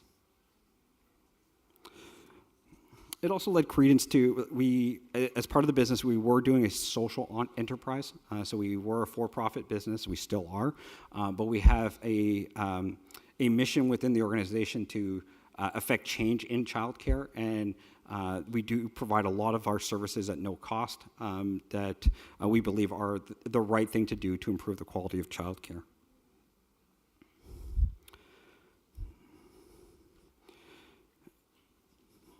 So last year, I was actually approached to join the Canadian delegation for the G20 Young Entrepreneurs Alliance. Believe it or not, I was considered young last year. It was my last year. I'm old now. So I was among 40 entrepreneurs that were selected to join our Canadian delegation in Hamburg, Germany, and represent our country and the visions that we were looking for young entrepreneurs. I'll mention that I was one of two individuals on our delegation that identified as having a disability, and there was a lot of talk at this event around inclusion and diversity. And what struck me in all this is that the definitions of diversity didn't include me. And I thought that was really odd. And at the time, I was selected as an entrepreneur, and that's why I was there. And I wasn't wearing my disability hat. But in discussions with our trade commissioners, we started talking about what it meant when we talk about inclusive trade, when we talk about inclusive pipelines for purchasing and acquisitions, and that in many cases our partners on the international scene were treating inclusiveness as just women, and sometimes minority racial groups, for example. And even within our Canadian delegation, we had a much broader definition of what that meant. So it brought forward this idea that we need to do more in this space. And entrepreneurs like myself need to talk about what we're doing and what is possible. So that's part of why I'm here today. Now, we have a bit of a mix of an audience here, so I am kind of doing two presentations in one here. When we talk about people with disabilities, we're talking about the single largest group of underemployed or unemployed individuals. And so it's the group that we should be looking at that has the most potential for growth. It also is the smallest group of business owners out there. And so that again tells us that there's work to be done on that side. I fundamentally believe that entrepreneurship and small business ownership should be an option to anyone who wants to do it. I don't believe that individuals with disabilities should be forced into entrepreneurship because they can't be accommodated in the workplace. That to me is an issue that absolutely needs to be resolved. But for the folks that want to go it alone, they want to do the DIY route, they should absolutely be able to do it. And there's obviously huge benefits for some people with disabilities on this side. For as much as business ownership is high risk, it's also high reward. And it provides independence and control for people with disabilities that they might not ever have in a corporate setting. It allows them a lot more flexibility in terms of hours, but also controlling what their work environment is like. So depending on their medical conditions or different types of disabilities, this can make a huge difference. If it means that they can work 3 hours in the morning, 3 hours at night, and that works for them, fantastic. And so there can be a lot more flexibility built into this. And so I probably don't need to talk too much about what the value of that people with disabilities bring to the table in this audience. But I'd be remiss if I didn't talk about the startup ecosystem, because I think that for as much as we need to do more to support and encourage individuals with disabilities to go into starting their own business, we also need to fix our startup ecosystem. And so I'm standing in a business school right now, so I can say a few of these things. And so the reality is that if we want our startups to be more diverse, we need to be ready to welcome them. And it means questioning some of the things that we are doing currently. And so when we talk about incubators, for example, are they prepared to receive an entrepreneur with a disability, and is their space physically accessible? Are they, do they have a timeline that might be adjustable based on what their needs are? When we're talking about things like boot camps and hackathons and meetups, are those taking place in the basement of some bar somewhere that might be inaccessible?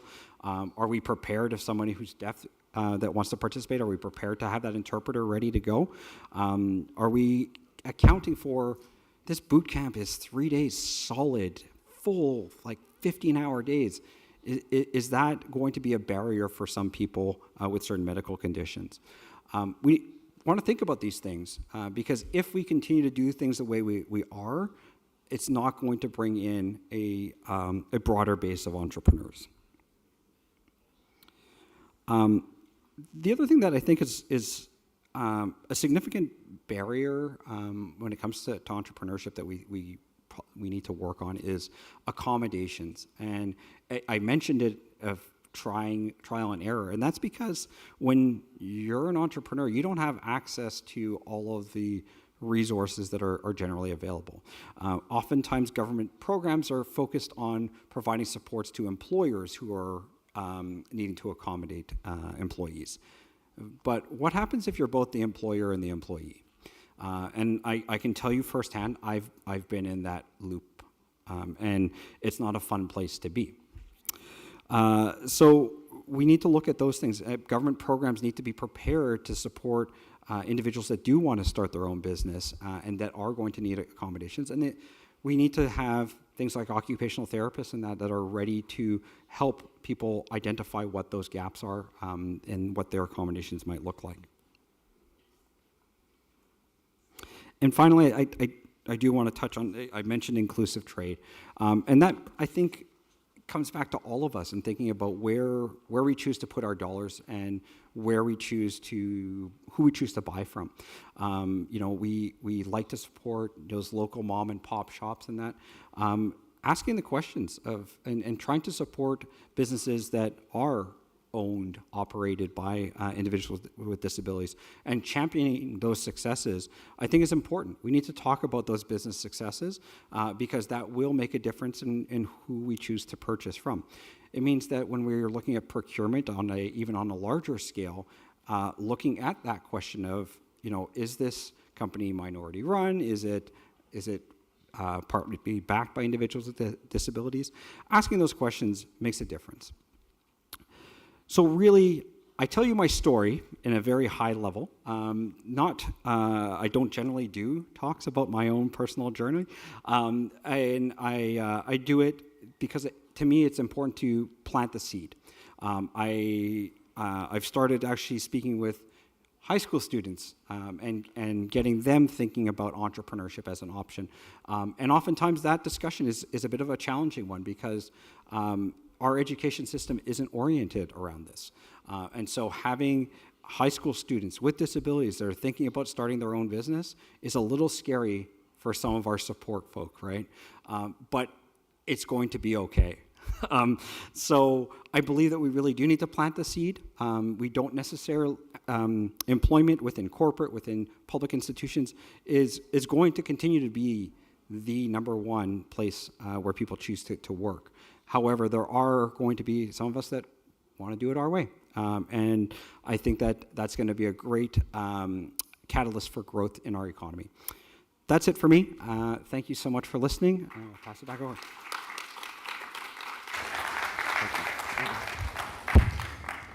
Thank you so much, Chris. For those of you who don't know, AUB actually has an advanced incubator startup program. It's called Innovation Park by AUB, by Talal and Madi Hazin AUB. For all of you who want to build your own business, check out the Innovation Park. And I saw Maha taking notes as well, so I know that Chris actually did show us the way. We will probably harass you to bring you in as a mentor to help us actually set things up. And I think this is very important. We should be working on the entrepreneurship track. Thank you for planting that seed and opening our eyes to it. So Maha, please make sure to do that, putting you on the spotlight. The next session that we have is a roadmap to leadership inclusion. It's 15 keys to a diverse and empowered workplace. Our next speaker also flew in all the way from Canada. He has more than 23 years of experience in digital inclusion, has trained over 20,000 people, has a #1 Amazon international best-selling author of The Inclusive Speaker, basically has more titles than Daenerys, in Game of Thrones. We're very happy to have him here. Should I call you Dennis or Denis? Denis is fine. All right, so Denis Boudreau. Thank you very much. Thank you. Thank you. Hi, everyone. I'd like to start this today by asking all of you, how many of you play a leadership role in your community, in your organization, in your workplace? Is that something that you identify with? So a couple of hands.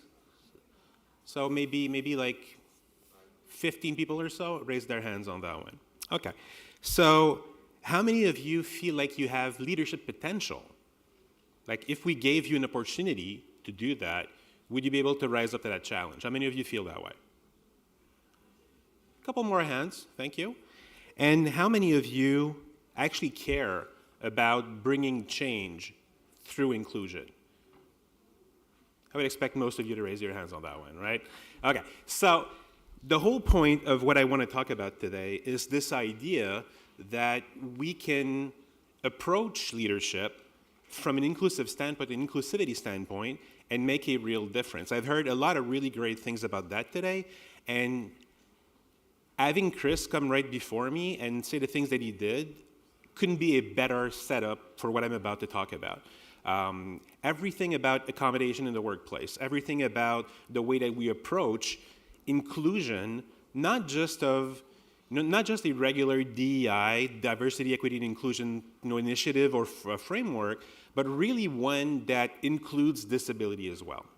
What I'd like to do for us to begin this today is, and it's going to be a little unconventional, so bear with me here. I would like for you to turn around, whoever's closest to you, and just introduce yourself for the next minute. Introduce yourself, and then just tell them why you care about inclusion. Like, why are you here today? What makes you care about inclusion? Let's just take a minute and talk to whoever's closest to you, and see what comes up.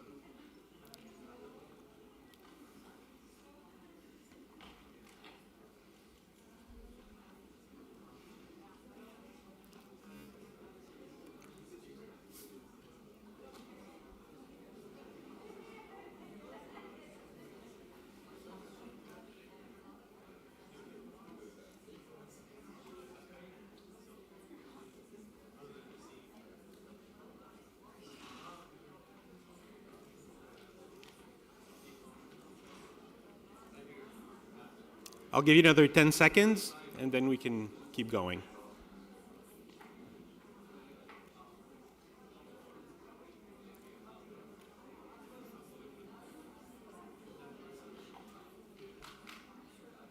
Okay, thank you.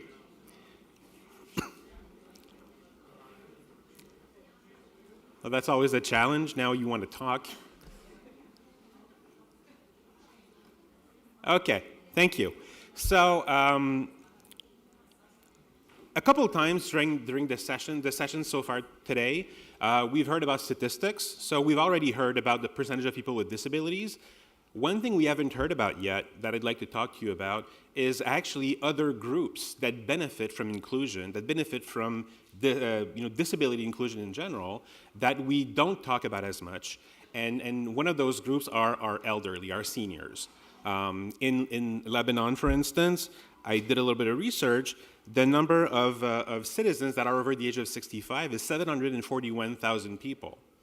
And if you've given any thought to disability and accessibility and inclusion, or if you're a little older, like I am, you know that as you get older, your senses do deteriorate.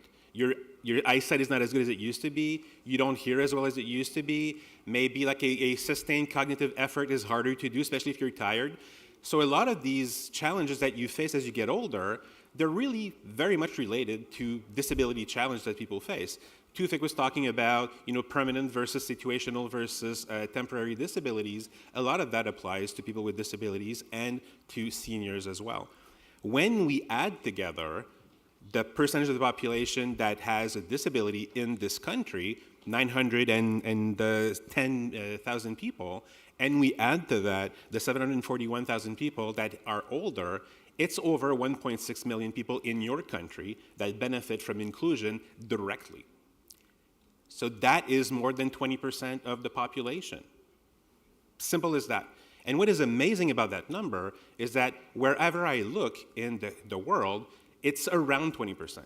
Like there's always about at least a 20% that you can build of people who benefit directly or indirectly from what we're talking about today. So when I tell you about leadership, when I tell you about the ability for you to make a difference, I'm really talking about something that you can actually act upon and make a change for the better, for the greater good, for a lot of that population. So the whole idea behind this presentation now is to give you a pathway, show you different ways in which you can do that.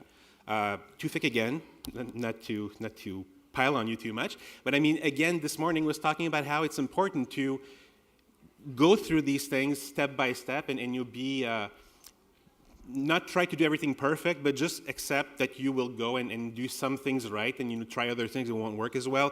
Adam was saying the exact same thing in his presentation too. And the underlying message I want to share with you today is that however many of the things that I'm about to talk about you feel you can do today, this is a roadmap.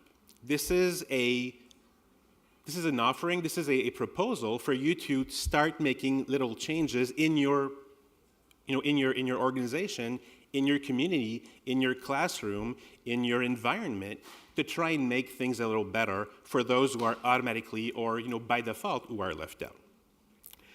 One very important thing that I think we should all be aware of when it comes to DEI in general is that only 4% of organizations who have a DEI policy or framework actually include disability in their efforts, which means that everyone who has a DEI policy speaks about the importance of gender expression, speaks about the importance of sexuality, religion, all these other things that are really important, but only 4%, 4 out of 100, actually include disability as well. So to Chris's point about not feeling represented in these different projects or programs that he was trying to be a part of, this is the exact same thing we're talking about here. We can do something about that too. Whether you are in a leadership position today, or whether you are in a group where you have some influence, you can keep that in mind and say, if I start doing some of these things that we're going to be talking about, in order to make a change for some people, I will be making a difference. And every little detail adds to a bigger outcome and helps bring about change for the better. My presentation will be based on these two people here. So, of course, this is a stock photo. These are not the actual people that I worked with, but they're very representative of my typical clients. I work with organizations who care about the things that we care about. They just don't know how to get it done. So they might have this diversity, equity, and inclusion policy, which relates to pronouns. Like they have something about that.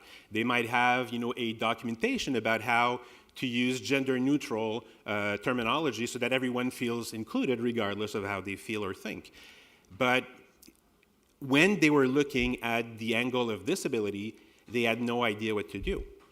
And what they did was what basically every HR or people manager does, especially when they're data-driven. What they did was say, we're going to put out a survey and ask our employees how many of them feel or identify as having a disability or identify as being neurodivergent, for instance. So they sent out that survey, and not surprisingly, very few people actually answered. The question was, do you identify as someone with a disability? And most people just did not answer. People were not saying no as much as just not answering the survey. And so they concluded that they didn't really need to do anything about accessibility because no one in their business or in their organization actually was disabled. But the reality was about 20% of the population or the employees were, because again, if you look broadly across all different types of statistics, roughly 20% of the workforce in most organizations identifies as being either neurodivergent or has a physical disability related to hearing or mobility or vision. So, but those folks don't come forward. They don't come forward because they're afraid that they're going to be singled out, that they're going to be identified as different, and then maybe lose privileges. So they just don't say anything out of fear of repercussion. So it's not surprising that that survey didn't bring any result. But Sarah and John didn't know any better. So they spoke to their senior leadership and said, well, survey said we're good, so I guess we're good. and they didn't do anything. But there was an impact for that. And what the biggest impact was that people who did identify as being neurodivergent, or people who had disabilities, and had either been not very vocal about it or had been hiding it, what they saw was an organization that asked a question and never did anything about it. So they were confirmed that they had done the right thing by not saying anything, because clearly the organization didn't care because they didn't do anything at all. So they just made things worse that way. This is where someone like me comes in. So I've been talking about this roadmap. So we're going to go through these things rather quickly. I have a handout for you that I'm going to leave you with at the end, so you can go and read more about this if you're interested. But we started talking about how they could go about making some of these changes. What could they do so that people start trusting them with that information, so that they would know more about their workforce and help them be more included, or be more successful with inclusion. And so for months following that, we started applying a lot of these different strategies here. So making sure that everybody understood what disability was about, making sure that they knew about legislation, like what are the laws, what are the rules, we've heard about that today. Making sure that from an accessibility standpoint, the workplace was an inclusive place. What does that mean besides adding a ramp, for instance? Like all these different things were things that we were talking about. What did it mean to have an accessible website? Tufik talked about that today. So what did it feel to have, or what did it mean to have like inclusive hiring practices? Like what do we need to do so that when we put out a job offering out there, that we also attract candidates who have the potential to work, but maybe have a disability, and maybe can be accommodated rather easily because they have the talent to do the work that we need from them. Reasonable accommodation, disability etiquette, so how to stop dancing around words that are a little uncomfortable, like disability, and normalize these things so that it's no longer something that we have to be uncomfortable around, because that's a big piece of making things normal, if you will. Reasonable accommodation, so obviously making sure that the environment provides the right kind of support so that we can be successful regardless of what our challenges might be. And disability representation was a big one too. When you looked at the leadership, for instance, from that organization, no one was visually disabled. So what that meant for someone who identified that way is that, yeah, maybe I can work here, but I'm never going to be a leader here. I'm never going to be a boss because none of them look like me. So if you have more representation visually, then people may aspire to wanting to grow into these positions. But if you never show them that that's a possibility, they're going to just not even try for the most part. Disability allyship, so being an ally for disability, trying to bring in, like use your privileges, for instance, and help in situations where you see something is wrong, work towards making that better by educating others, by supporting others, by listening, really. Not just saying, oh yeah, I know how you feel, that being ADHD, that must be hard, you must be scattered all the time, must be hard. No, just shut up, really. Listen to them, listen to what they have to say, and learn from what they're actually saying. Pay attention for real, and be an ally that way. Let them speak. I think it was this morning when did the presentation with, it was Umberto. So, nothing about us without us. That's exactly what that is. Let's stop trying to fix things for people with disabilities. Let's empower them to be able to do that themselves instead. Let's give them the means to do that. Emergency preparedness, huge one also. If you're planning, for emergency situations, what happens if there's a fire alarm in the building? Like, what is the protocol for leaving the building? And if the protocol is we're on the 22nd floor and we're all going to take the stairs, maybe we're missing something here. Not everybody can take the stairs. Like, what is the other option? So that the person who can't walk down the stairs feels included, feels like they're part of this team as well, and not just someone that they didn't really think about. Stigma and bias, same kind of thing. When you hear about something, in the airports they say, if you see something, say something. If you hear something that doesn't really sit well with you, say something about it. Just don't laugh it off and that was funny. No, if it's not funny, if it's not appropriate, say something. educate others so that it becomes something that others also, you raise that red flag so that people stop saying these things that are inappropriate or have these reflexes that keep pushing people away because they're different. Empowerment and self-advocacy, I kind of spoke about that too. So this idea that if you create this environment where all these other things are really working well together, then what's going to happen is that people who have those disabilities, people who identify in that way, will feel like they actually can say something. And all of a sudden, when the tide shifts that way, and people actually feel like they can say something about that, then maybe they're not as afraid to come up and say, yep, I identified as being neurodivergent. I have ADHD, I have dyslexia, I have a learning disability, I'm on the autism spectrum, like whatever that is. They might be much more comfortable saying these things. And again, whether or not you have a leadership position today, these are all things upon which you can work in your environment. You don't have to be a leader to lead.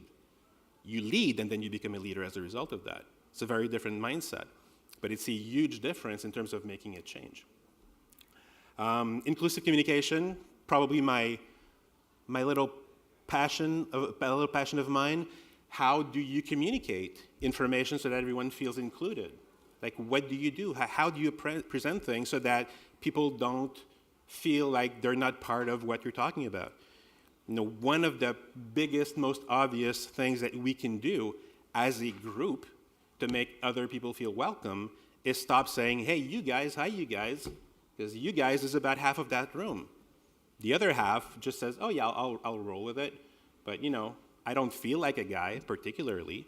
And it's so easy to say folks. It's so easy to say people. It's so easy to say y'all if you're from Western Texas, for instance, whatever. But I mean, there are other words you can use, right? Instead of guys, to talk to a room.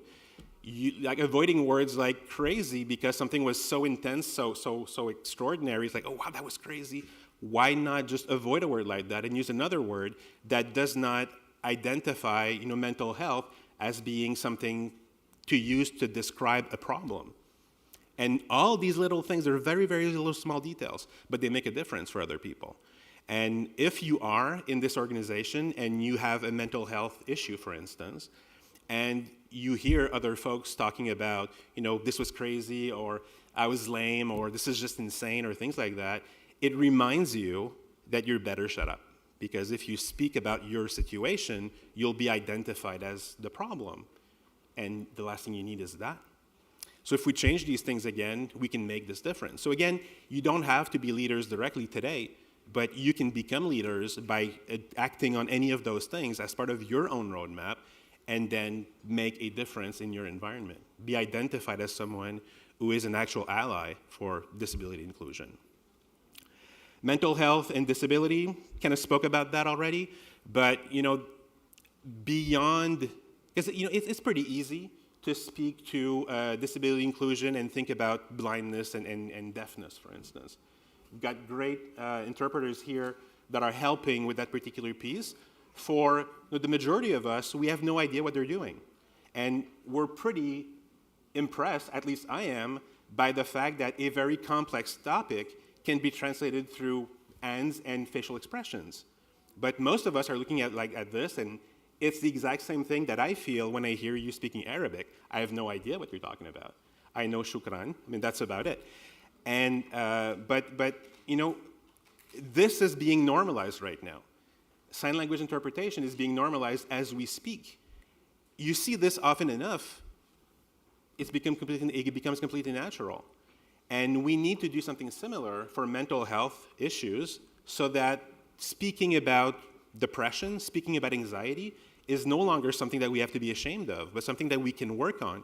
Why is it that if you break a leg, you can have personal time off, you can be recognized as having something that you have to work on, but if you have depression, you can't really talk about it? Doesn't make any sense. But if you're really looking into inclusion and you want to include disability as part of that particular effort, you have to acknowledge that mental health is another thing that needs to be normalized. And the only way to normalize it is to actually speak about it. Like, be upfront and talk about what that is and be listened to. And then, disability and intersectionality, it's not it's not the last one, by accident. It's recognizing that one-size solutions never fit all. So if you are, say, if you're blind and you're a woman, for instance, it's not the same thing as being blind and being a man. There's already a difference. Because of social stereotypes and everything, there's a difference there. If you, and I'm going to try something here, so please bear with me, because I learned a couple of things this week so far in Beirut, but there's a difference from a social standpoint between, say, a Syrian refugee and someone who was born in Beirut. Kind of learned that this week. If we start, and maybe that's too much, you'll tell me. But if we start acknowledging that the fact that you might have a learning disability and you're also a refugee is a different experience than having a learning disability and being from North America, you're already recognizing that intersectionality impacts the way that you experience having a learning disability, for instance. So recognizing that your situation as someone who identifies as having a disability is built on multiple different facets that together give you one experience, then what that means is you can't speak to one person who has dyslexia, for instance, and say, I understand everything about dyslexia now. No, you understand how Bob feels about dyslexia because that's how he experiences it. Or that's how you feel like Amina, for instance, feels with autism because that's how she feels about it. But that's only one lived experience. That's not the whole portrait. So recognizing all these things will still make a difference and will make you believable, will make you credible when you start to speak about how you want to make a difference for people with disabilities in your environment, whatever that is. Again, your workplace, your classroom, your community, wherever that is. So I'm going to skip the rest of the slides because I kind of went through all of this on this one here, but basically the other ones were just showing you these different images there. And I'm going to jump straight to the last one here because I'm going to finish with this here, like that. No, that was sharing, that was not showing. Anyway. Oh, present, there we go. Bear with me. I'm a Mac user, not a PC user. That's my excuse. That's my disability right now. Okay, so like I said, over those 15 different keys for leadership inclusion or inclusive leadership, I have this handout that I want to share with you. The URL is pretty long right now, so I don't expect you to to capture that. If you want to take a picture, that's already something. But I already provided the file to Maha's team, so it's already there for you to take. As the content will be shared, you'll be able to have it. Or if you want to reach out to me, I'm happy to share it with you also while I'm here. But the document basically goes over all these different elements, and if I'm lucky, I'll be able to show that to you here while I still have some time technically, and say that, in a nutshell, what the document is about is really just going over a summary of all 15 of those elements and just speak to what they are with a little bit more flesh around them so that you can get a sense of what that looks like. The QR code will work for something different, but it's another way to get a hold of it. I see you noticed that. Okay, so let me just go back here and then wrap up with this. So the idea behind this, because we were talking about Sarah and John initially, is that we work together towards implementing some of those things. They didn't do everything because you can't fix everything at once, but they were successful in implementing enough of those things that a couple months later, when they came back again and asked for another survey, more people started to answer, and all of a sudden they had maybe 5-7% of return on their survey as opposed to next to zero. They're like, whoa, what's going on? So they kept working on this, they kept digging, they started talking to the people who were coming forward, and that made other people want to come forward as well. So it was contagious in that way, in a very positive way. And all of a sudden, a year down the road, they had a reading about their organization where 10-15% of people were actually coming forward with this. and now they actually knew what to do. And that only happened because they created an environment where people could have confidence and trust into their leadership before anything else could happen.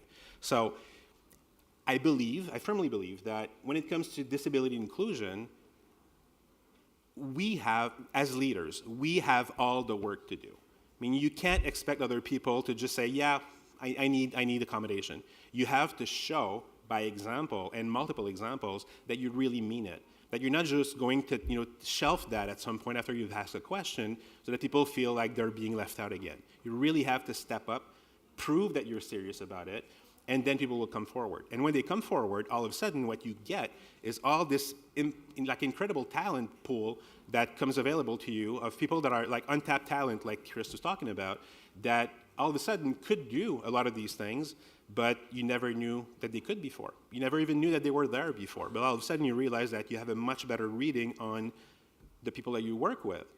And that makes all the difference. From there, everything else can work. So, in a nutshell, that's what I had to tell you for today. I think we have time for questions. Thank you. Microphone, if you don't mind. So you talked about every person with disability identifies his experiment and experience in life as a unique one and sees things from a different perspective. That makes it much harder for corporates or for companies that are looking to become more inclusive to create an environment where it includes everyone. And it can't be based out of unique experiences. It needs to have a standard operating procedure for inclusivity. Everything that works in the world, airlines, train stations, HR policies, work because there's a standard throughout them. Mm-hmm. To date, we keep talking about the need for inclusivity, but we don't have a clear roadmap towards it. So what's your advice for corporates that really want to try and to become more inclusive, and how can we take these unique experiences and bring them towards a more inclusive environment? That's a great question, thank you. Well, to me, this is a roadmap. So if you're looking for a roadmap or a blueprint, I mean, these are ideas, and really, that's all you can really start with. You have to be gracious with yourself and recognize that you can't do everything. I mean, there's a saying that I really, really love, which is progress over perfection, and it speaks to this in spades. If you're trying to do everything, you will only get some of it right, you'll get most of it wrong, and you'll send the wrong message. If you analyze, and there could be other keys, I just didn't think of more than 15. At 15, I was like, I think I have enough. But anyway, it would be too long for a longer presentation. But the idea is that if you pick a couple of those things and you start with that, regardless of what the others are for now, whether or not you feel ready to take the other ones for now, you'll still make progress and you'll still show that you care and that you're serious on the things that you actually try to establish. So your SOP, your standard operating procedure, might be about, workplace accessibility and, assess. So our building, how accessible it is. I mean, yes, we have a ramp, but are our bathrooms wheelchair friendly? Or is it impossible to get to the bathroom? Or is everything accessible in the building, including Braille signs on everywhere, but the restrooms, there are 2 steps to get to the restrooms. I mean, if you have something like that, it's still not good enough. So what can you do about that? And if your entire building is accessible from that standpoint, from a wheelchair standpoint, which is really only the tip of the iceberg when you think about it, then you have to ask yourself, what else can we change in the way that we organize our work and our life here so that people feel included? That's still part of disability, inclusive workplaces. Or it might be your hiring practices, or it might be just understanding what we're talking about with disability. It might be just educating the entire team that maybe people don't come forward today, but we've got 10 to 15% of the population that has a disability. We have equal rights and equal hiring practices in the company. Therefore, we hire from all different groups. We must have some percentage of people with disability in the organization. What are we doing for them? And try to do a couple of things. And maybe that's where your standard operating procedures begin. And for somebody else, it might be about stigma and bias, because we all have, no matter how much you feel that you are inclusive, no matter how much you feel that, you have all that you're not prejudiced against people with disabilities. We all have some of that. It's very unconscious, it's implicit biases, and we can all work on that. There's always something we can work on because we were built and raised a certain way, and then maybe we fight really hard to think differently, but somewhere deep within ourselves, we still have some of those things. And constantly challenging those aspects can only make you a better person from that standpoint. So maybe that's what somebody else starts with, whatever that is. But that would be my answer. Yeah. Welcome. Any other questions? Yes, please.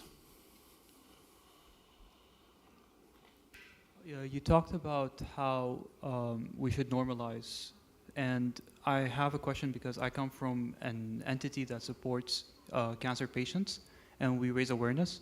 And I personally, when I go into a group and I want to talk about cancer because they may be throwing some stigmas, I immediately get shut down. So if I can't talk about cancer to normalize it, how else can I do so? Yeah. Well, some topics are more sensitive than others, clearly. Cancer would be one. I guess racism would be one. There are things that are harder to discuss. I'm not an expert, in how you communicate about cancer, for instance. But what I do know is that if you are showing empathy and you are showing respect when you talk about a certain topic, you can go much farther than if you're being a little too, too upfront about it.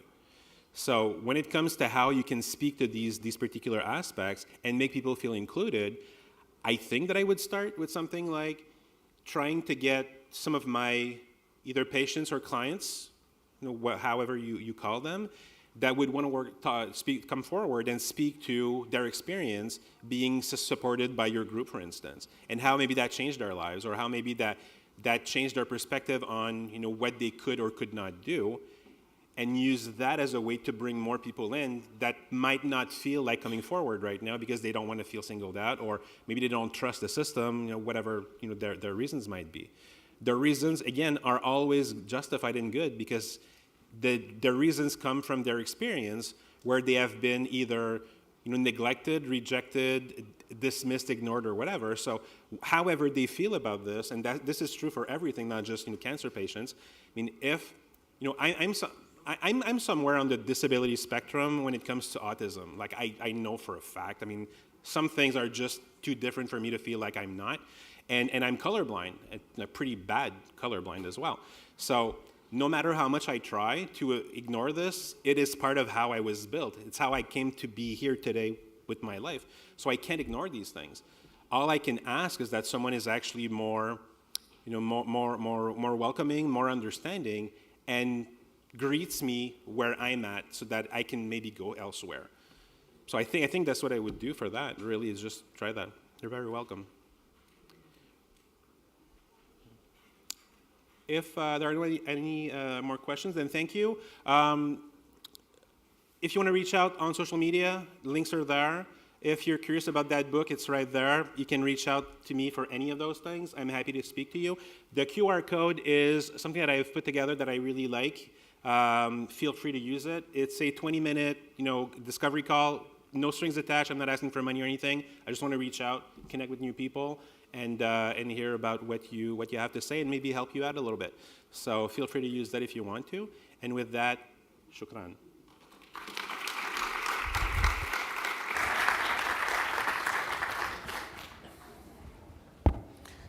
Thank you, Denis, for that amazing speech. I know I have to pay a lot more attention on inclusive communication. I think earlier I accidentally said you guys and I heard someone gasp in the audience. I think I know which direction that came from now. But yeah, it's amazing. Sometimes the small things we never noticed. By the way, if y'all want to connect with the speakers, please use the networking app. Did I say that right? So if y'all want to connect with Denis, you can use the networking app, connect with them while he's here as well. Our next session is going to be a panel discussion. It's going to be on how technology fosters civil rights, participation for persons with disabilities.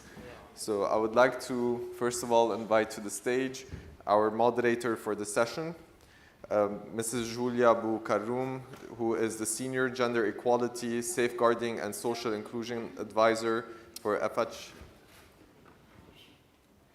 Is something happening? Did I miss something? Okay, okay. Perfect, so that's what happened, okay. So we would like to welcome Zain Al-Halo from, see, now I lost my notes. From FHI 3.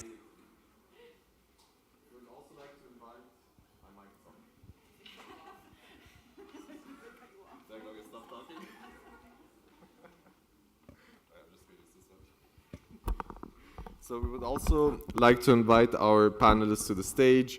Mrs. Silvana Lakis, who's the president of LUPD, Carlo Haddad, who is the director of field operations at Bridge, Outsource, and Transform, and Bashar Abdel Samad, who is an accessibility expert.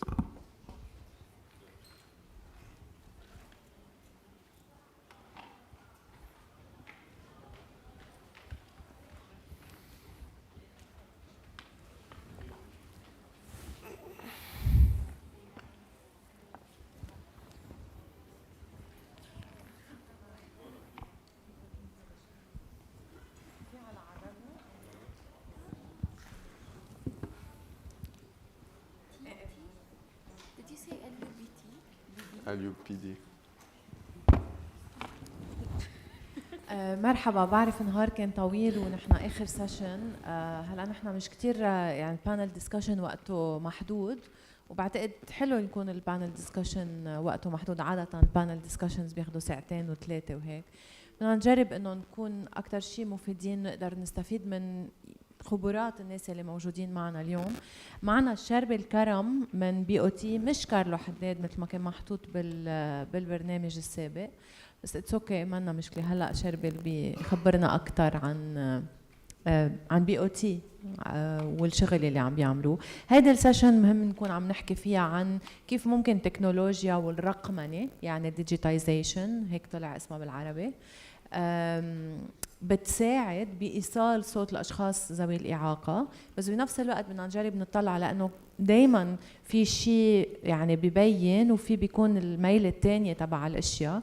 مطرح ما تبين إنه أوقات الرقمنة والتكنولوجيا عم تخلق عوائق إضافية قدام الأشخاص اللي عندهم إعاقات، إلها علاقة بالأفوردابيلتي أوف سيرفيسز، يعني قديش ماديا قادرين انه يكونوا عم بيدفعوا تكاليف هيدي الخدمات، وبنفس الوقت قديش عم بيكون عندهم قدرة الوصول لهيدي الخدمات من ناحية الكلفة ومن ناحية المعرفة لأنه بتعرفوا انه في كمان في الأمية التكنولوجية او الكمبيوتر ليترسي او الليترسي يلي ممكن تكون عم تأثر كمان، خاصة انه بمعظم الأحوال، وهذا اللي حكى عنه دوني هلا بالتوك اللي كان قبل شوي، دايما في عنا طبقات متعددة من التهميش يلي ممكن تكون عم بتطال الناس، مثل من ضمنهم الأشخاص ذوي الإعاقة، النساء المقيمات بالريف، الشباب يلي ما عنده وصول على التعليم وإلى آخره. فهالطبقات المتعددة من التهميش ممكن تكون عم بتأثر على قدرة الأشخاص للوصول لمختلف الخدمات والتكنولوجيا، وبالتالي بتصير التكنولوجيا عائق بدل ما تكون قوة دفع أو مساعد. رح نحكي عن هذا الموضوع، بس قبل بدي لكم ايه اكيد لا في ترجمه للانجليزي وللعربي وفي ترجمه ساين لانجويج. الصبايا هون كله قادر يكون عم يسمعنا. بدي اطلب منكم على تشوفوا الكيو ار كود. هلا رح يقطعوا لكم كيو ار كود الشباب، واذا بتقدروا تعملوا تفوتوا على الكيو ار كود وتعملوا تتسجلوا، يعني لحتى تعرفوا اكثر عن لابكاب، عن المشروع، وعن الاكتيفيتيز اللي بيعملها، وعن يعني تندعوا على الايفنتس اللي ممكن تكون عم تنعمل، واللي اكيد مفيدة لمختلف المواضيع يلي عم بيطرحها المشروع.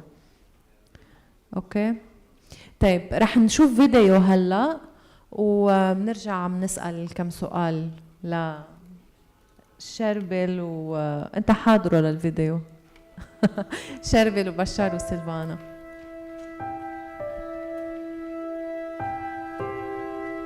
ساعة يقولوا لي بجيب لك ووكر، ساعة يقولوا لي بدك عربية، ساعة بنجيب لك الأمبولانس أو بنجيب لك الدفاع المدني ياخدي.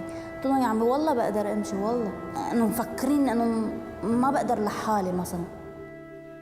نحن 15% من سكان هذا المجتمع منواجه تحدي كبير يلي هو إنه نقدر نروح ننتخب باستقلالية وبكرامة، وللأسف مراكز الانتخابات هي غير مجهزة، ودائما كان الطابق الأرضي بكل الانتخابات السابقة كان يكون مقفل وما يفتحوه وما يعملوا فيه أقلام اقتراع.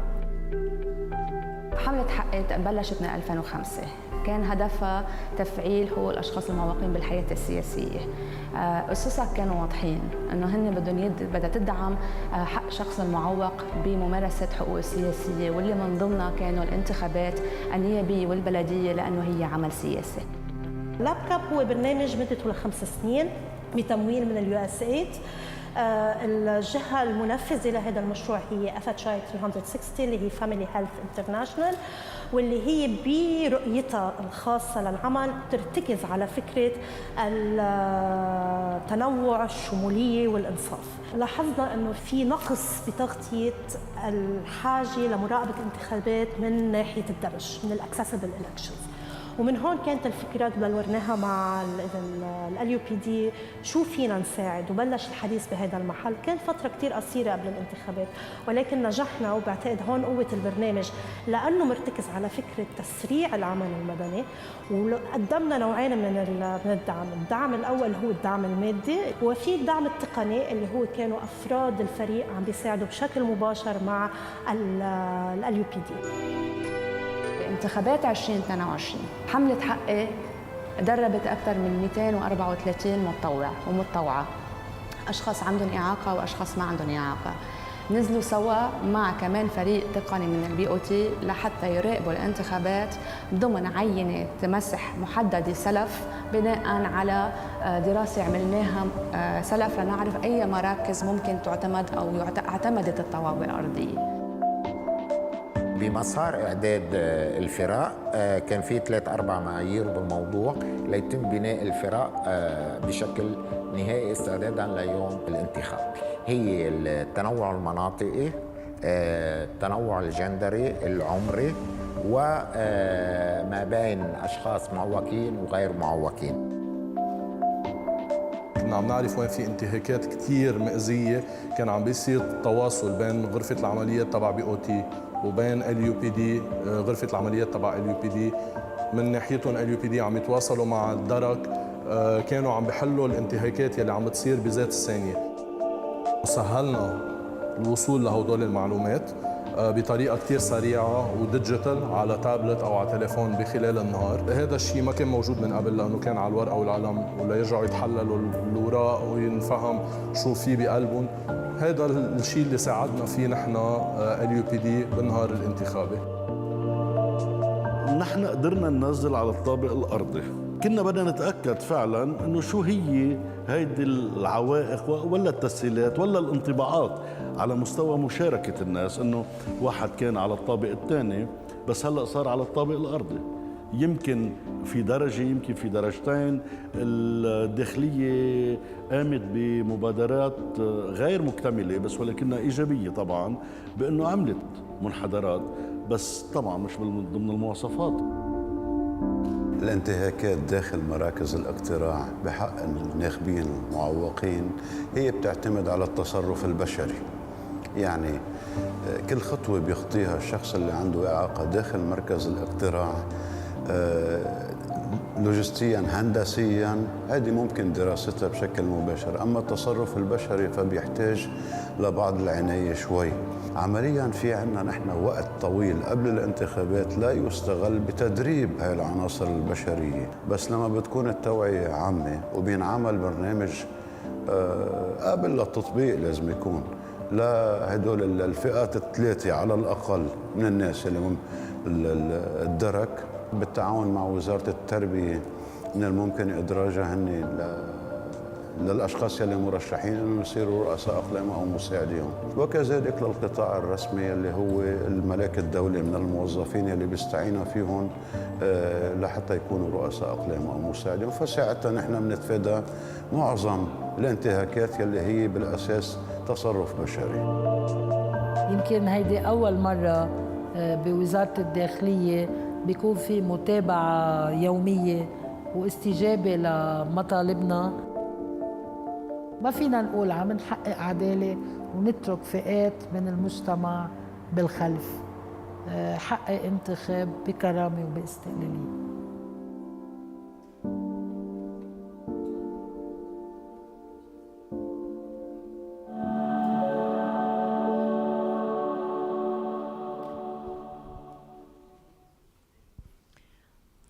اوكي. هيدا يعني هيدا المنطلق يلي رح يكون اذا بدكم القاعده يلي رح نحكي على اساسها اليوم. ما رح نحكي تفاصيل عن هيدا المشروع بالتحديد، رح نحكي عنه كنموذج لاستخدام التكنولوجيا بتحسين الوصول وتحقيق الحقوق للاشخاص ذوي الاعاقه. بس بحب اوضح انه هيدا انعمل بال 2022 لاول مره. كان مش اول مره بصير في مراقبه انتخابات من منظور الإعاقة وحق الوصول، ولكن أول مرة كان عم بيصير باستخدام الأدوات التكنولوجية. وهلأ رح نحكي أكتر مع سيلفانا وبشار وشربل عن هيدا الموضوع. بس يعني هيدا انعمل بوقت كتير قصير، لأنه بتعرفوا بهديك الفترة ما كنا أكيدين إذا في انتخابات ولا ما في انتخابات، فالتحضيرات كتير بتكون يعني اجر لقدام وعشرة لورا مثل ما بيقولوا. بس بال2000 وهلا لانه كان في مفروض انتخابات بلديه بال2023 ورجعت اتاجلت لل2024، فعم بينشغل على تطوير هيدي التجربه والبناء عليها بكافة مراحل مراقبة الانتخابات، ما قبل الانتخابات، يعني مرحلة ما قبل الانتخابات، الحملات الانتخابية ونهار أو الأيام الانتخابية، لأنه الانتخابات البلدية بتصير على كذا يوم. رح بلش مع سيلفانا واسألك عن شو صار أو شو تغير، لأنه خبرينا شوي هلأ سريعا، قولي لنا ليه بتعملوا مراقبة، ليه مهم نراقب الانتخابات، وقولي لنا إذا بتقدري كيف فرق معكم هالاستخدام لنتائج المراقبة بين ما قبل التكنولوجيا وما بعد التكنولوجيا، ما قبل استخدامها من قبلكم وما بعد، يعني بالسنوات الماضية اللي راقبتوا فيها وهلأ. شكرا زينة، مرحبا جميعا. يمكن قبل ما بلش جاوب على سؤالك زينة لازم أقول نحن مين وليه عملنا كل اللي عملناه لحتى نوصل لأنه نقدر ننتخب بكرامة وباستقلالية. نحن الاتحاد اللبناني للأشخاص المعوقين حركيا، وبهذا المشروع شركاء مع اللاب كاب. الاتحاد هو جمعية قاعدية لا طائفية لا سياسية، وبالفعل تأسست بوقت بالثمانينات بال81، بوقت كان لبنان عم يتقسم ومقسم. كان الاتحاد عم يقدر بتنظيمه بمفهومه وبطرحه يقدم نموذج كيف التنوع هو الأساس، وكيف المشاكل جاية من مطرح ما أي حدا بينتهك حق أي عنصر من عناصر التنوع. هذا البلد قائم على التنوع وقائم على يعني التنوع الثقافي والديني وغيره، ولازم يعرف كيف ينظم أموره وفق هالتنوع. نحن فئة الأشخاص المعوقين كنا من وقت الاستقلال لليوم خارج أجندة الإدارة العامة. يعني كل مرة بده يكون في حكي عن أي حق من حقوق الناس، كانت ببساطة الأمور يلي بتسهلنا الوصول لهيدا الحق مش مدرجة، وقت العمار، وقت الخدمات، وقت السياسات. فهي بالأصل المشكلة إنه نحن 15% عم نحمل نتيجة أخطاء ارتكبها كل حدا إجا يرسم سياسة عامة بهيدا البلد. ونحن شايفين تنحل مشكلتنا لازم يكون عندنا صوت يوصل على البرلمان ولعند صناع القرار. من هون كان تركيزنا على موضوع الانتخابات وحملة حقي، لأنه بكل بساطة إذا منغمض عينينا للحظة ومنجرب نتخيل مين بالبرلمان اليوم، ما منلاقي حدا عنده القدرة أو على القليل بيشبه هيدا التنوع اللي عم نحكي فيه لحتى بالتالي يحطوا بالأجندة، ولا كمان بالمطارح التانية. فمن هون كان إيماننا بأنه البلد هو المكان يلي لازم يحتضن كل أبنائه ويساوي ويكون عادل بين الكل. شفنا إنه الانتخابات هي الجسر الأساس، ولازم نظبط الأمور يلي بتعيقنا لنوصل لهالانتخابات. فمن 2005 بعدين 2009 لليوم ونحن بمحاولات دائمة لنخلي الانتخابات متاحة للأشخاص المعوقين اللي بيعملوا 15%. وكنا دائما نلاقي حالنا عم نكرر حالنا لأنه الدولة ما عم بتراكم، الصوت ما عم بيوصل، المطالب ما عم تتحول لحقوق ممأسسة ومدرجة بكل وزارة. أنا نسيت شو سألتيني، دخلك شو سألتيني؟ نسيت انك نسيتي صراحه. لا بس كان لازم اعمل هيدا لا أكيد التقديم للناس تقدر تفوت بالموضوع. اوكي، كنت بدي اسالك شو اختلف بتجربتكم مراقبه الانتخابات من 2005 ل 2018 اللي راقبتوها على الورق، يعني انتم عم تستخدموا ادوات ورقيه، وبال 2022 لما استخدمتوا اول مره تجربه الرقمنه مع بي او تي. اوكي طيب، اللي اختلف انه هلا حملتنا قويت، صوتنا انتشر، حاصرنا كل حدا له علاقه، صعبنا عليه انه يتجاهل مطالبنا، وعملنا شراكه من خلال اللابكاب مع بوت، وطورنا تقنيا وسائلنا اللي بترصد يوم الانتخابات. بس كمان لنعرف قيمة شو هيدا لازم ارجع شوي خطوة لورا.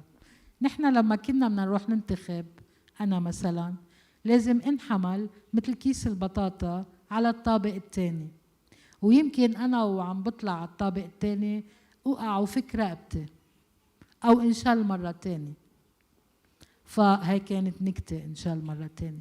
فالمهم هاي الطريقة كانت تخلي يلي عم بيساعدوا يسيطروا على قرار الناخب أو الناخبة اللي جاي يتمارس حقها أو يمارس حقه. وكان دائما في من قبل معظم الأحزاب اللبنانية تدخل بهيدي الأيام، فجأة بيصيروا بدهم يساعدوا الأشخاص ليوصلوا على قلم الاقتراع وينتخبوا لحتى يأثروا على قرارهم. فنحن طالما ما فينا ننتخب باستقلالية، ما فينا ما بنقدر نكون مستقلين. كمان الأشخاص المكفوفين والأشخاص الصم والأشخاص اللي عندهم إعاقة ذهنية، كلهم هودي هن جزء من التنوع المجتمعي، وحقهم تكون حاجاتهم مدرجة عند الوزارة المعنية بالتحضير للانتخابات. شو اللي اختلف هالمرة؟ أولاً قدرنا ننتخب بالطابق الأرضي من 2005 لليوم، شيء منطالب فيه وما كان يصير. ثانياً التوثيق المباشر خلال رصدنا بيوم الانتخابات للعملية الانتخابية كان عم بيتم من خلال شراكتنا مع بوت بطريقة رقمية مباشرة. هيدا شو فرق؟ أولاً أعطانا إمكانية إنه ساعة بساعة نقدر نبعت تقاريرنا لغرف العمليات عن أي انتهاك عم بيصير، ووثق المعلومة بدقة أكتر وبسرعة أكتر. ثانياً مكننا من إنه نستخدم هيدا التقرير بعدة طرق لكل تنوع الحاجات. فهيدي بداية، يعني ما الوقت يعني في أحكي كتير عن أهمية اللغة الرقمية إنها تكون دامجة، ولازم تكون دامجة لأنها مسألة حيوية. فالأشخاص يعني من ضمن المشاكل يلي ما بيقدر يمكن التقرير يخبرها لأنها هي قبل الانتخابات. على سبيل المثال الأشخاص يلي بيحتاجوا بعدة فورمات الوصول للمعلومات ما كانت متاحة لهم هيدي المعلومات قبل الانتخابات ليقدروا يعرفوا كيف بدهم ينتخبوا وعلى أي أساس. عم بحكي عن الأشخاص المكفوفين يلي ممكن يحتاجوا يكون عندهم وصول لأونلاين انفورميشن، أو عن الأشخاص اللي عندهم إعاقة سمعية نطقية، أو اللي عندهم إعاقة ذهنية، أو الأشخاص كبار السن يلي كمان هن بعدهم مش معودين على التكنولوجيا ومنا مبسطة بشكل كافي لإلهم، أو على وزارة الداخلية لما بآخر تكة بآخر لحظة بتبث معلومات للمواطنين حق لها علاقة بالانتخابات. هالمعلومات ما وحتى لو اجت مأخرة ما عم توصل لكل الناس، ولما المعلومات ما بتوصل لكل الناس يعني الناس ما عندها تكافؤ فرص بالعملية الانتخابية، وبالتالي ما في ديمقراطية، ولما ما بيكون في ديمقراطية بدنا نطعن بالانتخابات. شكرا سيلفانا على هيك جولة الأفق إذا فينا نقول السريعة عن أو ما كتير سريعة عن موضوع يعني أهمية الاقتراع ومشاركة الأشخاص ذوي الإعاقة بالعملية الانتخابية. ذكرت تحديدا أهمية الرقمنة واستخدام التكنولوجيا بأنه كان في سرعة أكثر يعني البروسيسنج انفورميشن او بمعالجه المعلومات اللي عم تجي من مراكز الاقتراع، وامكانيه انه يكون في تواصل مباشر يبنى يعني يصير في اكشن عم تتاخذ من قبل وزاره الداخليه بسبب هالمخالفات يلي عم تتوثق بشكل رقمي وعم توصل بشكل اسرع ما كان عندنا اياها بالسابق، لانه كنا عم نعتمد على الادوات التقليديه بجمع المعلومات والهيدا. رح روح عند شربل. اوكي شربل، انت المسؤول هلا انت بتخبرنا شوي اكثر عن الشركه يلي ذكرناها اللي هي بي او تي. سريعا بس اذا فيك تعطينا هيك ملخص عن بي او تي. بس بدي اسالك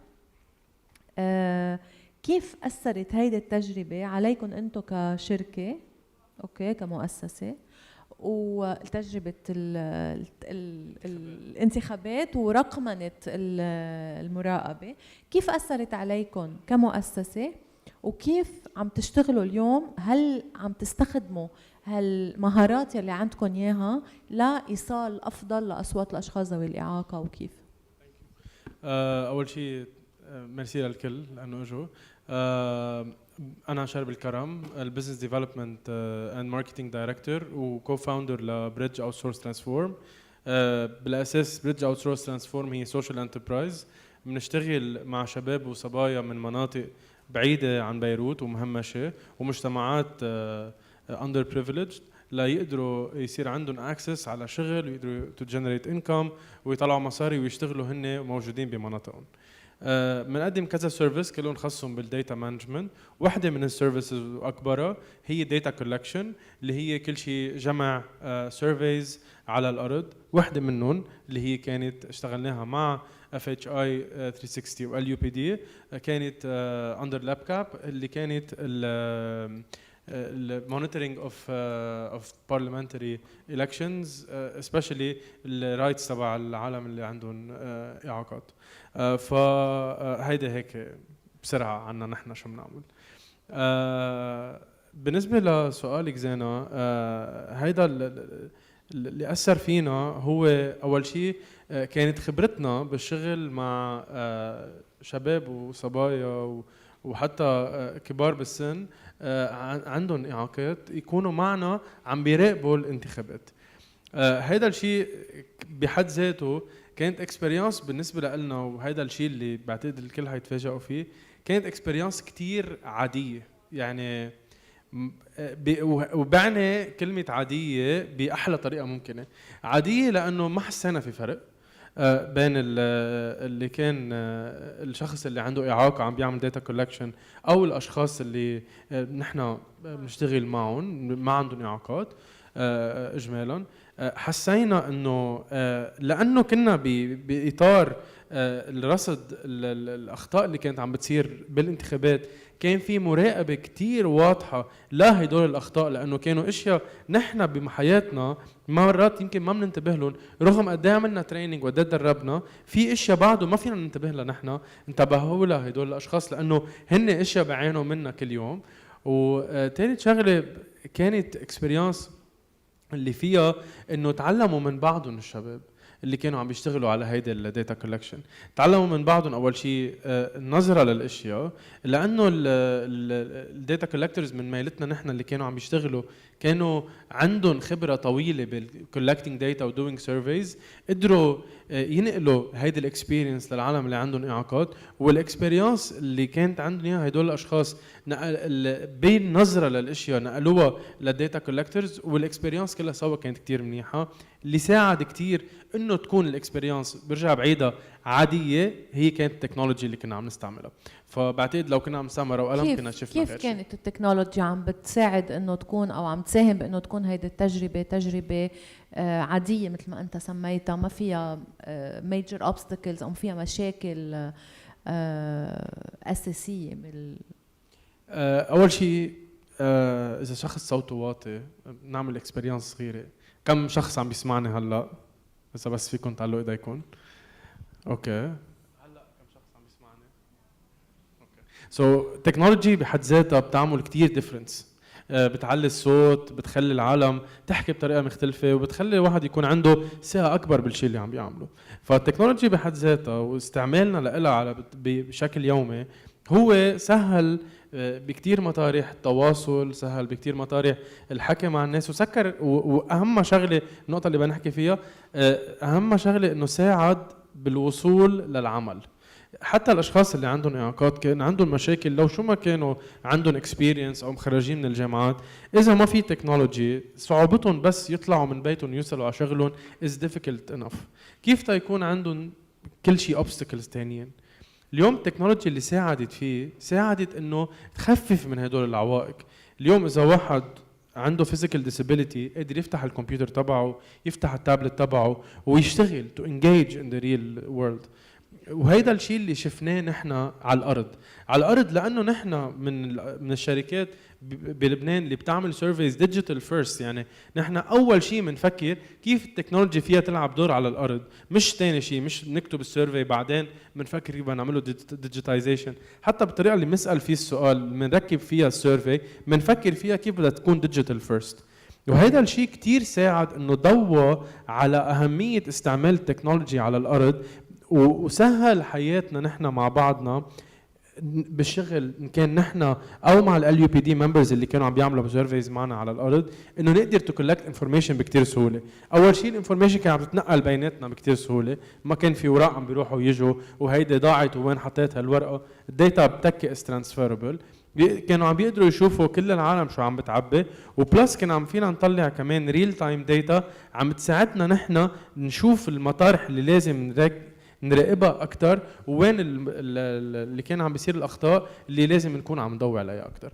فهيدي ميرسي شربل. هلا رح ارجع اسالك سؤال، هي المقلب الاخر تبع استخدام تكنولوجيا، وكيف ممكن اوقات هي بحد ذاتها تكون عائق قدام وصول الأشخاص. حضر حالك على هذا السؤال. بشار، بدي أسألك يعني من وجهة نظرك كمهندس وكحدا خبير بموضوع الوصول للأشخاص ذوي الإعاقة، كيف ممكن استخدام تكنولوجيا لتعزيز مشاركة الأشخاص ذوي الإعاقة بالانتخابات تحديداً؟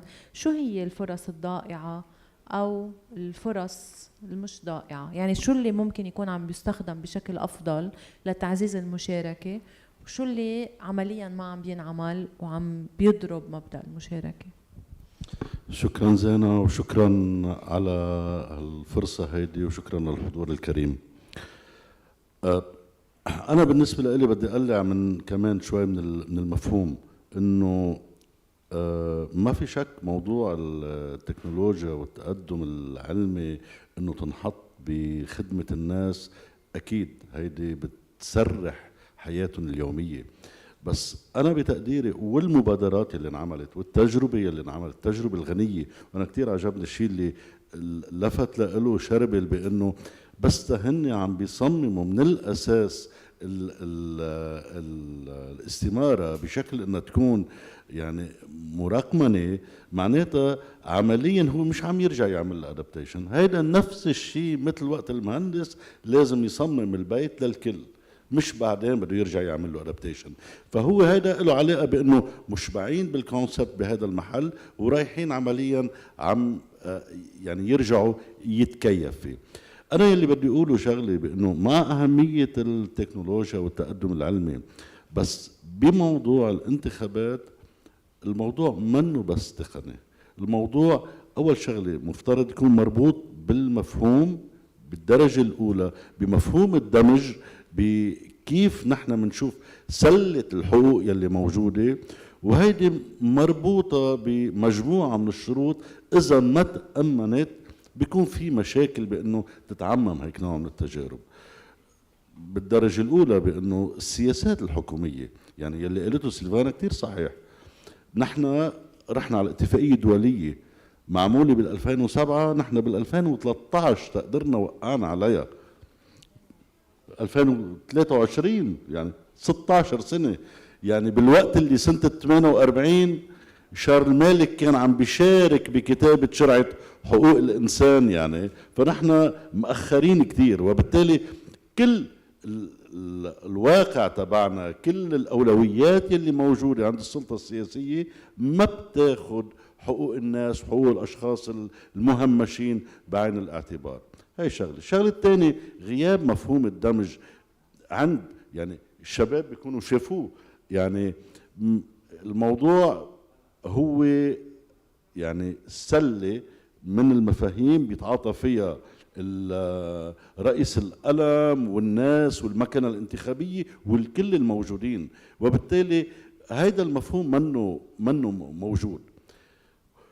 وبتقديري في إشكاليتين أساسيتين، وهذه بدها نقاش مع الشباب. يعني أول شغلة قدرة وصول الأشخاص اللي عندهم إعاقات على موضوع التكنولوجيا، وهذه القدرة مربوطة بعض الأحيان بالمستوى العلمي، واللي في حق أساسي قبل له علاقة بالتعليم منه موجود.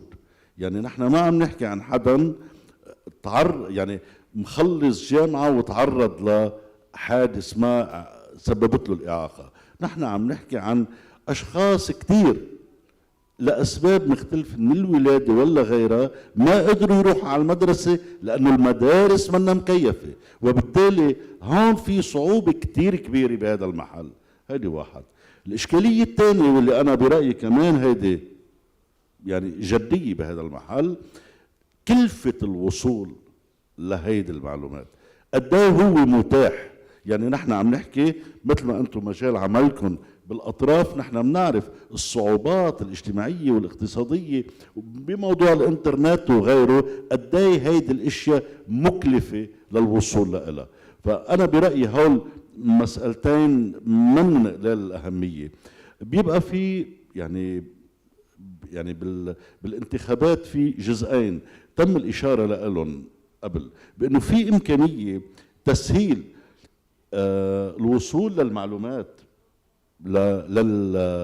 للمقترعين، لعموم المقترعين من ميل الاطلاع الناخبين، يعني الاشخاص المعوقين، على البرامج الانتخابيه للقوى اللي مطروحه او البرامج السياسيه، مشان يقدر يختار بالدرجه الاولى. هو يقدر يختار هيدا بيمثلني وهيدا ما بيمثلني. هاي بالمرحله الاولى.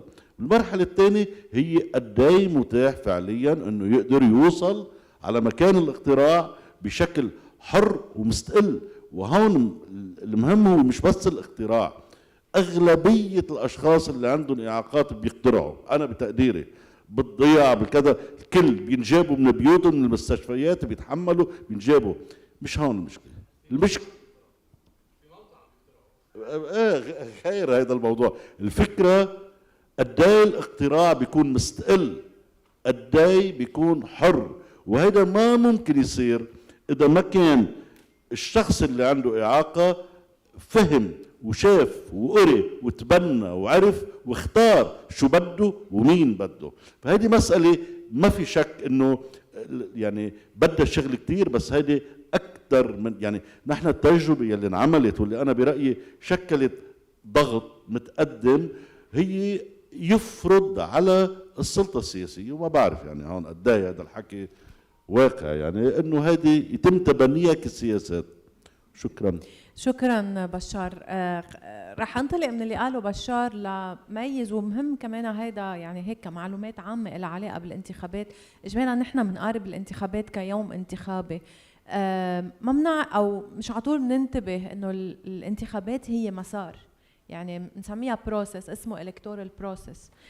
حتى الاسم التقني تبعه ومقسم لثلاث اقسام. في القسم الاول اللي هو ما قبل الانتخابات، اللي هو فتره الحملات الانتخابيه من لحظه دعوه الهيئات الناخبه لا قبل بيوم من الانتخابات، او اذا بدنا الصمت الانتخابي قبل اكثر شوي من 36 ساعه. يلي هون في كل شيء، يلي هون في كل المعلومات يلي عم تتداول. وبهاي الفتره بصير عندنا تخمه بالمعلومات السياسية وبالوعود الانتخابية، اللي هي شيء كتير طبيعي انه يكون عم بيصير بغض النظر شو بيصير فيها بعدين. وهيدا مش عطول متاح لكل الناس، وتحديدا الناس اللي عندهم إعاقة، وتحديدا الناس اللي عندهم إعاقات سمعية. هيدا تبين معنا بدراسة انعملت بلاب كاب، تبين انه في غياب تام لفئة من العالم ما بنعرف عددها بالضبط لانه كمان ما في ارقام. هن الاشخاص اللي عندهم إعاقة سمعية يلي بدهم يعملوا كتير جهد اضافي هن من عندهم وبمساعدة الاخرين. وهون ممكن يكون في مساعدة من التكنولوجيا لحتى يكونوا عم بيقدروا عم بيحصلوا على المعلومات، خاصة انه هدول الناس ممكن ما يكونوا بيقدروا يقروا لانه ما تلقوا تعليم اساسي. وفي مشكلة اساسية اليوم بتغيب عن بالنا بلبنان، هي مشكلة السوشيال انيكواليتيز او انعدام التكافؤ الفرص والعداله الاجتماعيه عند الناس اللي منا قادره تكون عم تحصل على تعليم اليوم بمدارس متخصصه، لانه ما في مدارس دامجه. المدارس المتخصصه ما بيقل القسط تبعها عن $10,000 سنويا يمكن للسنه الواحده للولد الواحد. فكتير الناس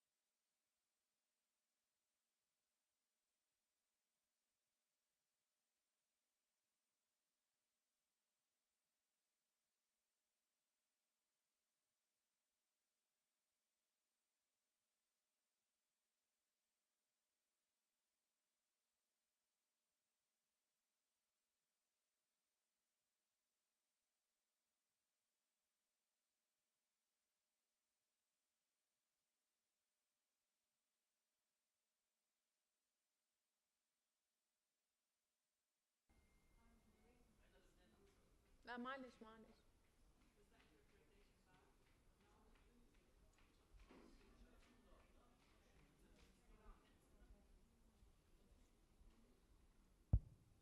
بس ماشيين الميكروفون. ايه اوكي رح انطر.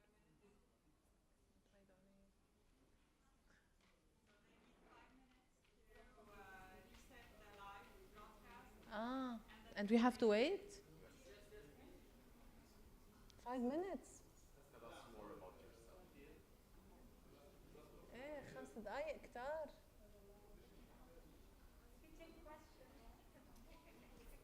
Can we take questions? No? Okay. طب رح نستفيد من هيدا الوقت. خلصت أول جولة من الأسئلة. إذا حدا عنده أي سؤال أو استفسار لنستفيد من الوقت ما يروحوا علينا هول 5 دقايق بلا ما نكون عم نعمل شيء، رح أعطي مجال أسئلة لشربل أو بشار أو سيلفانا بناء على اللي حكوا. حدا عنده أي سؤال؟ تفضل.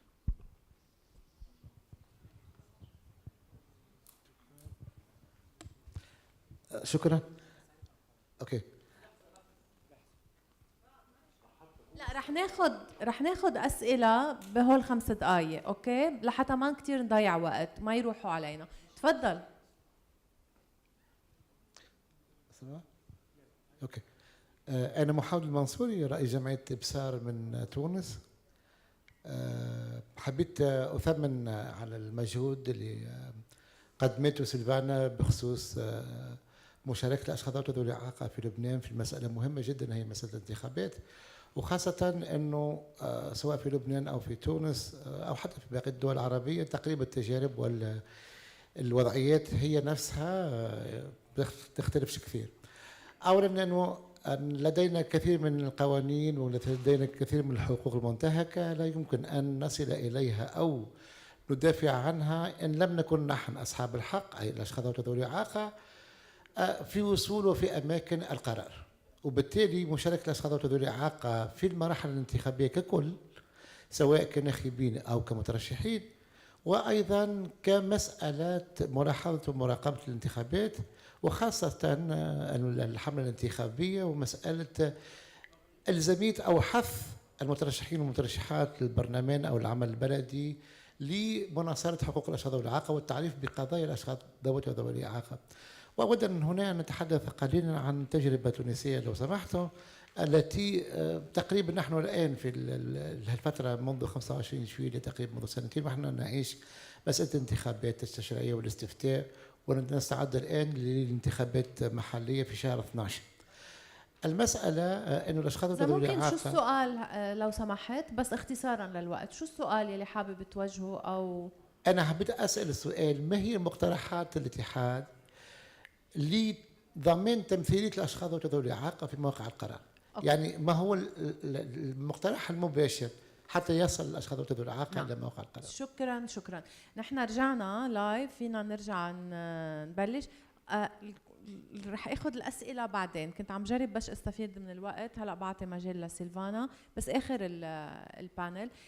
كنا عم نحكي عن مراحل الانتخابات، في نهار الانتخاب وفي مرحله ما بعد الانتخابات. رح استفيد من هذا الموضوع تحديدا لاسال سيلفانا تخبرينا شوي عن الاستعدادات للانتخابات الجايه يلي المفروض تكون بال 2024 وبعدين بال 2026، وعملكم تحديدا لنرد على السؤال اللي عم يسأله الأستاذ بتعزيز الحقوق المدنية للأشخاص ذوي الإعاقة، وإذا فيك تقولي لنا كيف رح تستفيدوا من التكنولوجيا والرقمنة بهيدي التجربة تحديدا بناء على تجربة 2022.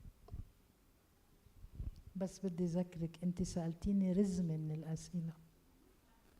لا هو سؤال واحد. لا مجموعة أسئلة بدهم عدة أجوبة. بس على سيرة التكنولوجيا بدي أقول لكم شغلة، كلنا سمعنا يعني هيدا بين هلالين شو عم بيصير، شو صار بالمغرب للأسف، يعني الزلزال، وبعدين بليبيا. لو نحن بدنا نطلع على البنية التكنولوجية ودور التكنولوجيا بإنقاذ الأرواح، كنا منشوف قد ايه بتعمل فرق بحياة الأشخاص وكيف الأشخاص المعوقين بدولنا العربية والدول النامية حيكونوا مش مدرجين. يعني لما الابليكيشن ما بتكون متاحة للاستخدام من قبل الأشخاص المكفوفين أو الأشخاص الصم أو غيرهم، ما رح يقدروا المعنيين ينقذوا أرواحهم. حبيت أعطيها كمثل لأكد على قد ايه التكنولوجيا هي مهمة بحياتنا، وقد ايه اليوم يعني امبارح قبل بكرة لازم نعمل التحول وتصير انكلوسيف دامجة لحتى نكون عم نلتزم بمبادئ الاتفاقية الدولية لحقوق الأشخاص المعوقين، يلي هي أهم اتفاقية دولية للحقوق بعتقد، ويلي خاصة بمبادئها الثمانية للاتفاقية. إذا اطلعنا بالمبادئ رحنا على المبدأ الثالث مثلا اللي بيحكي عن المساواة وتكافؤ الفرص والمشاركة الفعالة لأصحاب الحقوق، بنعرف عن شو عم نحكي. ولما نروح على المبدأ السادس يلي هو الاكسسبيليتي، كيف لازم تكون شرط مسبق بكل شيء بتعمله الدول. من هون نحن اللي عم نطالب فيه للانتخابات المقبلة، أول شيء في عنا عوائق إلها علاقة بالعمارة، يعني المكان اللي بيصير فيه الانتخابات واللي هو إجمالا مدارس. عم نطالب إنه يكون بالطابق الأرضي، وإذا مش بالطابق الأرضي بمكان كله أكسسيبل، المصعد وغيره، بس مطلبنا الطابق الأرضي. وعم نطالب إنه لتكون عملية الانتخابية مكيفة بطريقة إنه يقدروا الأشخاص المكفوفين يوصلوا على قلم الانتخابات ويعبوا القصيمة بدون أي تدخل من حدا. وكمان بالمناسبة للأخ من تونس بدي أقول له نحن استعنا بالنموذج يلي اعتمدوه لبطاقة الانتخابات اللي كان بينحط بالبرايل والصورة وغيره، فنحن مواكبين تجربتكم وكمان منهنيكم ونعرف انه عملتم شيء بيشبه الكوتا. تاني شيء عم نطالب انه المعلومات الحق بالوصول للمعلومات يلي بينظمها ارتكل 19 ولبنان موقع على هذا الشيء، الحق بالوصول للمعلومات. لازم كل المعلومات مثل ما كانت عم تقول زينة قبل الانتخابات تكون متاحة للكل، يعني اكسسيبل. فنحن عم نطالب بكتير قصص تضمن استقلاليتنا لما بدنا نروح ننتخب أو نترشح أو حتى نكون مراقبين أو رؤساء الأقلام أو غيره. وفي عنا مطالب قريبة المدى يلي هي للانتخابات المقبلة ومطالب بعيدة المدى. للمقبلة عم نطالب بتشكيل لجنة معنية بوزارة الداخلية تكون مسؤوليتها تنظيم والتحضير للانتخابات، وهيدي اللجنة بتضم ممثلين عن جمعيات اللي بتمثل الأشخاص المعوقين ووزارات ذات العلاقة. عم نطالب بأكثر وأكثر تطوير فكرة استخدام الطابق الأرضي مع تجهيزه بكامل المواصفات المطلوبة بحيث نوصل وبدون عوائق. عم نطالب بأنه أشخاص اللي عندهم إعاقة سمعية ونطقية يقدروا يوصلوا للمعلومات من البداية، تكون متكيفة وجاهزة بأكثر من فورمة. منميل إنه نترك الفورمة مفتوحة لأنه الخيارات متعددة مش مسكرة، بس منشدد على احترام الحق والمبدأ بأنه ننتخب باستقلالية. والمدى الطويل نحن بدنا، عم قول طويل لأنه بنعرف ظروف بلدنا، نحن بنطالب بالميجا سنتر، يعني المركز يلي الكل بينتخب فيه بغض النظر من أي منطقة. اللبنانية بيعرفوا إنه عنا مشكلة ننتخب مطرح ما خلقنا ولا مطرح ما إحنا ساكنين، كل هيدي القصص. الكبار السن، المرأة الحامل وغيره. وحتى الأشخاص اللي مجتمع الميم، في كتير ناس ما بيعرفوا إنه هن عندهم عوائق لما بيروحوا ينتخبوا. كل هول الناس عم نطالب، عم نحاول نتحالف مع أوسع قاعدة ممكنة من الناشطين المدنيين يلي ناشطين بالإصلاح الانتخابي، لحتى سوا نعمل انتخابات دامجة لكل الناس. بعرف طولت، بس الأسئلة كان بدها أجوبة. شكرا، بس لأنه عم بيعملوا لي. رح روح لعندك بشار لحتى أسألك من التوصيات أو من اللي حكيته سيلفانا اللي مرتبط بكيف ممكن تكون الانتخابات أكثر دمج وأكثر عم تضمن الوصول لمختلف الفئات. وين التكنولوجيا من مطرحك انت كخبير، وين التكنولوجيا ممكن تكون عم تلعب دور ايجابي بهيدا المحل، وين ممكن استخدامها لتفعيل هالمطالب يلي عم تحكي عنها سيلفانا، وشو عم تعمل الوزارة بهيدا المحل او شو ما عم تعمل؟ هلا يعني قد ايه التكنولوجيا عم بتفوت بقلب يعني اللي حكيتهم هي عم تحكي عن كذا شغله ممكن تخلي الانتخابات تكون اكثر دامجه. وين دور التكنولوجيا بكل وحده من هول القصص اللي حكيتهم؟ مش ضروري تسمي كل وحده لحالها، بس بشكل عام كيف ممكن اليوم وزاره الداخليه اللي هي لهلا بعدها مسؤوله عن اجراء الانتخابات تكون عم تستعمل التكنولوجيا لحتى تامن قدره وصول اكبر للاشخاص ذوي الاعاقه من مختلف الاعاقات؟ هلا ما في شك انه يعني السلطه السياسيه اللي بتمثلها بالانتخابات هي وزاره الداخليه، انه اكيد مقصره بهذا الموضوع، تحديدا بموضوع الوصول للمعلومات. يعني الوصول للمعلومات هي خطوه اساسيه مشان واحد يقدر يعرف شفافيه. يعني وطلع قانون يعني بالبرلمان والحكومه ما بتلتزم فيه.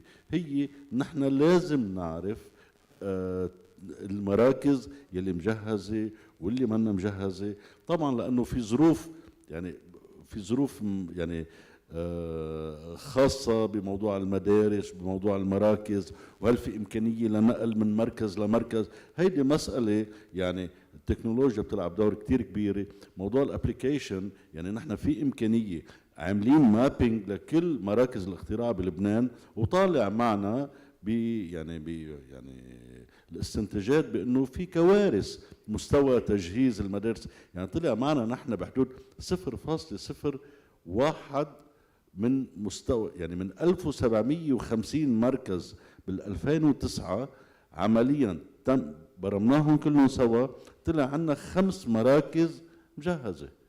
يعني وبالتالي هول مجهزه لاستقبال اشخاص ذوي اعاقه اصلا. صح، مجهزه عم نحكي على مستوى المبنى بعد ما فتنا بالتكييف للعمليه الانتخابيه بحد ذاتها. طبعا هلا انا برايي انه تجهيز المبنى قدام هيدي العوائق بصير يمكن هو الاسهل، لانه كيفيه تكييف الخدمات هي مساله اصعب، لانه لها علاقه دور التكنولوجيا. طبعا انا رايي هون التكنولوجيا بتلعب دور كتير كبير بموضوع التدريب، بموضوع يعني المعلومات. صراحه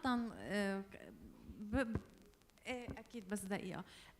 يعني نحن اليوم لما هيدول المراكز اللي عم يحكي عنهم بشار، المدارس الرسميه ما فيها كهرباء، ما بعرف عن اي تكنولوجيا بعد ممكن نكون قادرين عم نحكي. يعني كمان شوي بدنا ناخذ بعين الاعتبار هيدا الواقع يلي نحن فيه، اكيد نشتغل على تغيير هيدا الواقع، بس كمان نضل واقعيين بمقاربتنا لهيدا الواقع.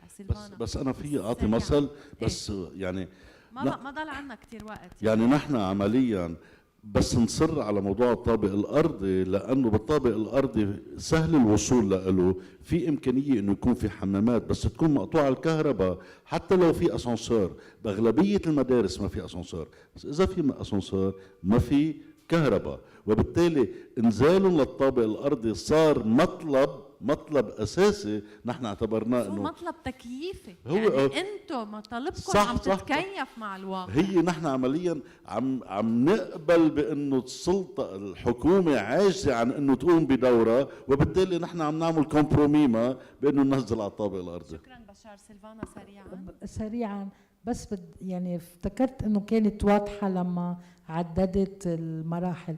التكنولوجيا هي اساس بكل اللي ذكرناهم، يعني لما بنحكي عن معلومات عن المرشحين، التكنولوجيا بتلعب دور بانها تجعلهم متاحين بكل الاشكال لمختلف انواع الحاجه والاعاقات. لما بنحكي عن الوصول للمكان بدون عوائق، التكنولوجيا مرة تانية بتلعب دور بالتنقل وبغيره لما بتكون accessible. وإذا بدي ضلني بالديجيتال يعني باللغة الرقمية، عملية وضع لوائح الشطب هونيك بتبلش. التكنولوجيا بتمكنني أعرف أنا وين مطرحي أو أي مرشح بدي أختار أو صحح. اللي عم يحكي بشار عن الأماكن إذا كانت محطوطة أونلاين وأنا في فوت ونحن مثلا عملنا مسح لنقول كل مركز مجهز ولا مش مجهز، وهيدا أونلاين. إذا كان محطوط أونلاين بالوزارة بس بطريقة انكلوسيف، مرة تانية هون بتكون التكنولوجيا عم بتمكن الناخب إنه يقدر عن جد يختار صح ويعرف هون المكان بيرح له أو لا. وإذا كانت التكنولوجيا موفرة مثلا مثل الإي فوتينج أو غيره، ما هي كله بمكننا باستقلالية إنه نوصل لحقنا وبالتالي نوصل صوتنا. شكرا سيلفانا. رح أختم معك شربل. رح أسألك هذا السؤال الصعب. يكون ختامه مسك. اوكي، حكينا عن اهميه التكنولوجيا والرقمنه، وحكينا عن التجربه اللي انعملت وعن الايجابيات اللي طلعت منها بعمليه معالجه الانتهاكات اللي كانت عم تصير والى اخره. شو الوجه الاخر للتكنولوجيا، خاصة انه عم بينحكى اليوم عن inclusive digitization، وحكينا عن انه الناس اللي عندهم طبقات متعددة من التهميش ممكن انه الرقمنة واستخدام المفرط للتكنولوجيا، او مش مفرط بالمعنى السلبي، بس انه ممكن يشكل هو بحد ذاته عائق لوصول الاشخاص. كيف ممكن نخلي، وشو التوصيات يلي من خبرتك بتقدر تعملها لحتى نروح على تكنولوجيا دامجة ورقمنة دامجة؟ التكنولوجي بتلعب دور كتير كبير، بعدني مبرهن من ثانية كيف. بس اللي بنقدر نقوله اليوم، أول شيء it's not منه شيء مخبى قد ايه التكنولوجي مهمة لتخطي الإعاقات. اليوم عم نقدر نشوف العالم اللي عندهم مشاكل بالسمع قادرين يحضروا بكتير وضوح، يسمعونا بكتير وضوح، ويشاركوا معنا بكتير وضوح من خلال التكنولوجي. غير هيك بعتقد كتار منا مش حاضر فيديوز موتيفيشنال، اطلاع عمول تخطى نفسك. هيدول كلهم الموتيفيشنال فيديوز شو لهم طعمه اذا حدا ما قادر يفتح باب بيته ويطلع من العتبه، او اذا هذا الدرج موجود قدامي وانا على ويل شير، اي فيديو موتيفيشنال رح يخليني اطلعه. it's not possible. بينما اليوم تليفون لابتوب اللي قادر انا هول مش على طول متاحين لكل الناس. هيدا سؤالي تحديدا. مش متاحين لكل الناس، ومزبوط. وفي كتير اشياء ما رح تقدر تكون متاحه لكل الناس. اليوم في اكيد دور الدوله بتلعبه تسهل اكسس انتو تكنولوجي، في دور بنلعبه نحن كقطاع خاص، في دور بنلعبه نحن كبي او تي، لانه نحن اساس وجودنا هو تامين فرص عمل للاشخاص اللي ما عندها فرص عمل. من خلال نحن ما بنأمن فرص عمل للعالم اللي عندهم لابتوبس، للعالم اللي عندهم تابلتس، نحن بنأمن لابتوبس، نحن بنأمن تابلتس، نحن بنأمن سنترز فيهم انترنت اكسس ليقدروا الشباب والصبايا تبعنا يروحوا يشتغلوا فيها، ومراكز مأمنة للاشخاص اللي عندهم اعاقات. تعلمناها من وقت ما اشتغلنا مع AUB انه ننقي المراكز اللي بتسمح لكل الاشخاص يشتغلوا يكون عندهم accessibility. ما عم بقول we live in a utopian world، والعالم اليوم اللي نحن عايشين فيه ما بيعقدوا، ويمكن المشاكل اللي عم نحكي فيها اليوم هي مشاكل بنيوية ما رح نقدر نطلع منها بس اليوم التكنولوجيا عم تلعب دور كتير كبير انه تخلي الاشخاص اللي عندهم اعاقات اللي كان ما عم بيقدروا يطلعوا من بيتهم يشتغلوا من بيتهم مع شركات مثل بي او تي، مع شركات مثل اب وورك، مع شركات مثل عم تقول انه في خطوه معينه لازم تكون عم تنعمل من قبل القطاع الخاص او من قبل الدوله، يعني depending على وين نحن لحتى حتى يعني تخلق او تكسر الحواجز اللي موجوده بين الناس وبين استخدام التكنولوجيا بشكل يفعل الدمج ويفعل الامكانيه بس الوصول. كمان بدي احكي عن شغله يمكن اتس ان unpopular opinion، بس كمان في الطموح. اليوم في اشياء صارت بطلت لكجريز. واحد يكون عنده تليفون منه لكجري، بقى صار نيسيسيتي. واحد يكون عنده لابتوب بكثير مطارح بطلت لكجري، صارت نيسيسيتي. اليوم نحن عم نخلق شيء بالمجتمعات اللي بنشتغل فيها اسمه بير تو بير تراكشن، يعني واحد يشوف جاره عم بيشتغل على اللابتوب يتحمس تو اسباير تو جيت لابتوب ليصير يشتغل مثله. وهيدي تفوتي هيدي السبيريت بالمجتمعات كثير مهمه، انه بتخلق احلام مختلفه عن الاحلام اللي كانت موجوده، اللي هي ما بعرف بركي سافر، انزل على بيروت، اشتري سياره، وات ايفر. هدول عم تغير الاحلام، عم تغير انا what I see as success and I think this is also important. يعني اليوم اكيد في دور كتير كبير على كتير قصص نقدر نلعب فيها ونغيرها، بس كمان نقدر نأثر بطريقة إيجابية من خلال اشياء صغيرة كمان مهمة. اوكي شكرا كتير شربل. كان في حدا عباله يسأل سؤال؟ اوكي رح اخذ سؤالين وبعدين بس بليز أسئلة يعني مش مداخلات إذا سمحتوا، لحتى نقدر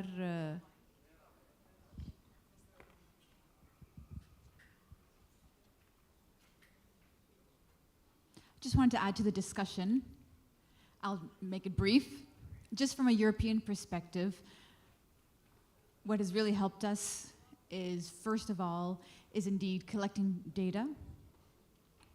People have had negative experiences, and I believe you've been talking about that as well. And then legislation, having strong legislation to force the government. If the legislation is too soft, like we said this morning, soft legislation hasn't worked. I understand you need to make those steps happen, but that's what's helped in Europe. And a third is also on a European level, is procurement. Procurement can really help people to provide services. If they don't provide the services, if it's not disability friendly, that has helped in Europe to have very strong guidelines for procurement. And lastly is very clear guidelines that are written down for the government so that they can't get away get away with it, because they have clear guidelines in front of them. Again, this is a European perspective that I wanted to share with you that you can take from.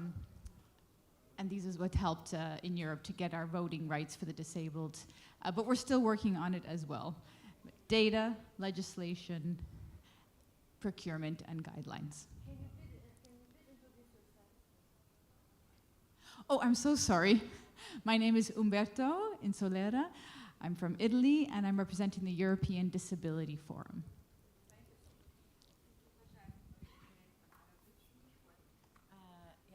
قد ما بقدر.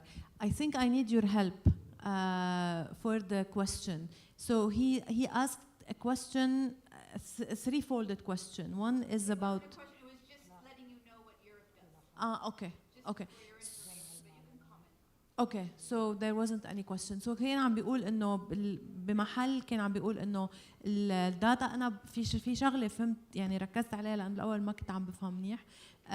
موضوع الليجيسليشن إنه لازم نكون أقسى بموضوع فرض التشريعات، ما نكون رايحين باتجاه تشريعات هيك خفيفة أو مايعة، لا نكون أكثر شديد يعني شدة بموضوع التشريعات. وحكى عن موضوع الداتا وعن استخدام الداتا وجمعها، وفي موضوع ثالث حكى عنه البروكيورمنت. ايه عن مزبوط صح انه تكون دامجه، يعني البروكيورمنت الاستدراج العروض يكون دامج. في عنا سؤال هون. يس اوكي سو نحن هون عم نقول انه So we were saying that thank you for your contribution, and LUPD agrees with what you're saying and the approach that you're suggesting. We all. Yeah, everyone agrees. Okay, Dr. Zena, thank you على your efforts. وثانك يو دكتور بشار وشربل وسلفانا. بس عندي كويستشن انا. نحن حكينا عن التكنولوجي وحكينا بالشيء الانتخابي كيوز اوف تكنولوجي. اذا بدنا نربط التكنولوجي بالاديوكيشن، خصوصا انه نحن الكريكولوم اللي عندنا بكل المدارس، يمكن في بعض الجامعات مثل الاي يو بي بتاخذ يعني ريسك سيلف على حالها انه هي تطور الكريكولوم عندها، ولكن اذا بدنا نعمله على صعيد دولي وعلى صعيد مدارس اول اوفر لبنان، كيف فينا نحسن الكريكولوم اللي هو من ال 97 لل 2019 ما تحسن؟ يعني لما كان الوضع توتالي بيرفكت وتوتالي ما فيها السيركمستانسز اللي عم نعيشها. طيب من هون وبالرايح كيف فينا نحن نحسن الكريكولوم ونقدر نعمل اليوز اوف تكنولوجي بقلبه اوبليجاتوري؟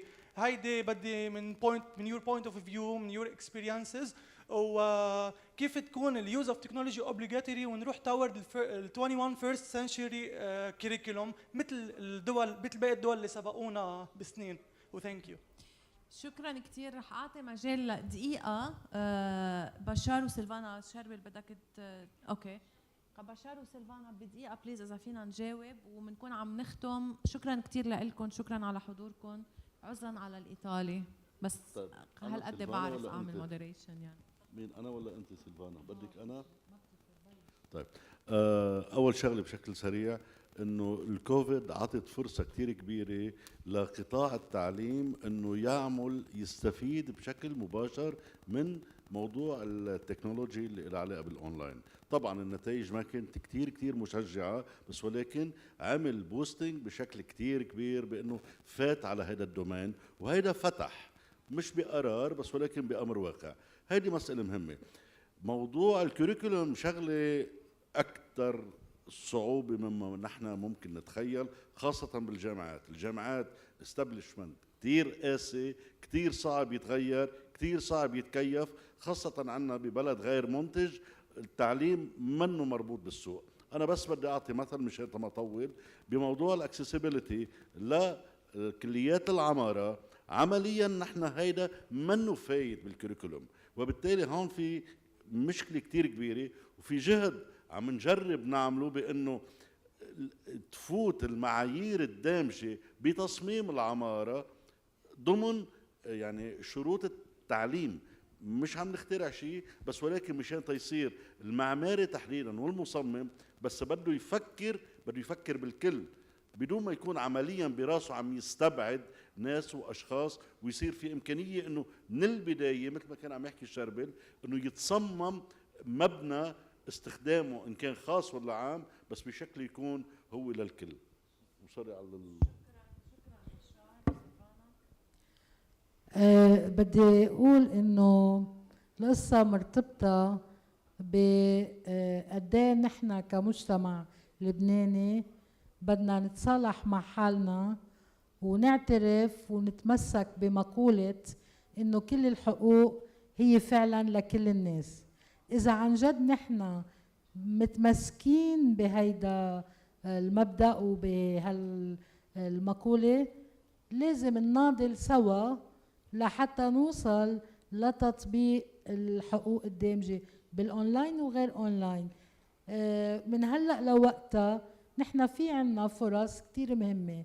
عنا فرصة إنه عنا الاتفاقية الدولية لحول الأشخاص المعوقين تم التصديق عليها بلبنان، بس بعد ما بلغوا الأمم المتحدة رسميا بأنه لبنان صدق عليها، بس هو صدق وطلعت بالجريدة الرسمية. هيدي فرصة لكل المناضل من أجل الحقوق إنه نتمسك فيها لنعمل الورشة الشاملة. عنا كتير شغل، بس قبل أي شيء لازم نتخلص من فكرة واحدة. يعني نحن دايما بنتواجه بخبرية هلأ مش وقتها. ليه؟ لأنه بعدنا بالجهة الخلفية لدماغنا بنعتبر إنه الأشخاص المعوقين كأنه فئة وحدة منا فاعلة، هي عبء أكثر ما هي شيء بشري. فإذا نحن معترفين إنه وهي طبعا فئة من المجتمع، طالما ما بنتخلص من هيدا المفهوم رح يضل كل شيء يتعطل. يعني أبسط مثل، أي حدا بيتبرع ب1,000,000 ليخدم شأن عام بيعمله. إذا جيت قلت له في $100,000 بدك تحطها على الاكسسبيليتي، بيقول لي لا هيدي مكلفة. ليه؟ لأنه بعده منه فاهم الفكرة. بس الفكرة هي إنه الإعاقة هي عابرة لكل الأعمار، لكل الطوائف والجنسيات وكل شيء. الإعاقة هي الكل. في حدا هلأ عنده إعاقة، في حدا هلأ بعد ما عنده إعاقة بس حيصير عنده إعاقة. هالإعاقة بتبطل موجودة كل ما بنعمل حساب، كل ما صممنا صح، كل ما فكرنا بدون تمييز، كل ما احترمنا كل التنوع. وحتى الجامعة هون تأخرت لتبلش. فنحن ما عنا وقت كتير، لازم كلنا سوا نتعاون تنعمل تغيير للكل. مش كل مرة مثل وقت اللي بيجوا بزفتوا الطريق بيرجعوا بيكسروها تيمدوا قساطر مي، نرجع بزفت الطريق بيجوا بيكسروها تيمدوا شرايط الكهرباء. بدنا نحط كل الحاجات مع بعضها مرة واحدة بذات الوقت لكل الناس، وبس نبلش نفكر هيك بصير عنا قوة تغلب كل سبب معيق. شكرا لكم على الدعوة. شكرا جميعا، وعذرا عن جد على الإطالة. I'm very sorry we took more time than Thank you, Zaina, Silvana, Bashar, and Sharbel. I think I got all of the names right this time. I've never messed up this much with names. So I think that was the best way to end today's session. We had an amazing day, more than 400 attendance, which was 8 times more than the entire event of last year. We're going to have more amazing sessions tomorrow. Tomorrow we actually have multiple panel sessions and debates. We're going to be tackling AI for accessibility. We're going to be talking about, actually we have a student panel as well where we're going to see student journeys and what their journey has been like with difficulties in accessibility. Maha is going to be leading a panel on national strategy for accessibility, and at the end we're going to end it tomorrow with the advisory board of ABLE that's actually going to have a panel together. So if you want to make a change, I think that's going to be the right session to participate in because a lot of the decision makers are going to be here. We also have a lot of competitions taking place which you can still participate in. It's in the workshop areas. It's actually in the networking area. In the exhibition area, we have sign language challenges, braille challenges, and we also have quizzes. So I thought I heard cruises instead of quizzes. I'm like, wow, we're very generous with the prizes. But it turns out, it's a university, so it's a quiz. But the prizes are cool. That's what I heard. I didn't see them yet, but you can judge that tomorrow. So can't wait to see you tomorrow at 9 in the morning. Thank you all for coming, and a very special thank you for our sign language interpreters. They've been standing all day and doing an amazing job. So thank you all. See you tomorrow.